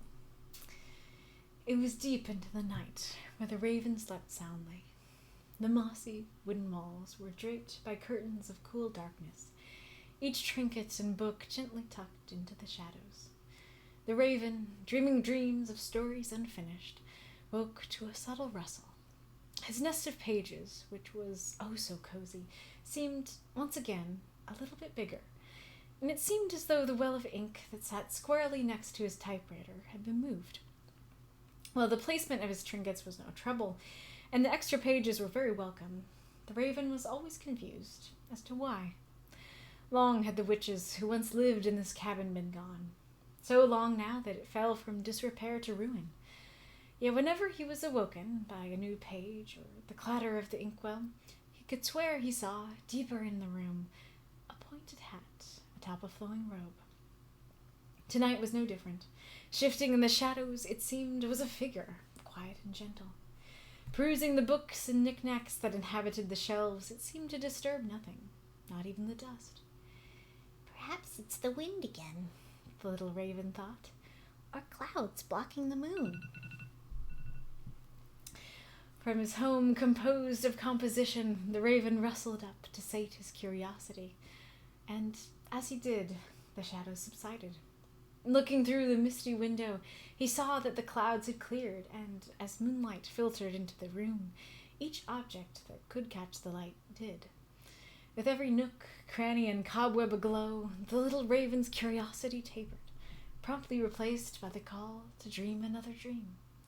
And so, seeing that it was just a shadow, he nestled deep into his papers and was quickly awash in his dreams. The clouds once more covered the moon, draping the mossy walls with gray and tucking in each book and trinket back into darkness. In the deep of the night, the shadow with the pointy hat sat back down in what was once her favorite chair, and went to work crafting another dream, just like she used to.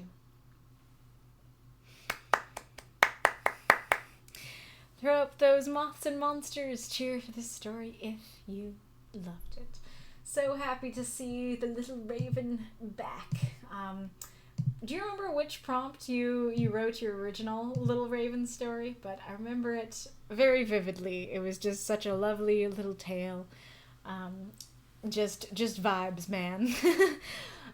So the note that Boople left is, so with the challenge of making this a wholesome story, my first thought was to go back to my Ravens and Writing Desk story. Okay, that was the prompt. I'd like to know, for those that read both, does this one match the quality/mood of my Little Raven story before? And to those that did this read like a bedtime story? If not, or even if it did, how did you feel reading it? And thanks to Zesed for helping with a run-on that was blocking me from finishing this. I'm very curious if you still have the run-on, what it was. But yeah, that absolutely makes sense, the prompt it was from. But yeah, so I guess maybe I'll answer your question first, that I definitely feel like it had the same vibes as the other one for sure. It also very much felt like a bedtime story. But it does feel like maybe there's a little bit more plot to it. Like, it still is a lot of vibes, but I think the other one was just, here's our cute little raven in his cute little cottage. And this one is more like there's actually something going on. There's a little mystery to solve. There's somebody else here. And so I did like that. And so, like, I think they're very similar, but also do have a distinct difference. I do think... I'm trying to figure out how to say this, because I think the other one captured my attention a little bit more, and I'm not entirely sure why. I have a theory that I will talk about, but so I think I've talked about this before, but well, it's kind of related to what I was talking about with my own story, which is that I tend to lean towards dialogue, action, some internal monologue in my own writing. And that's because that's what I tend to enjoy. That's what I tend to enjoy writing and what I intend to enjoy reading. And I think I have more of an issue with setting than most people do, that setting paragraphs very easily will lose my interest. They are the paragraphs where I'll run into that issue of like rereading the same paragraph multiple times because I kind of zoned out. And so I have a higher threshold of getting me interested in a setting is more difficult than the average person, the average reader, I believe. And I remember that other Little Raven story. I think at least we'd have to look back at the stream to say for sure. But if I remember correctly, I was like, whoa, like that was super engaging. Like that was way more engaging than I often find setting to be for me personally. And I remember not getting bored with it and just loving the vibes and stuff like that. And this one does have a little bit of an issue of not grabbing my interest as well as the other one did. I did go back and at least skim through the other one, and I think one reason could be that you had a lot of sensory imagery in the other one. You had the smell of things, the sound of things, stuff like that, and not just the sight. And so I think that was very grabbing. And I do think that, I guess I'll just talk about it now, that another thing is that you have a bit of like, I don't know what the category is exactly, but language in this story that puts some distance. And that language is a lot of the seemings. So we have two seems in one sentence here, and that puts a lot of attention to the word seem and the fact that we're not actually seeing what's necessarily truly there. We're seeing something that seems to be there. And so that creates a layer of distance instead of this very vivid, grabbing image. It happens again here, and I think this one is actually incorrect, because I think, like, if you read it as, tonight was so different. Shifting the shadows, it seemed, was a figure quiet and gentle. So yeah, like, this figure only seems to be there. We don't know if it is there. But then, perusing the books and knickknacks that inhabited the shelves, it disturbed nothing, not even the dust. Saying it seemed to disturb nothing, especially adding that not even the dust, again, that puts that distance there, and it doesn't seem accurate. It seems like it seems like it genuinely doesn't disturb anything. Especially with that phrase of like, if it's seeming not to even disturb the dust, I think you can pretty much say it didn't disturb anything. And again, it's that issue of right next to each other kind of thing. There's another thing and then like here, like seemed once again a little bit, let's see if we take that out, what happens. His nest of pages, which was oh so cozy, grew a little bit bigger. And as though it grew a little bit bigger, as though, no, I think you do need the seamed there. Okay, so his nest of pages, which was oh so cozy, was a little bit bigger. And it seemed as though the well of ink that sat squarely next to his typewriter had been moved. There is like a distance there with the had been moved, so we can make that more active and go, his nest of pages, which was oh so cozy, grew a little bit bigger. Or you could even say grew bigger.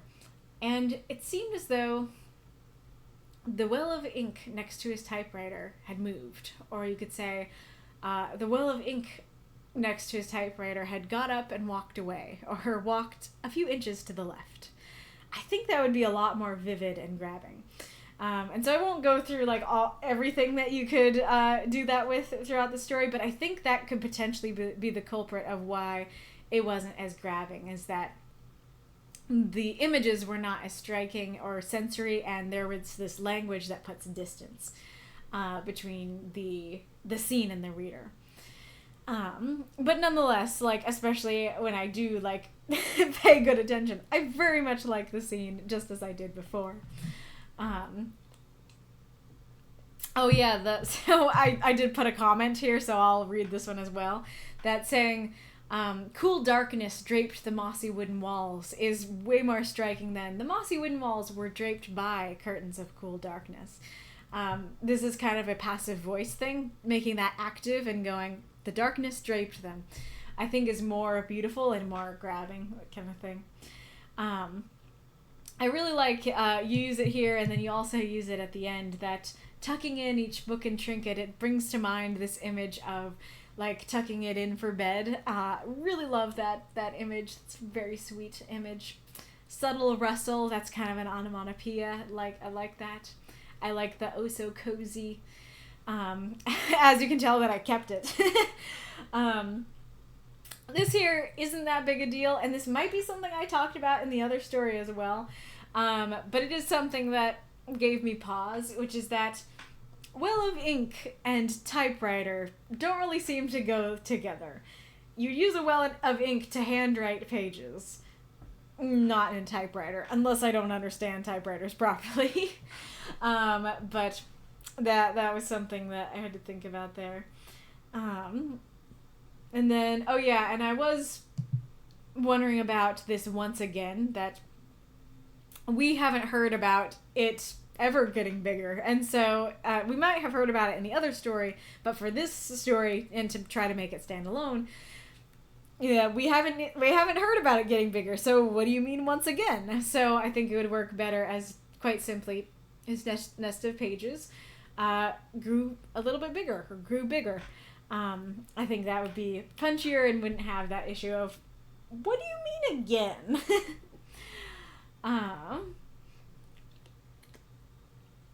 And I do like that he's like, oh, like this isn't a problem. I like it. I just am wondering why. I think that's very fun and adds to the very benign nature of the piece.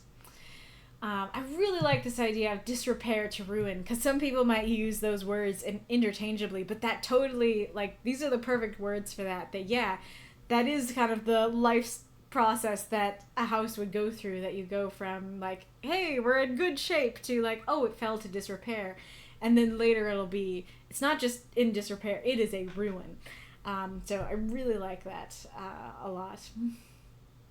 And then I do really like this image here. I can totally imagine, like, through bleary, sleepy eyes, you just seeing, like, the shadow of a pointed hat.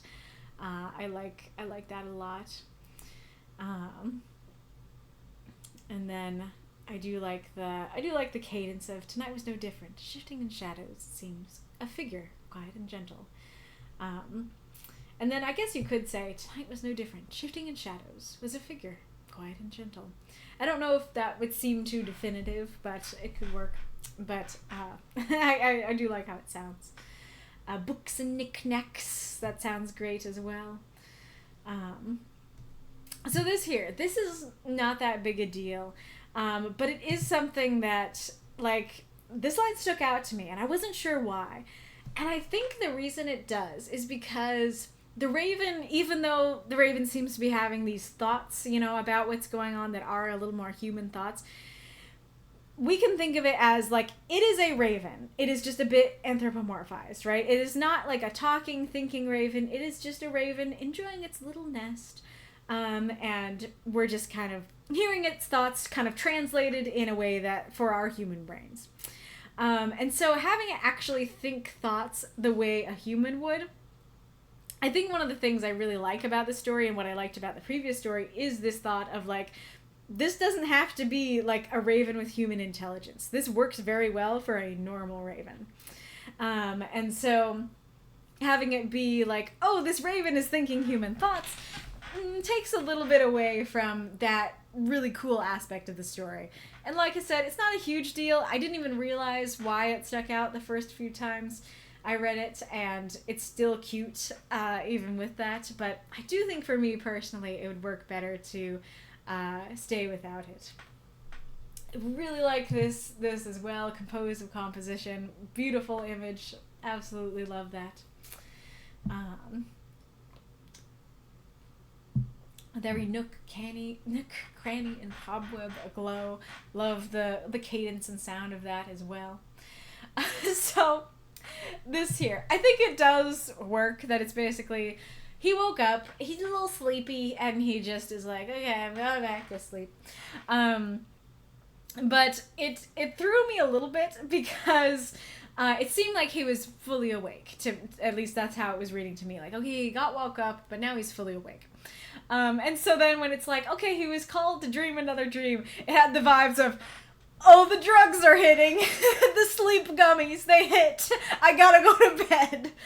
And so it was a little odd in that respect. I feel like maybe you could have it be a little more fluid, that you could describe, like, earlier in the paragraph, okay, he's starting to get sleepy again. His eyes are starting to have trouble staying open. And then he's like, okay, I need to dream another dream. I think that would work a little bit better. Nonetheless, I do really like this phrase as well. The call to dream another dream, so beautiful and fairy tale-esque.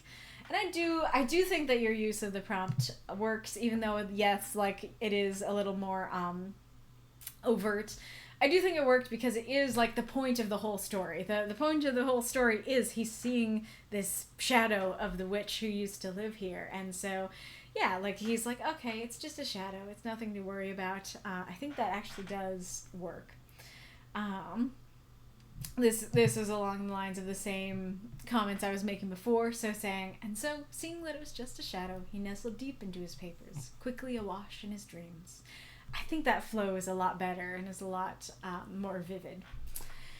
And then, oh yeah, and then a similar thing, tucking in each book and trinket back into darkness, in the deep of the night.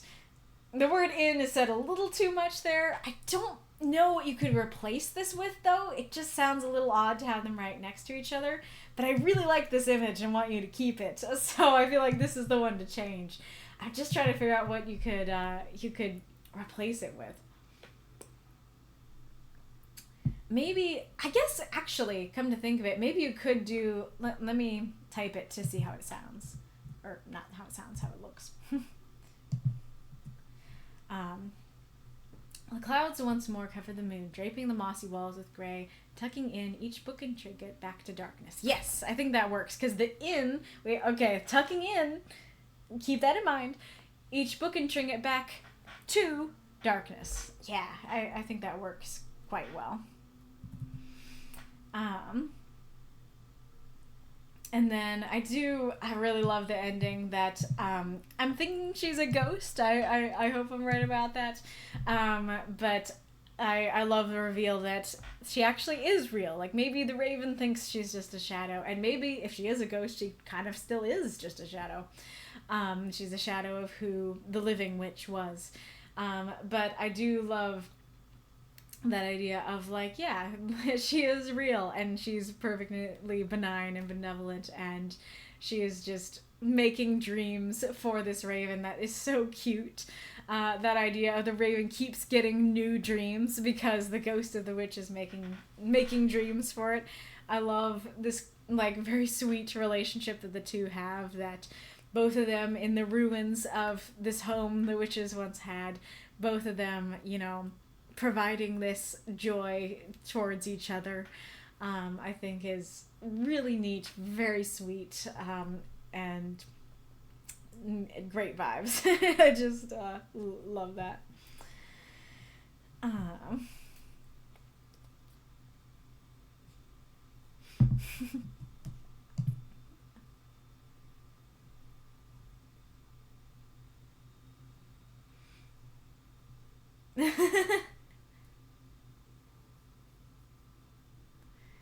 That's great. Wolf provided a gif about a studio being haunted. I assume by, like, that this is a more positive thing. If you're saying it's the same vibes. Oh, interesting. Gotcha. The entire last paragraph was one sentence. Well, I think what you did works, because the last paragraph works for me. Era says, I think in a lot of ways this story is an example of what I meant about something being a scene more than a story, in the sense that it's more focused around the image of the place rather than the emotion of the plot. There's a plot, yes, but the heart of the story is the imagery. Very true, very true. I'm curious, are you saying that in a positive way or a negative way? Are you saying that in the sense of, like, I'd like, you know, these writing group stories to be stories? Are you saying this is exactly what you should do? You should make the writing group scenes more of scenes than try to make them a full story. Is it Raven time? I think it's Raven time. Nice. The distance is a really good thing to notice. I'll try to be more aware about that. Glad it was helpful. Do need more activity. I'll compare the two stories and check activity. Very fair. Seeming has the same problem as he did not see. It's not quite the same problem. It's maybe a similar problem, but he did not see is the problem of, like, he literally can't see it.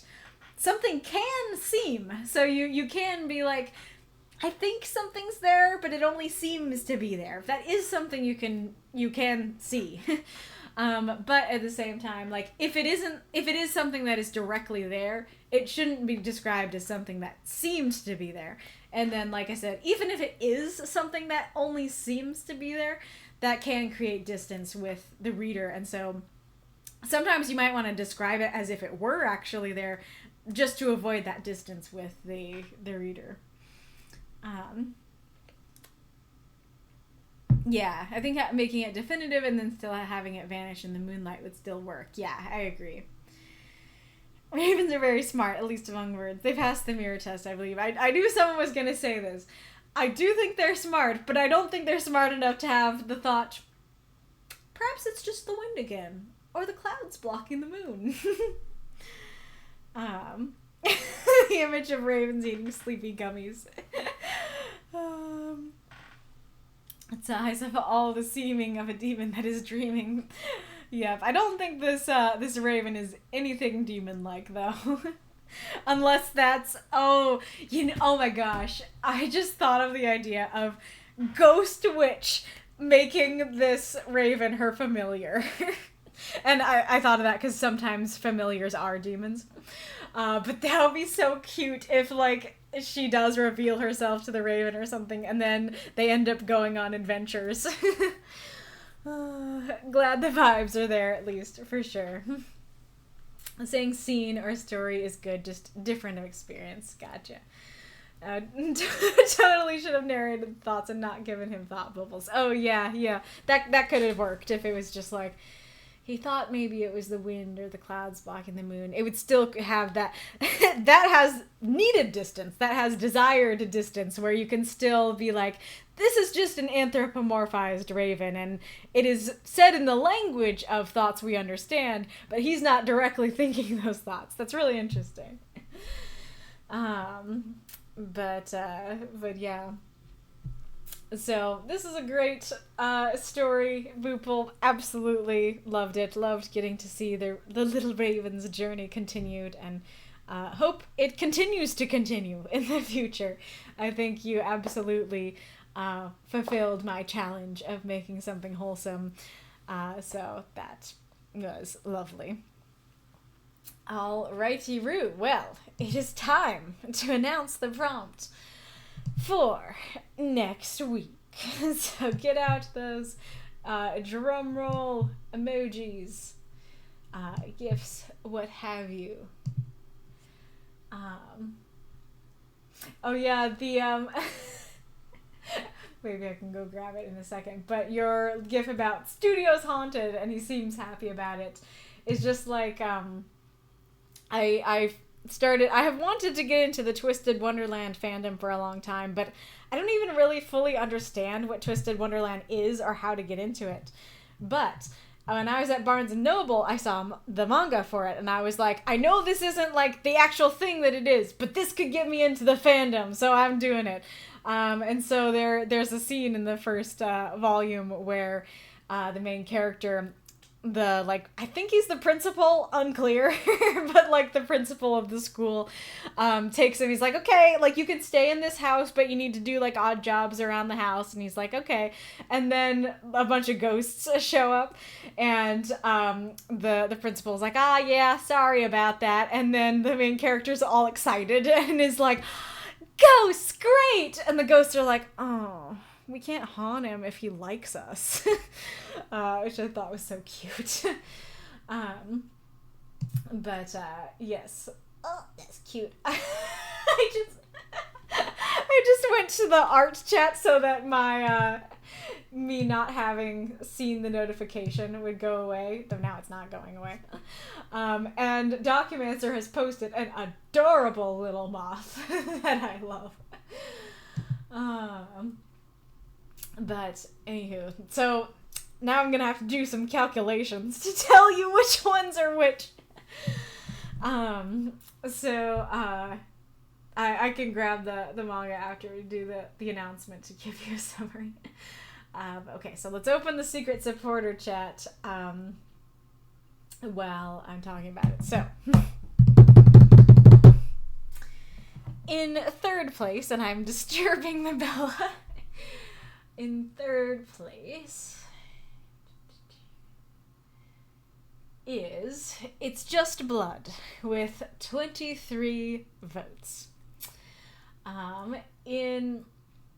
Which is a great prompt.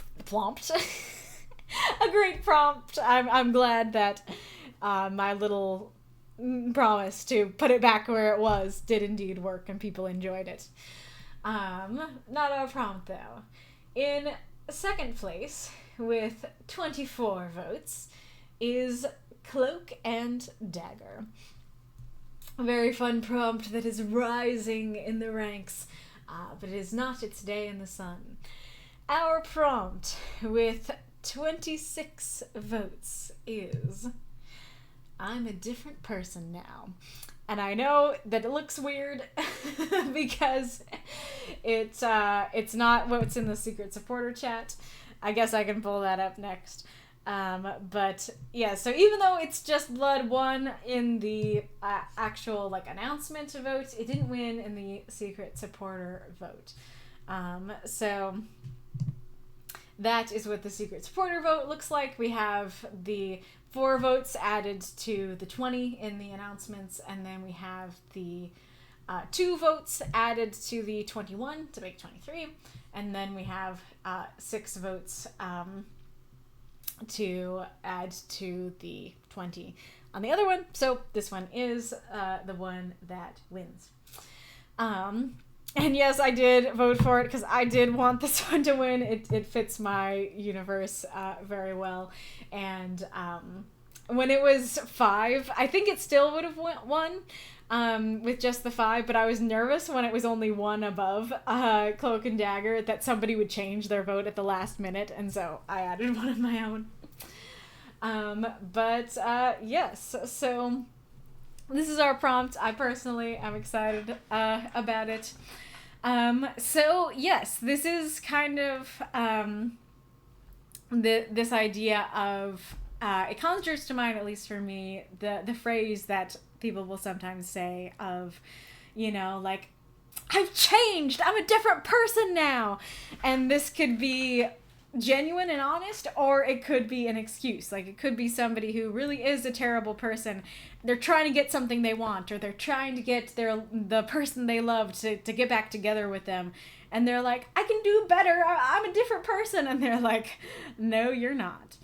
But it could be genuine. It could be that, like, kind of what we were talking about, you know, you could write the, like, oh, hey, like, how's it going? I haven't seen you since college. Yeah, it's gone great. I'm a centaur now. You could totally use that for this prompt.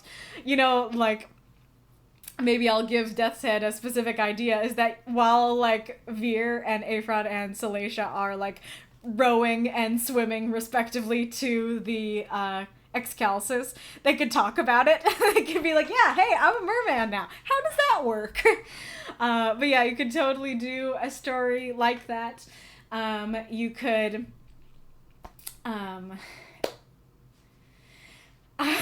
you could write about, you know, a normal human, but, you know, it could be that situation of, like, you haven't seen someone since childhood, or you haven't seen them since college, and they are a different person. And this could be real, and this could be positive or negative. It could be like, oh, you are different, and it's not a good thing.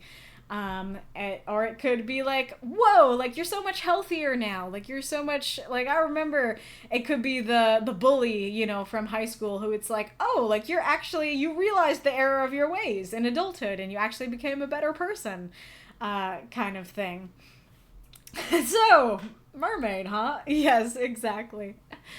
So yeah, let's see. Or a character whose story is an experience that's life-changing, and how they come through that experience, a changed person. Totally, yeah, that they could look back on their life, or look back at, like, their journal from the past and be like, I have changed. I'm a different person than I used to be.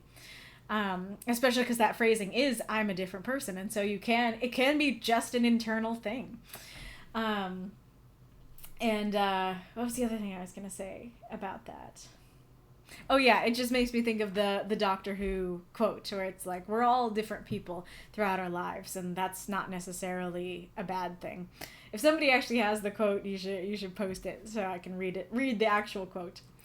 But yeah, so it can just be like, you change throughout your life, and looking at your own life in such a way. Let's see what the stream chat has to say. They have cute drum rolls.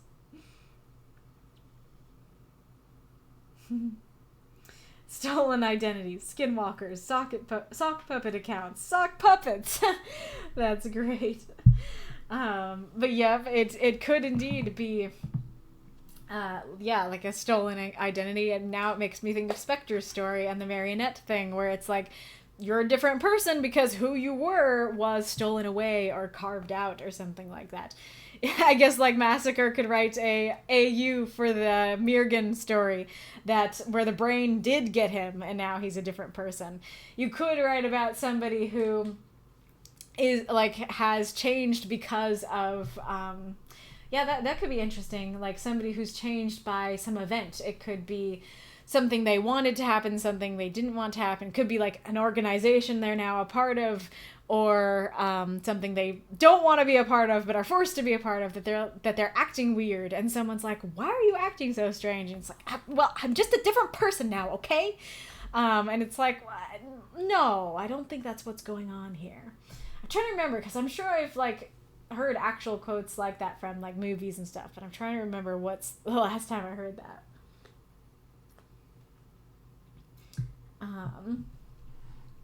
But yeah, it could be like shape-shifting of any kind. It's like, I mean, I guess like it does say person, and so that there is a question of, I guess like you could use it in the sense of if like an animal has like a personality and they have a personhood to them going from like I'm this animal and now I'm this other animal or I'm this other person. If you focus on that personhood, then it could be, yeah, I'm a different person now. Or it could be, you know, shape-shifting into another person like Mystique does. I think that's her name in X-Men. I'm literally shape-shifting into a different person. Or it could be like Banner and Hulk kind of thing, for sure. And then, yep, like taking over, hacking someone's account, you know, to be, you know, it's a different person behind the account now, for sure. Ooh, neat. Aerith says, I might use this as the story where Administrator Lynn experiences in a limited fashion the collective mind experience with Arlen that was set up in this week's story. Ooh, nice.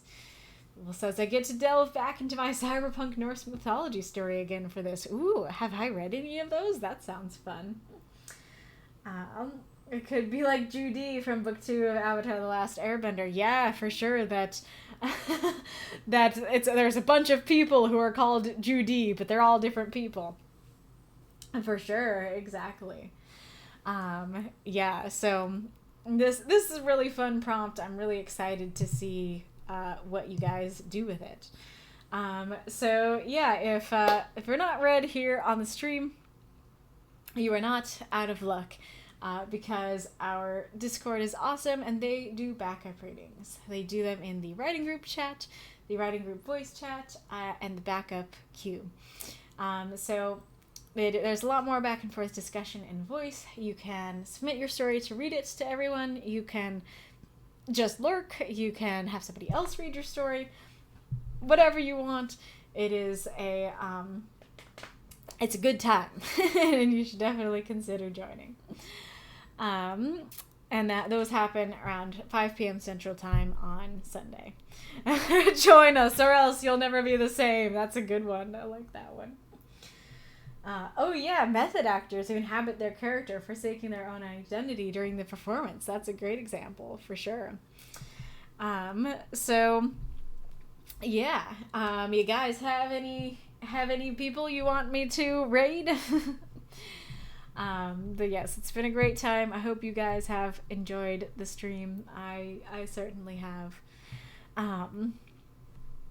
Oh yeah, I don't know if I'm gonna grab the manga anymore, but basically, I don't know a whole lot. But Twist in Wonderland seems to be, so the thing that drew me in is it's a collaboration between Yana Toboso, who makes Black Butler, which I love, and Disney.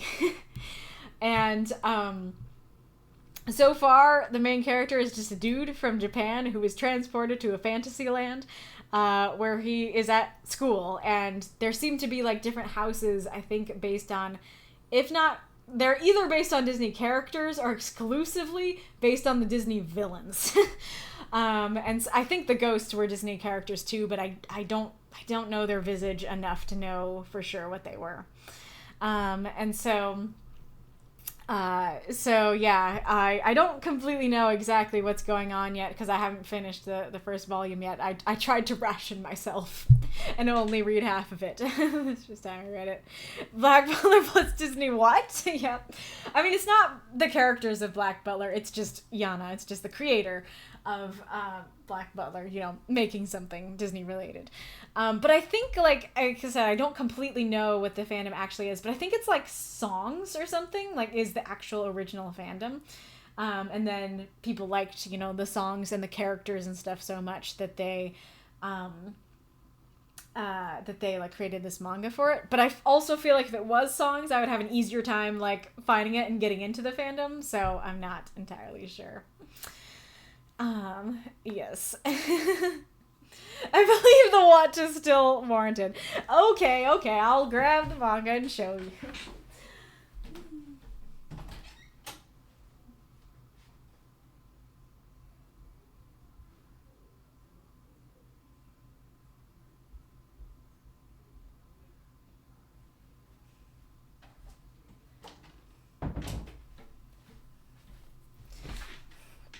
So that's what it looks like. And this is one of the students, and he seems to have the powers of the Queen of Hearts.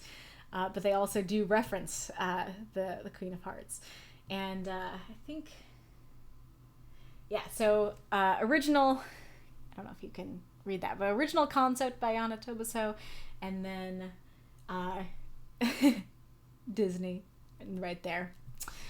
And then I can show you the ghosts.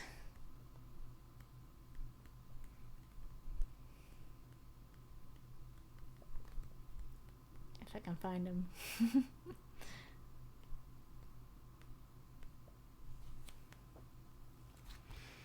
Yeah, so right there and right there are the little ghosts. And then here is the scene of him walking into the like gardens, and then he sees all the statues of Disney villains. But this is pretty much where I stopped, like halfway, and I was very excited. And like all their little pedestals have like very honoring little ditties on them. So very excited to see where things go. Oh, it was a gacha game. Interesting. Okay, so that makes more sense as to maybe why I haven't managed to get into it, is because it was a game. That's interesting.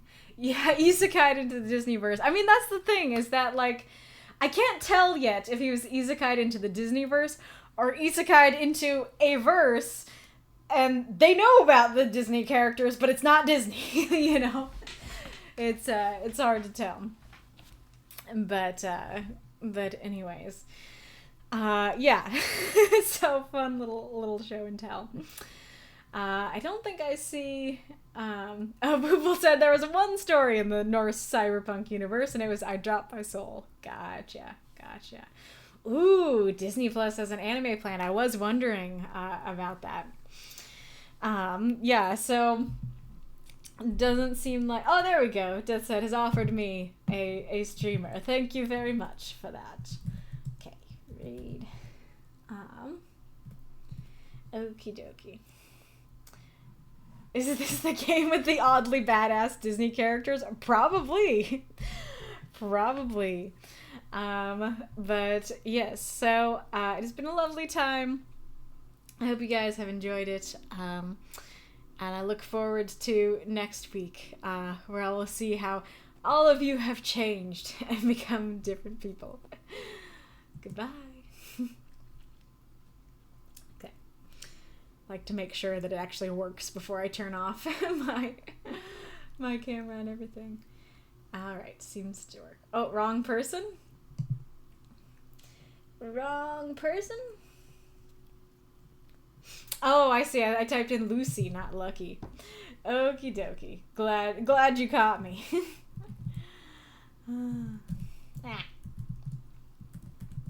See, this is why I stay. Alright. Like so. Did that work? Ah, there's a cute little kitty profile. That looks better. Alrighty, Rue. Alright, see y'all next time. Bye-bye. The raid has been canceled. Nice.